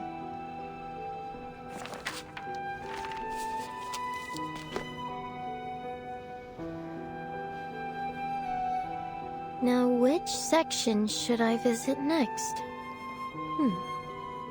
Oh, this brochure might help.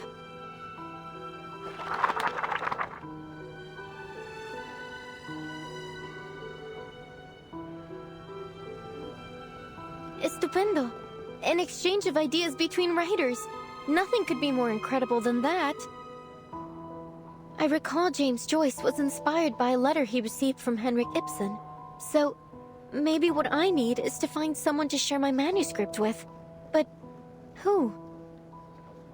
Tadeo Emasums. Aleph. Averroes.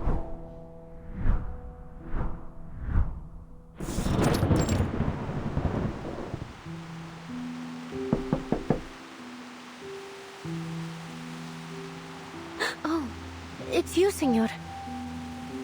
Don't worry. I promise I'll catch up on the rent next month. Although I must say, this apartment's hardly worth the price. The cracks on the walls must date back to the last century. Make all the excuses you want, Ingrid. If you don't pay the rent soon, you'll either end up in that crumbling colonial building on the corner or on the street, selling oranges at the San Telmo market. By the way, Julia told me you lost your job at the textile factory. You under some kinda can't work in one place for more than 3 months, curse or something, señorita. Oh, you don't even want to know about the terrible things that happened in that factory. All I did was lend the oppressed workers a hand. Bah, you're just like those college kids, full of hot air. Anyway, I am not here about the rent.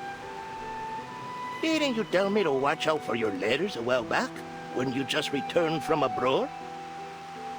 Well, here it is, a letter for you.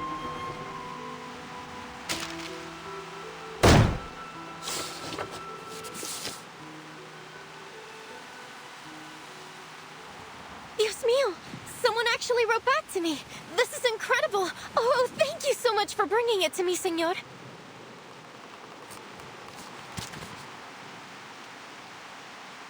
Dear Miss Recoleta.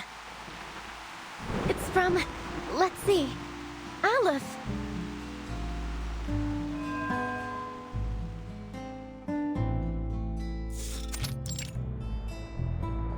Hey, I've been watching you. You're not local, are you? What are you writing?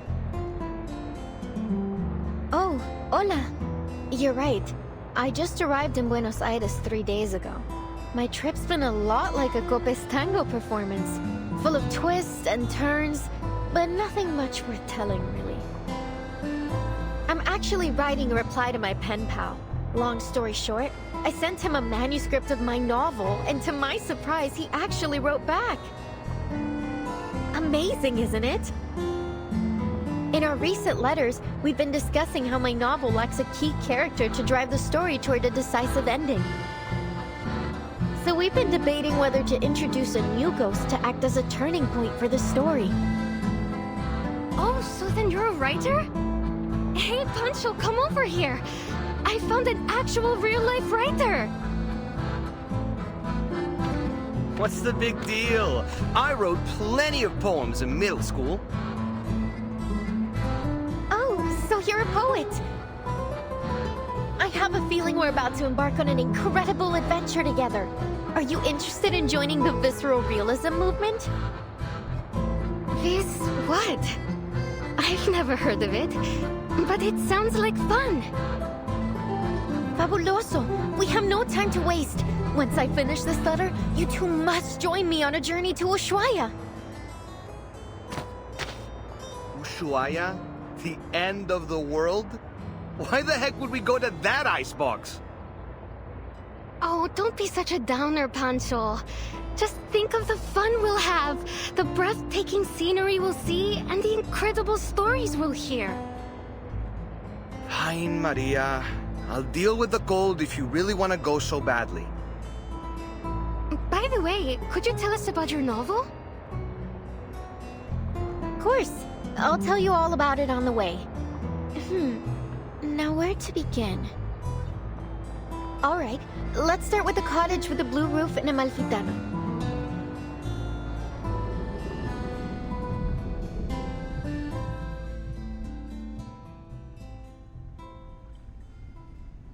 It's been 6 months since we first exchanged letters.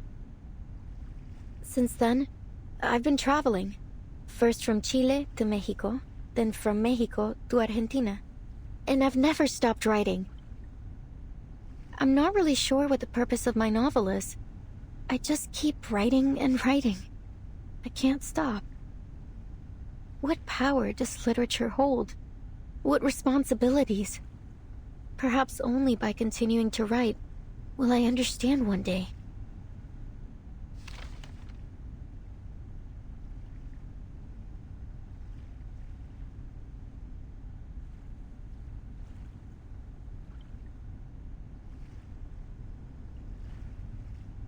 Aleph, you're right. I do want an ending to my novel. But not like this. You really have no idea, do you, Recoleta?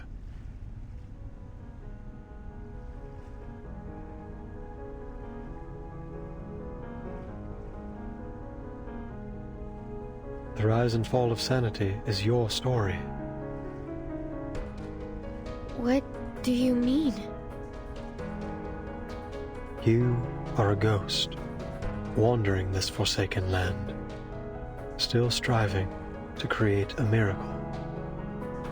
You are a wandering poet, born in Amalfitano, the foolishly brave protagonist of the story, and the embodiment of the author herself. A reflection, yes. The author, no. You are simply a figment of her imagination, a manifestation of her dream to wander. Have you not realized it? The literary pursuits and romantic adventures you described, they are merely faded memories from 1975. The poets who joined the visceral realism movement with you left Latin America long ago. Faded memories? As for the novel, it's yours now. A story you're writing. A story about yourself. Your departure has turned Amalfitano into a ghost town. The characters have lost their connection to you. They're gradually fading away. If the novel is destroyed, you too will cease to exist. Wait.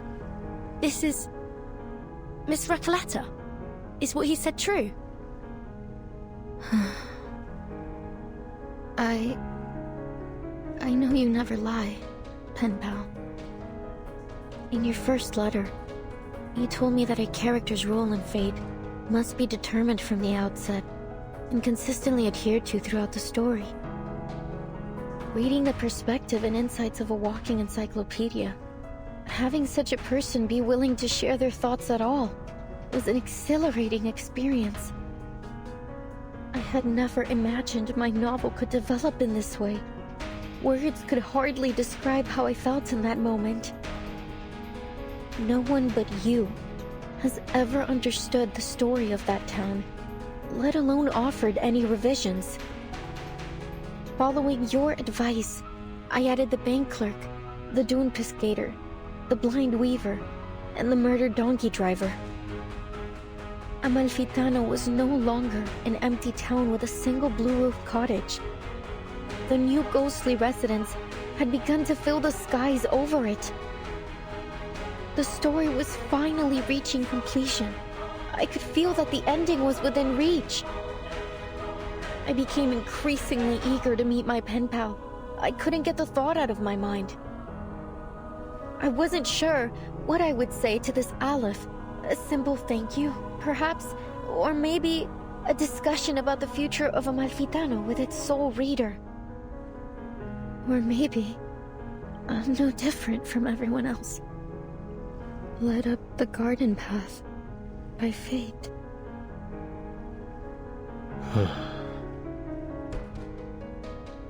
But even if I am a ghost, as you say, an incarnation of someone else, a fictional being, so what? My resolve will not waver, even if my existence is bound to fade away. Because this isn't what literature is supposed to be. You once told me there isn't an ounce of reality in fiction, only voids and glorified lies. Let me tell you this. Whether real or fictional, corporeal or intangible, I have accepted my existence. Now, let's put a stop to this, Aleph.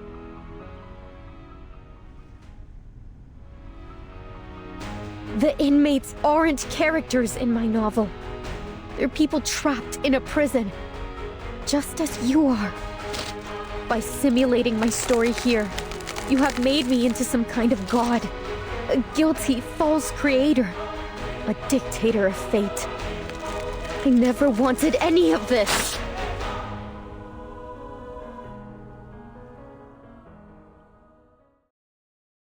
¡Lo veo!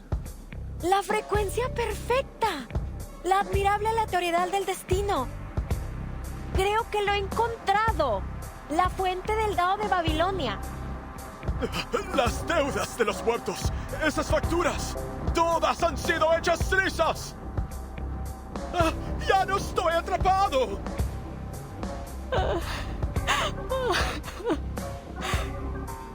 Desde el día en que perdí la vista, nunca imaginé que la rueda giratoria volviera a girar.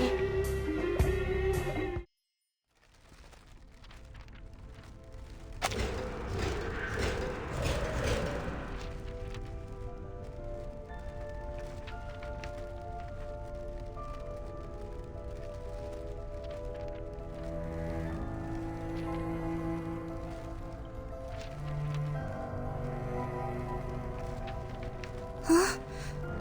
Miss Recoleta has vanished. Did she really cease to exist like Aleph said? Recoleta.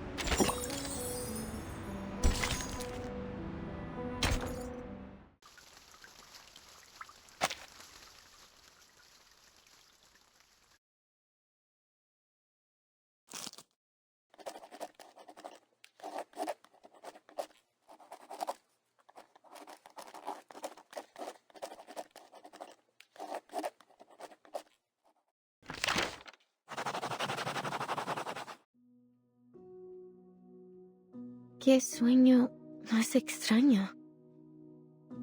El sabor de la realidad, tan amargo y triste. Pero lleno de pensamiento dialéctico. Tal vez la gente del panóptico reflejaba mis pensamientos internos.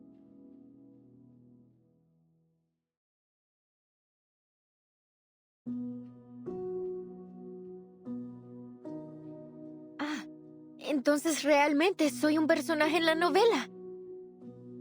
La misteriosa cabaña con el techo azul fue mi hogar todo el tiempo. Entonces, los rumores que los fantasmas propagaron eran realmente eso. Rumores.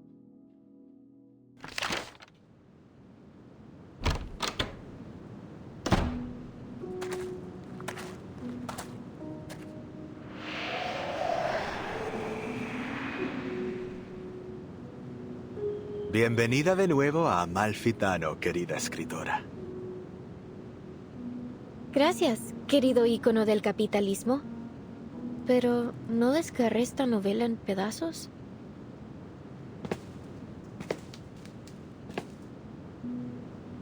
Verás, Amalfitano es una dimensión más allá de la vida y la muerte. Este pueblo es un reflejo de tus pensamientos internos. Es incorpóreo. No puedes desgarrar algo incorpóreo en pedazos. La literatura es infinita y atemporal, como un río que fluye a través de la vida y la muerte. No me extraña que seas mi personaje favorito. Nunca dejas de iluminarme. Desafortunadamente, la literatura es una vocación peligrosa e inútil. Nadie entiende realmente, ni siquiera recuerda tu trabajo. ¿Recuerdas el dicho? Los únicos verdaderamente muertos son aquellos que han sido olvidados. Recoleta, desaparecerás para siempre si dejas a Amalfitano otra vez. Será como si nunca hubieras existido. Siempre he admirado tu pensamiento crítico, señor. Encaja perfectamente con tu rol.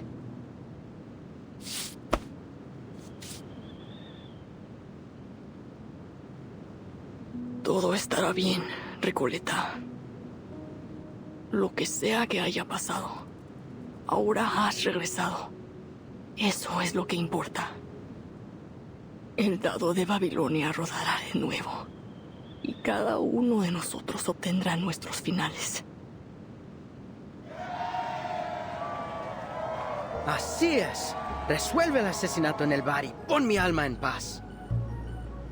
Libera al pueblo de la locura infligida por el antiguo espíritu. Arregla la aleatoriedad del dado de Babilonia y aplana la frecuencia catastrófica.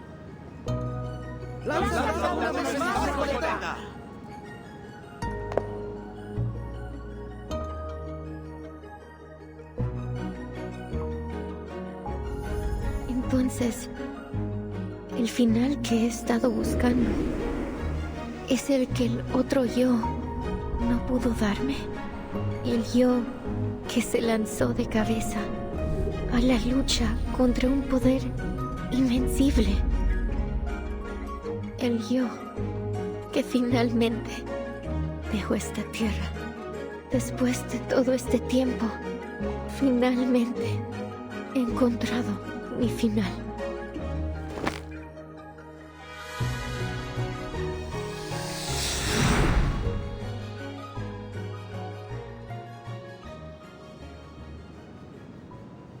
Solo un lanzamiento más y todo habrá terminado. Mi historia, mi pueblo, todo finalmente llegará a su fin. Pero el sueño sobre el panóptico también terminará, ¿verdad?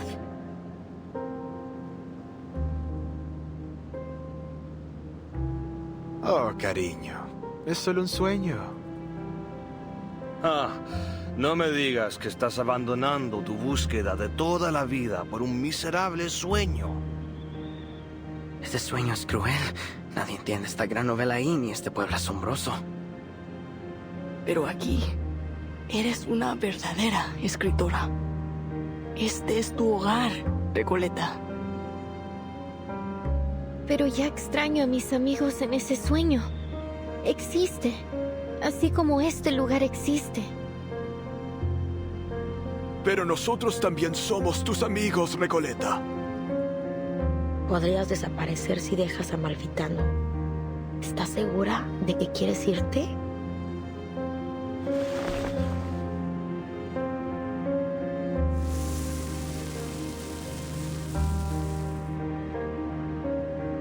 Sabéis cómo soy, queridos amigos. He pasado mi vida emprendiendo aventuras tontas y no recompensadas. Así soy yo, ¿verdad? Amalfitano es, en efecto, un lugar ideal. Un lugar para vagar, para un viaje corto y para perderse un rato. Y tiene a ustedes, mis amigos ficticios, a quienes quiero tanto. Pero debo regresar a mi sueño y ver a mis amigos ahí. Ellos son igual de importantes para mí.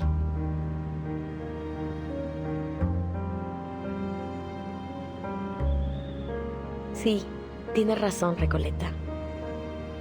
No se puede negar que eres un alma noble y apasionada. Cada uno de nosotros lo sabe. También eres nuestra querida amiga. ¿Por qué te detendremos de hacer lo que realmente deseas?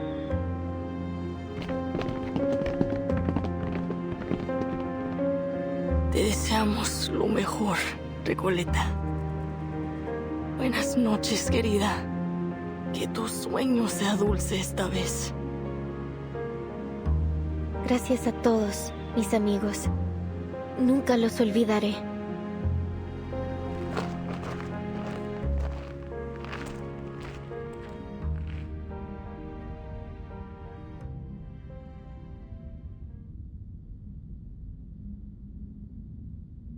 I've read your work, Señorita Recoleta.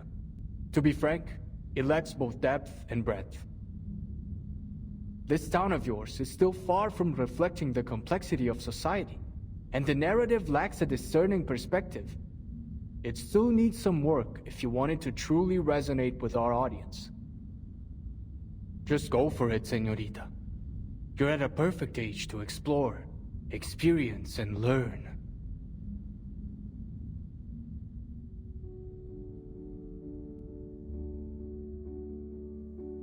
What's happening to me?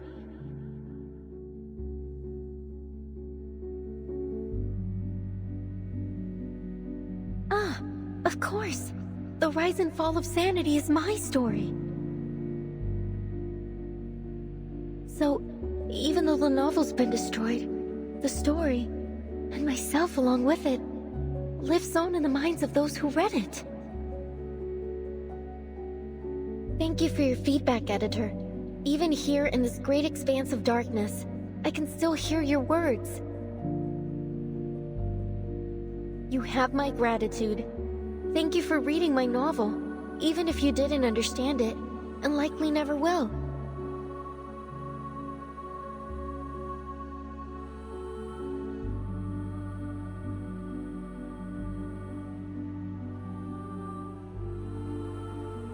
Honestly, I find your story totally fascinating, but I'm still struggling to understand the connections between all these nameless characters. Couldn't you make it clearer? Like a movie? Typical. Trust a writer to try to be all obscure and mysterious. Maria, Pancho, you guys are the best traveling pals I've ever had. Our paths may diverge in the future, but the joyful memories of our journey across grasslands, snowfields, and deserts together will remain forever. It's been great coming along with you. You're totally one of a kind. We'll be waiting for you at my aunt's vineyard. A little sun after a hard day's work will do you good.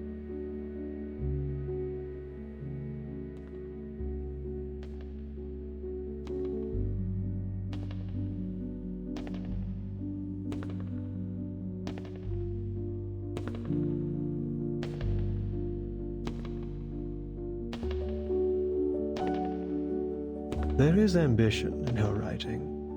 It's passionate and poetic, fractured and chaotic. But when viewed as a whole, her work feels like little more than a superficial illusion. it lacks the depth to truly touch the soul. I will refrain from offering further comments until she stops romanticizing her childish adventures. To put it bluntly, her phraseology feels overly deliberate to the point of distortion. Her verbiage is like a collection of vague sentiment bubbles.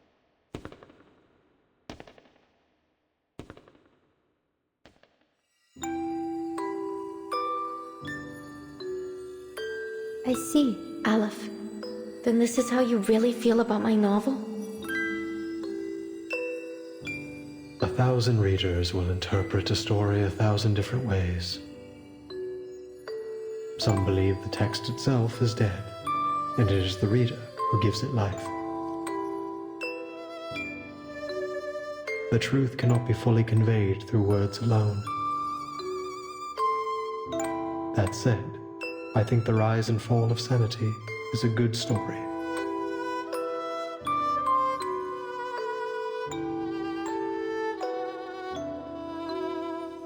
Oh, so the Eternal Paradise is a library of sorts, just like I always imagined. Or is this just another reflection of my inner thoughts? I like it here. It's nice being surrounded by literature. But it's time to go back to reality.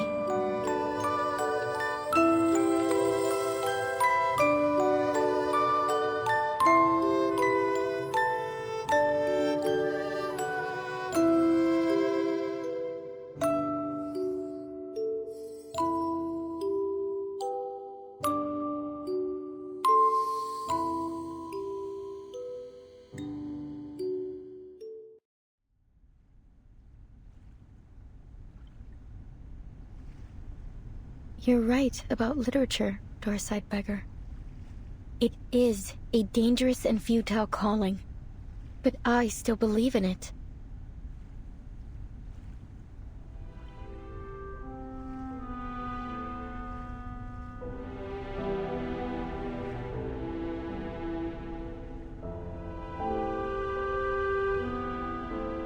Recoleta, you're back!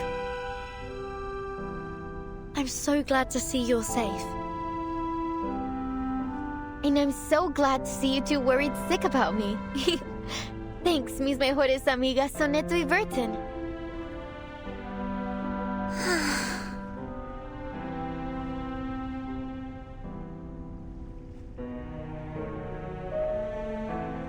See, Aleph?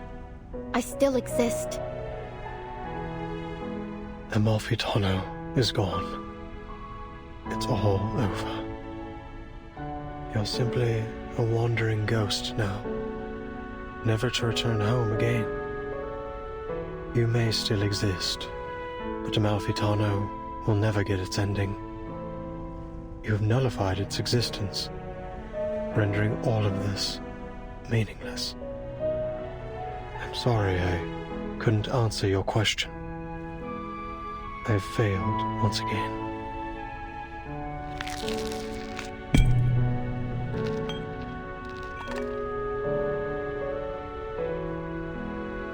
Amalfitano and the Panopticon were two parts of a whole. With Amalfitano gone, Comala no longer has any reason to exist. I'm sorry, Aleph.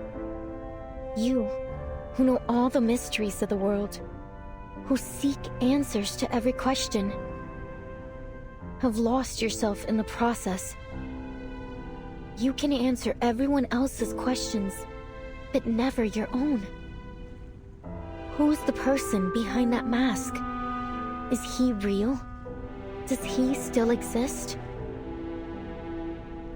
Who am I?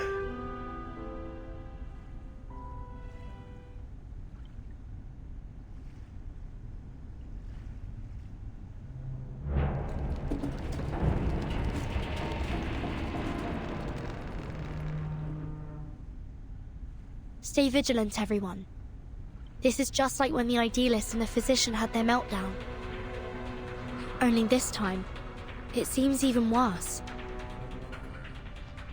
I think Aleph is trying to tear down the Panopticon.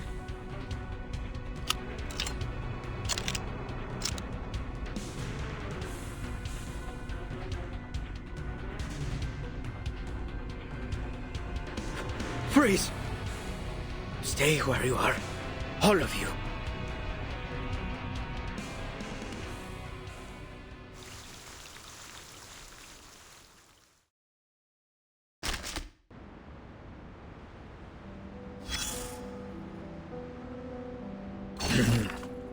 Take a deep breath, soldier. The smoke's cleared now. This story, this battle, will soon come to an end. A writer has departed from her domain, leaving her creation scattered behind her, like blood-soaked bandages and fragmented skulls in the trenches. What a garbled mess. Glad we're on the same page. Thank heavens my commander wasn't some kind of literature, else I'd have been blown to bits before I could decipher their poetic orders. Well, it's all thanks to a certain writer, the embodiment of the wandering poet and traveler from Santiago to Buenos Aires. She impressed me with her precious experience as a cafe dishwasher and campground caretaker. What really rekindled my sense of humor was her seriousness about her literary pursuits. You'd understand what I mean if you'd ever heard a cheesy joke at a comrade's graveside. Drawing strength from her wanderings and rebellious exploits, she attempted to change society, wielding the sword of literature as a revolutionary intellectual and a leader of thought. Some would hail her as a battle angel of Latin America, with words as piercing as bullets and poems as powerful as tactical bombers. You stand firm in your beliefs, huh? Well, maybe that's a good thing. A commander has to trust their soldiers, or they'll be forced to surrender before long. Here, come closer. Let me tell you a secret. Many, if not all people, foolishly think it's the executioner who drops the guillotine blade, the powder that fires the bullet. While they're half right, they're substantially inaccurate. Craters on the battlefield aren't the result of bombs, but a clashing of ideologies. A trigger pulled long before the powder ever ignited in the barrel. As for literature, well, it's probably best not to buy too much into the Latin American boom. Forget about the status report from earlier. That said, at least there's one thing that's certain. Books can bite back, and they'll leave scars.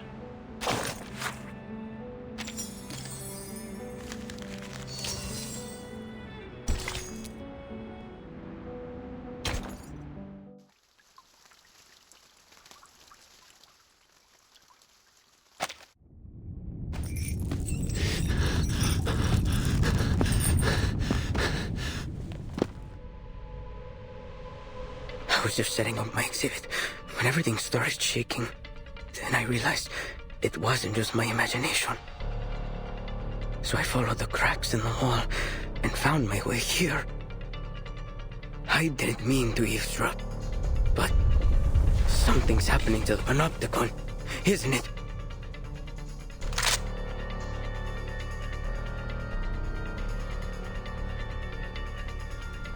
Are you the physician? Or is it Aleph? Whoever you are, please restore the Panopticon to the way it was. I'm begging you. You can do that, right?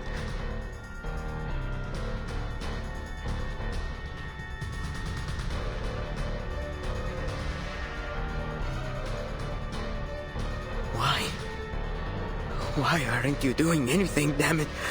Why is this happening?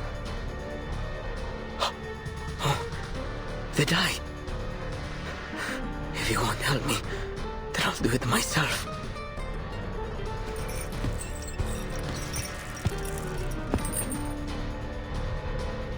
wrong, Garcia?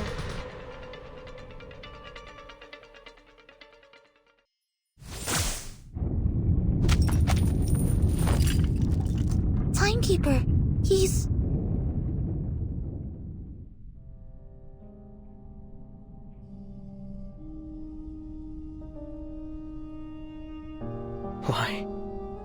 Why is this happening to me? I was so close to completing the exhibition. Can't you see, Garcia?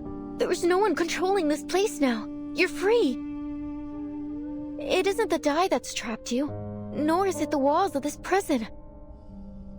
It's the rules and that overpowering gaze from the central tower. But now that's all gone. You can go outside. You can set up your exhibit anywhere you want. No need to stay stuck in this.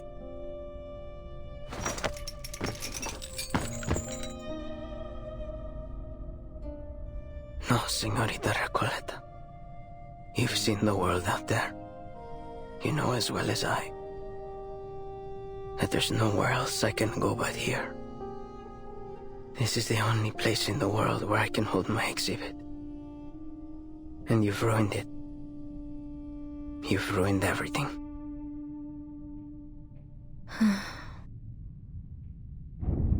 This room's about to collapse. We've got to leave. Mr. Garcia, do you need a hand? I can take care of myself, thank you. I'll go a different way. I have to go back and finish setting up my exhibit.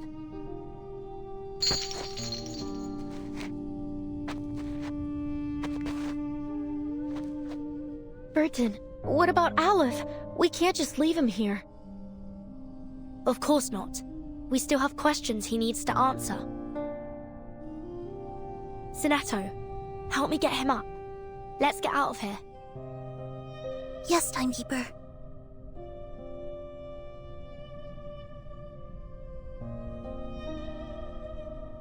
Your words are always at odds with your thoughts. You carry an ocean of questions, yet never reveal even a single drop of them. Why have you never shared your doubts? Why do you stay silent in the face of everything and everyone around you?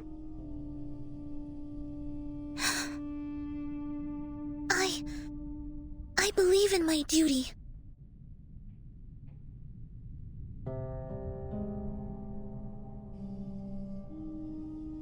As for you, paracausality researcher, you're different from any other seeker of answers. Even on a desperate, near-hopeless journey, your heart holds little doubt. Perhaps not every question needs an answer, Mr. Aleph. Is that so?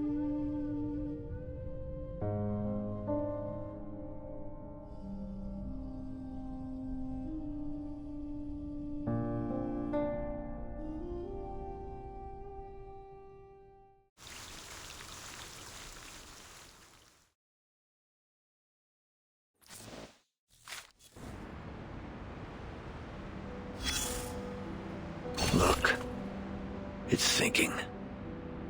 Corpses float on the planks, and the fleeing prisoners are swimming toward the shore. Time to abandon ship. One that was exiled to a desolate corner of the ocean by the resplendent civilized world. It's both a prison and a sanitarium. Are any of your friends aboard? If so, you might find the following report a little offensive. Dregs of society. Human scum.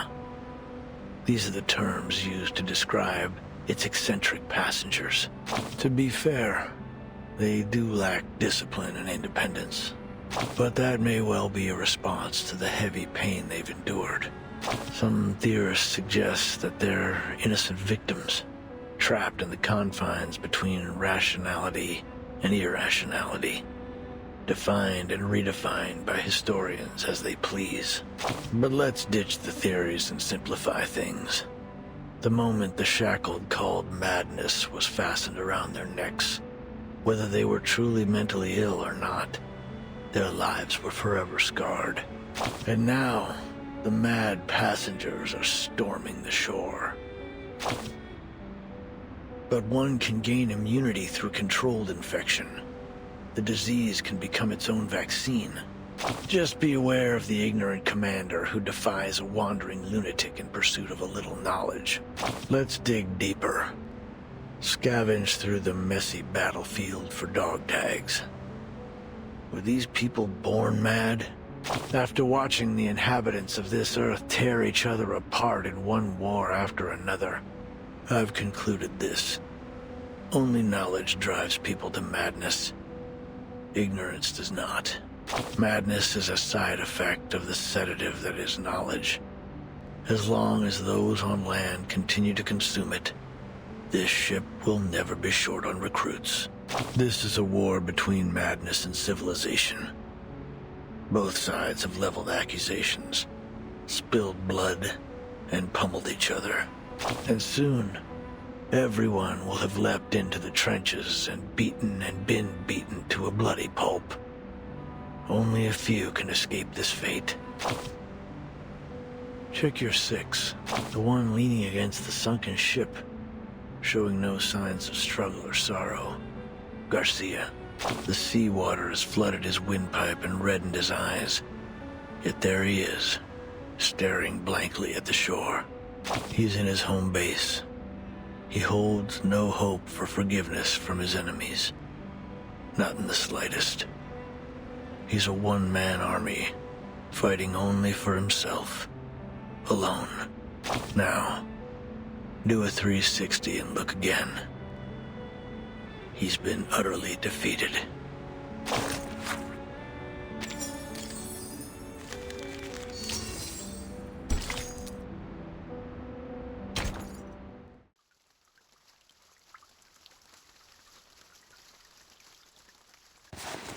Dear Erd,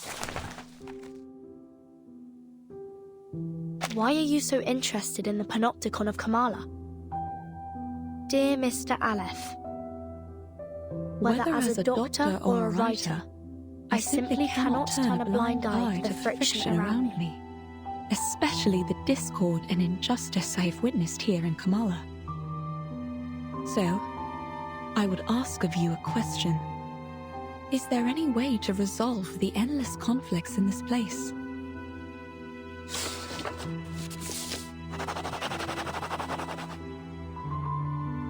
To put an end to this, a true ending is required. Your arrival has made it possible for this simulation to have an ending, or rather, a victory. What do you mean by victory? I'd appreciate it if you could clarify in simple terms.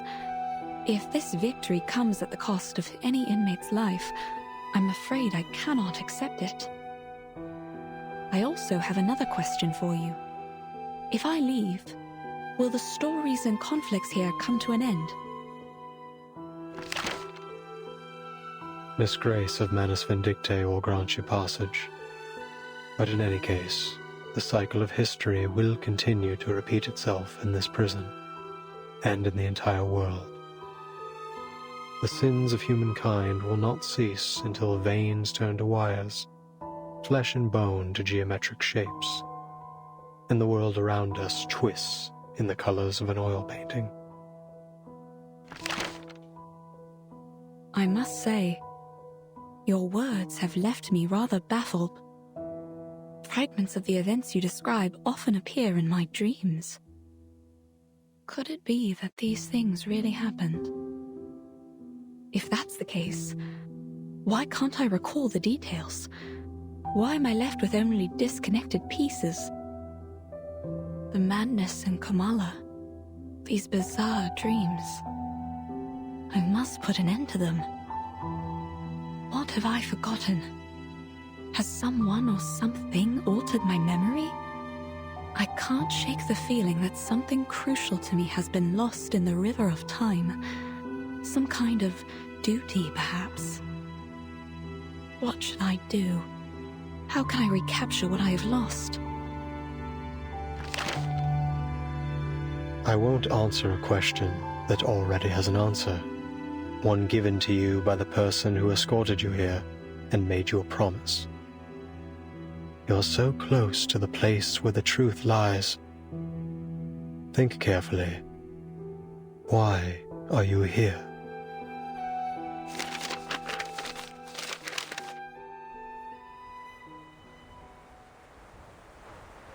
These letters we found have answered a great deal. But there's still something that isn't clear. Mr. Aleph, what exactly did the Manus promise Dr. Dorez? An era. A chance for her to remember her duty. An era? You helped her leave the Panopticon in the end. Where did she go?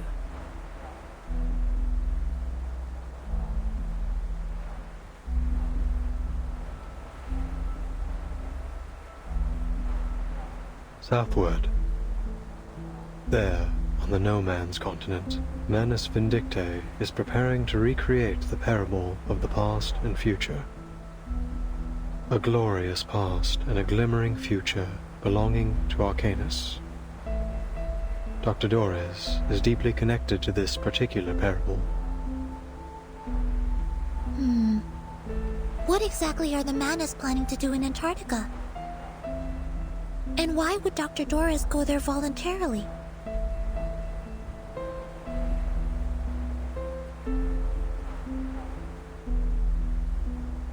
Mr. Aleph, when did Dr. Dorez depart? It was a day when both the clouds and sun were visible. A day when both the clouds and sun were visible. Could you be more specific? Pacific? You mean the time of day?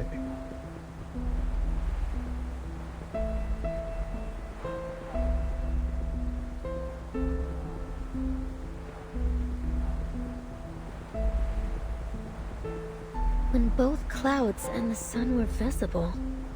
Hey, Vertin, I think I know.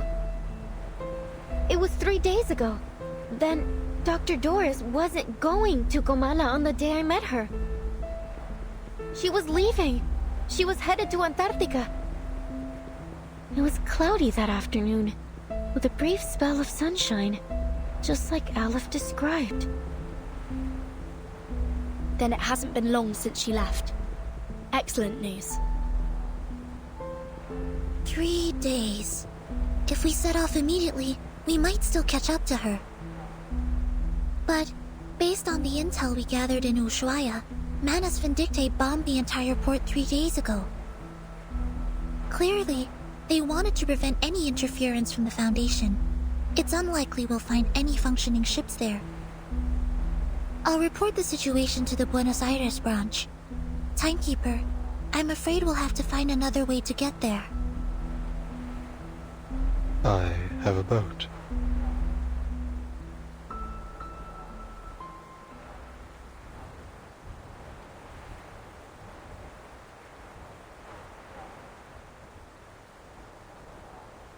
Could you lend it to us? The situation's urgent, Mr. Aleph.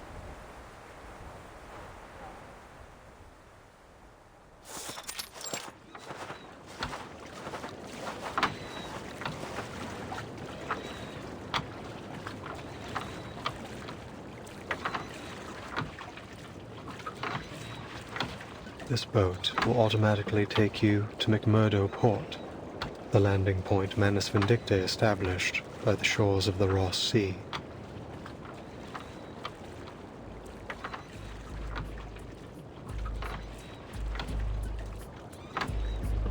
This looks like Manus technology. Its arcane energy source is highly unstable.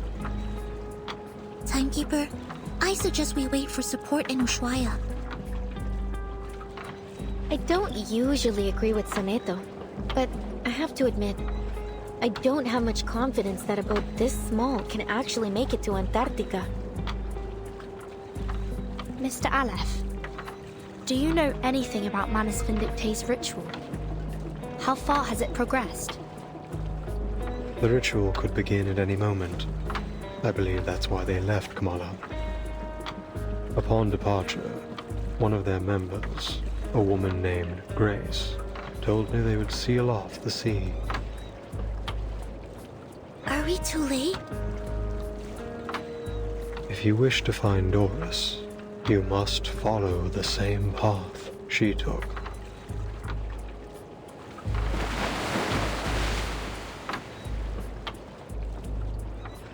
I see. Mr. Aleph, members of the Foundation branch will arrive soon to evaluate your condition. I hope you'll answer their questions with the same patience you showed us. Thank you. Soneto, let's go. Yes, Timekeeper.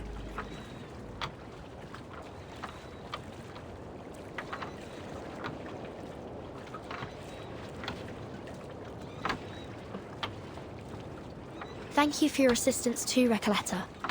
Perhaps you'll consider joining the...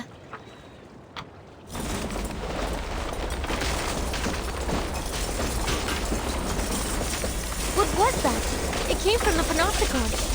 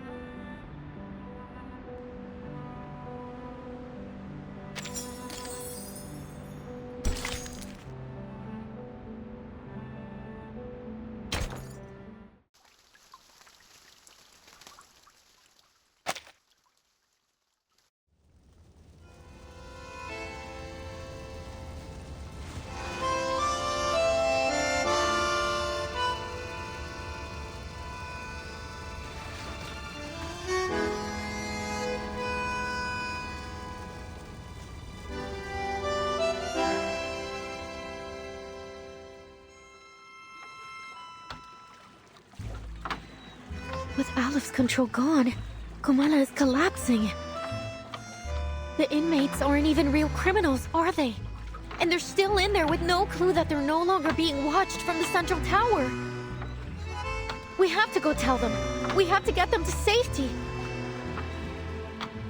Yes, we should help them get out, at least until support arrives. But the Manus ritual...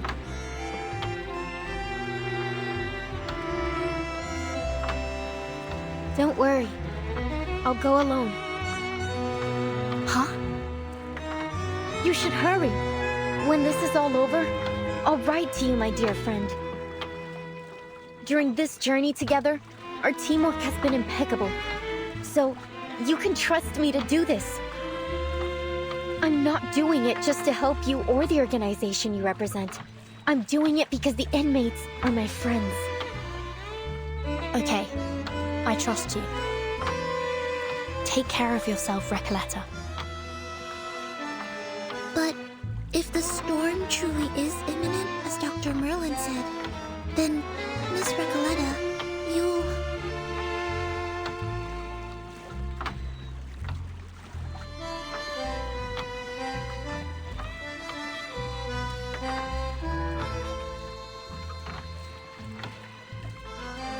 I don't quite understand what this storm is all about.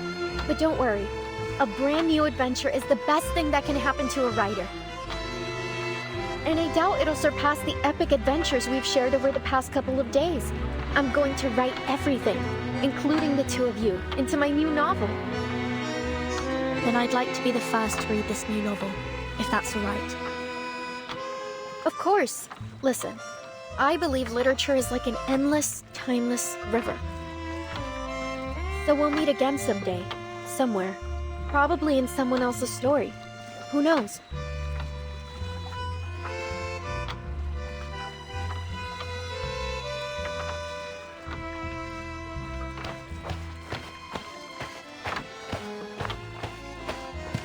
Adiós, mis queridos amigos.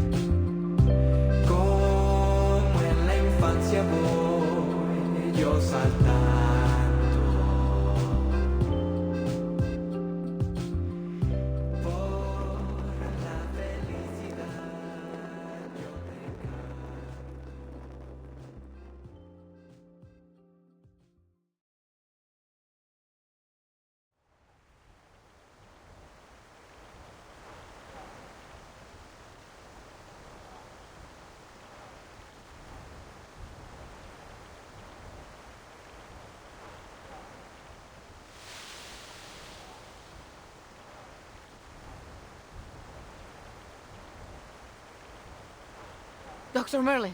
You're Dr. Merlin, right? I finally found you. What on earth happened in the central tower? Right after I left, the whole Panopticon started collapsing. The tower's in ruin. I've been looking for you everywhere. Please, sir, come with me. It isn't safe. That won't be necessary. The snow is still falling, yet everything in the labyrinth has already gone up in flames. Fortune, fate, karma, they're nothing but a ridiculous joke. It's over, Jaguar. You have lost your memories, your identity, your name, and now your title. You are no longer a jailer trapped in the Panopticon.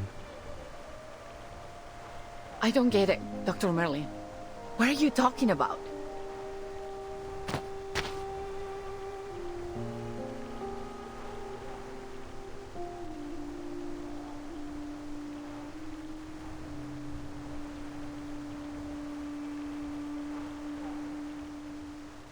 I'm going back to Comala. Order must be maintained. The prisoners mustn't be allowed to escape. Please, take care, Dr. Merlin.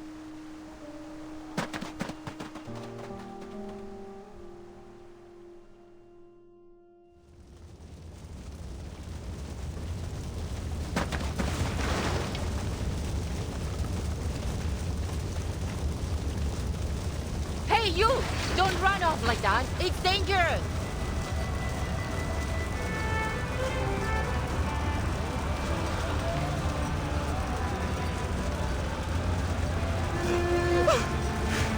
Deserts! In stars! In labyrinths! We dream on death's straw pillow!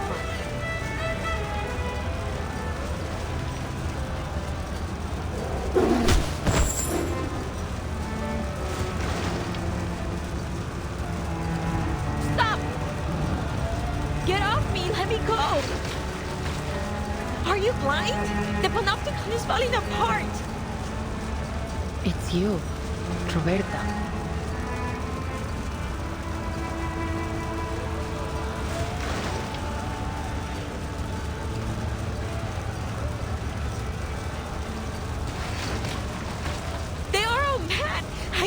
village. They've been insane from the start.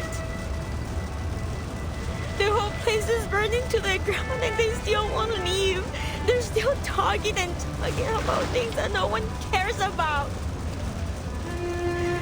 I can't help them. I never understood what they were talking about. The rhythms, the factions, the ideologies. Yes, the people were nice. The idealists too, but I've had enough of this prison. I've had enough of the Panopticon.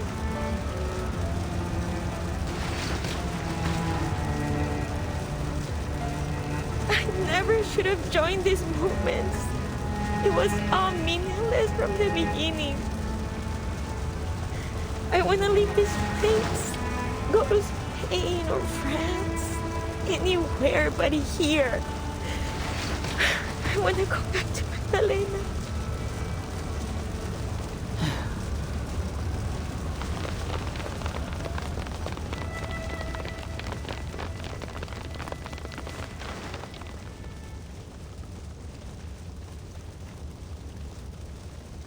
Por la felicidad yo te canto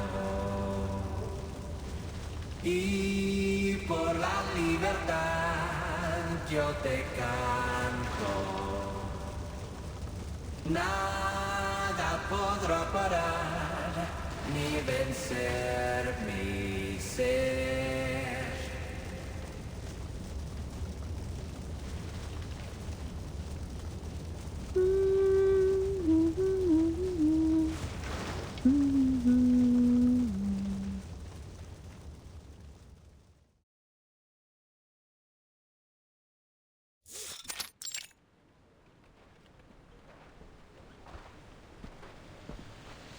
But how does literature make you feel? As though I'm a kid looking through a kaleidoscope for the first time. Well, maybe that's not the best way to put it. Perhaps something a little more subtle.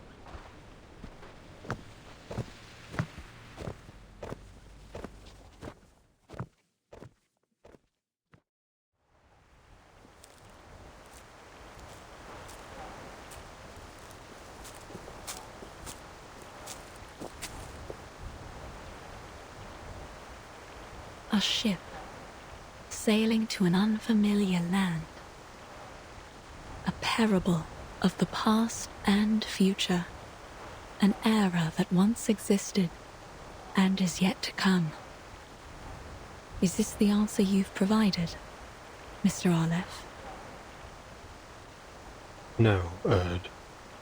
You will have to find this answer yourself. No one can help you with this. No one. I see.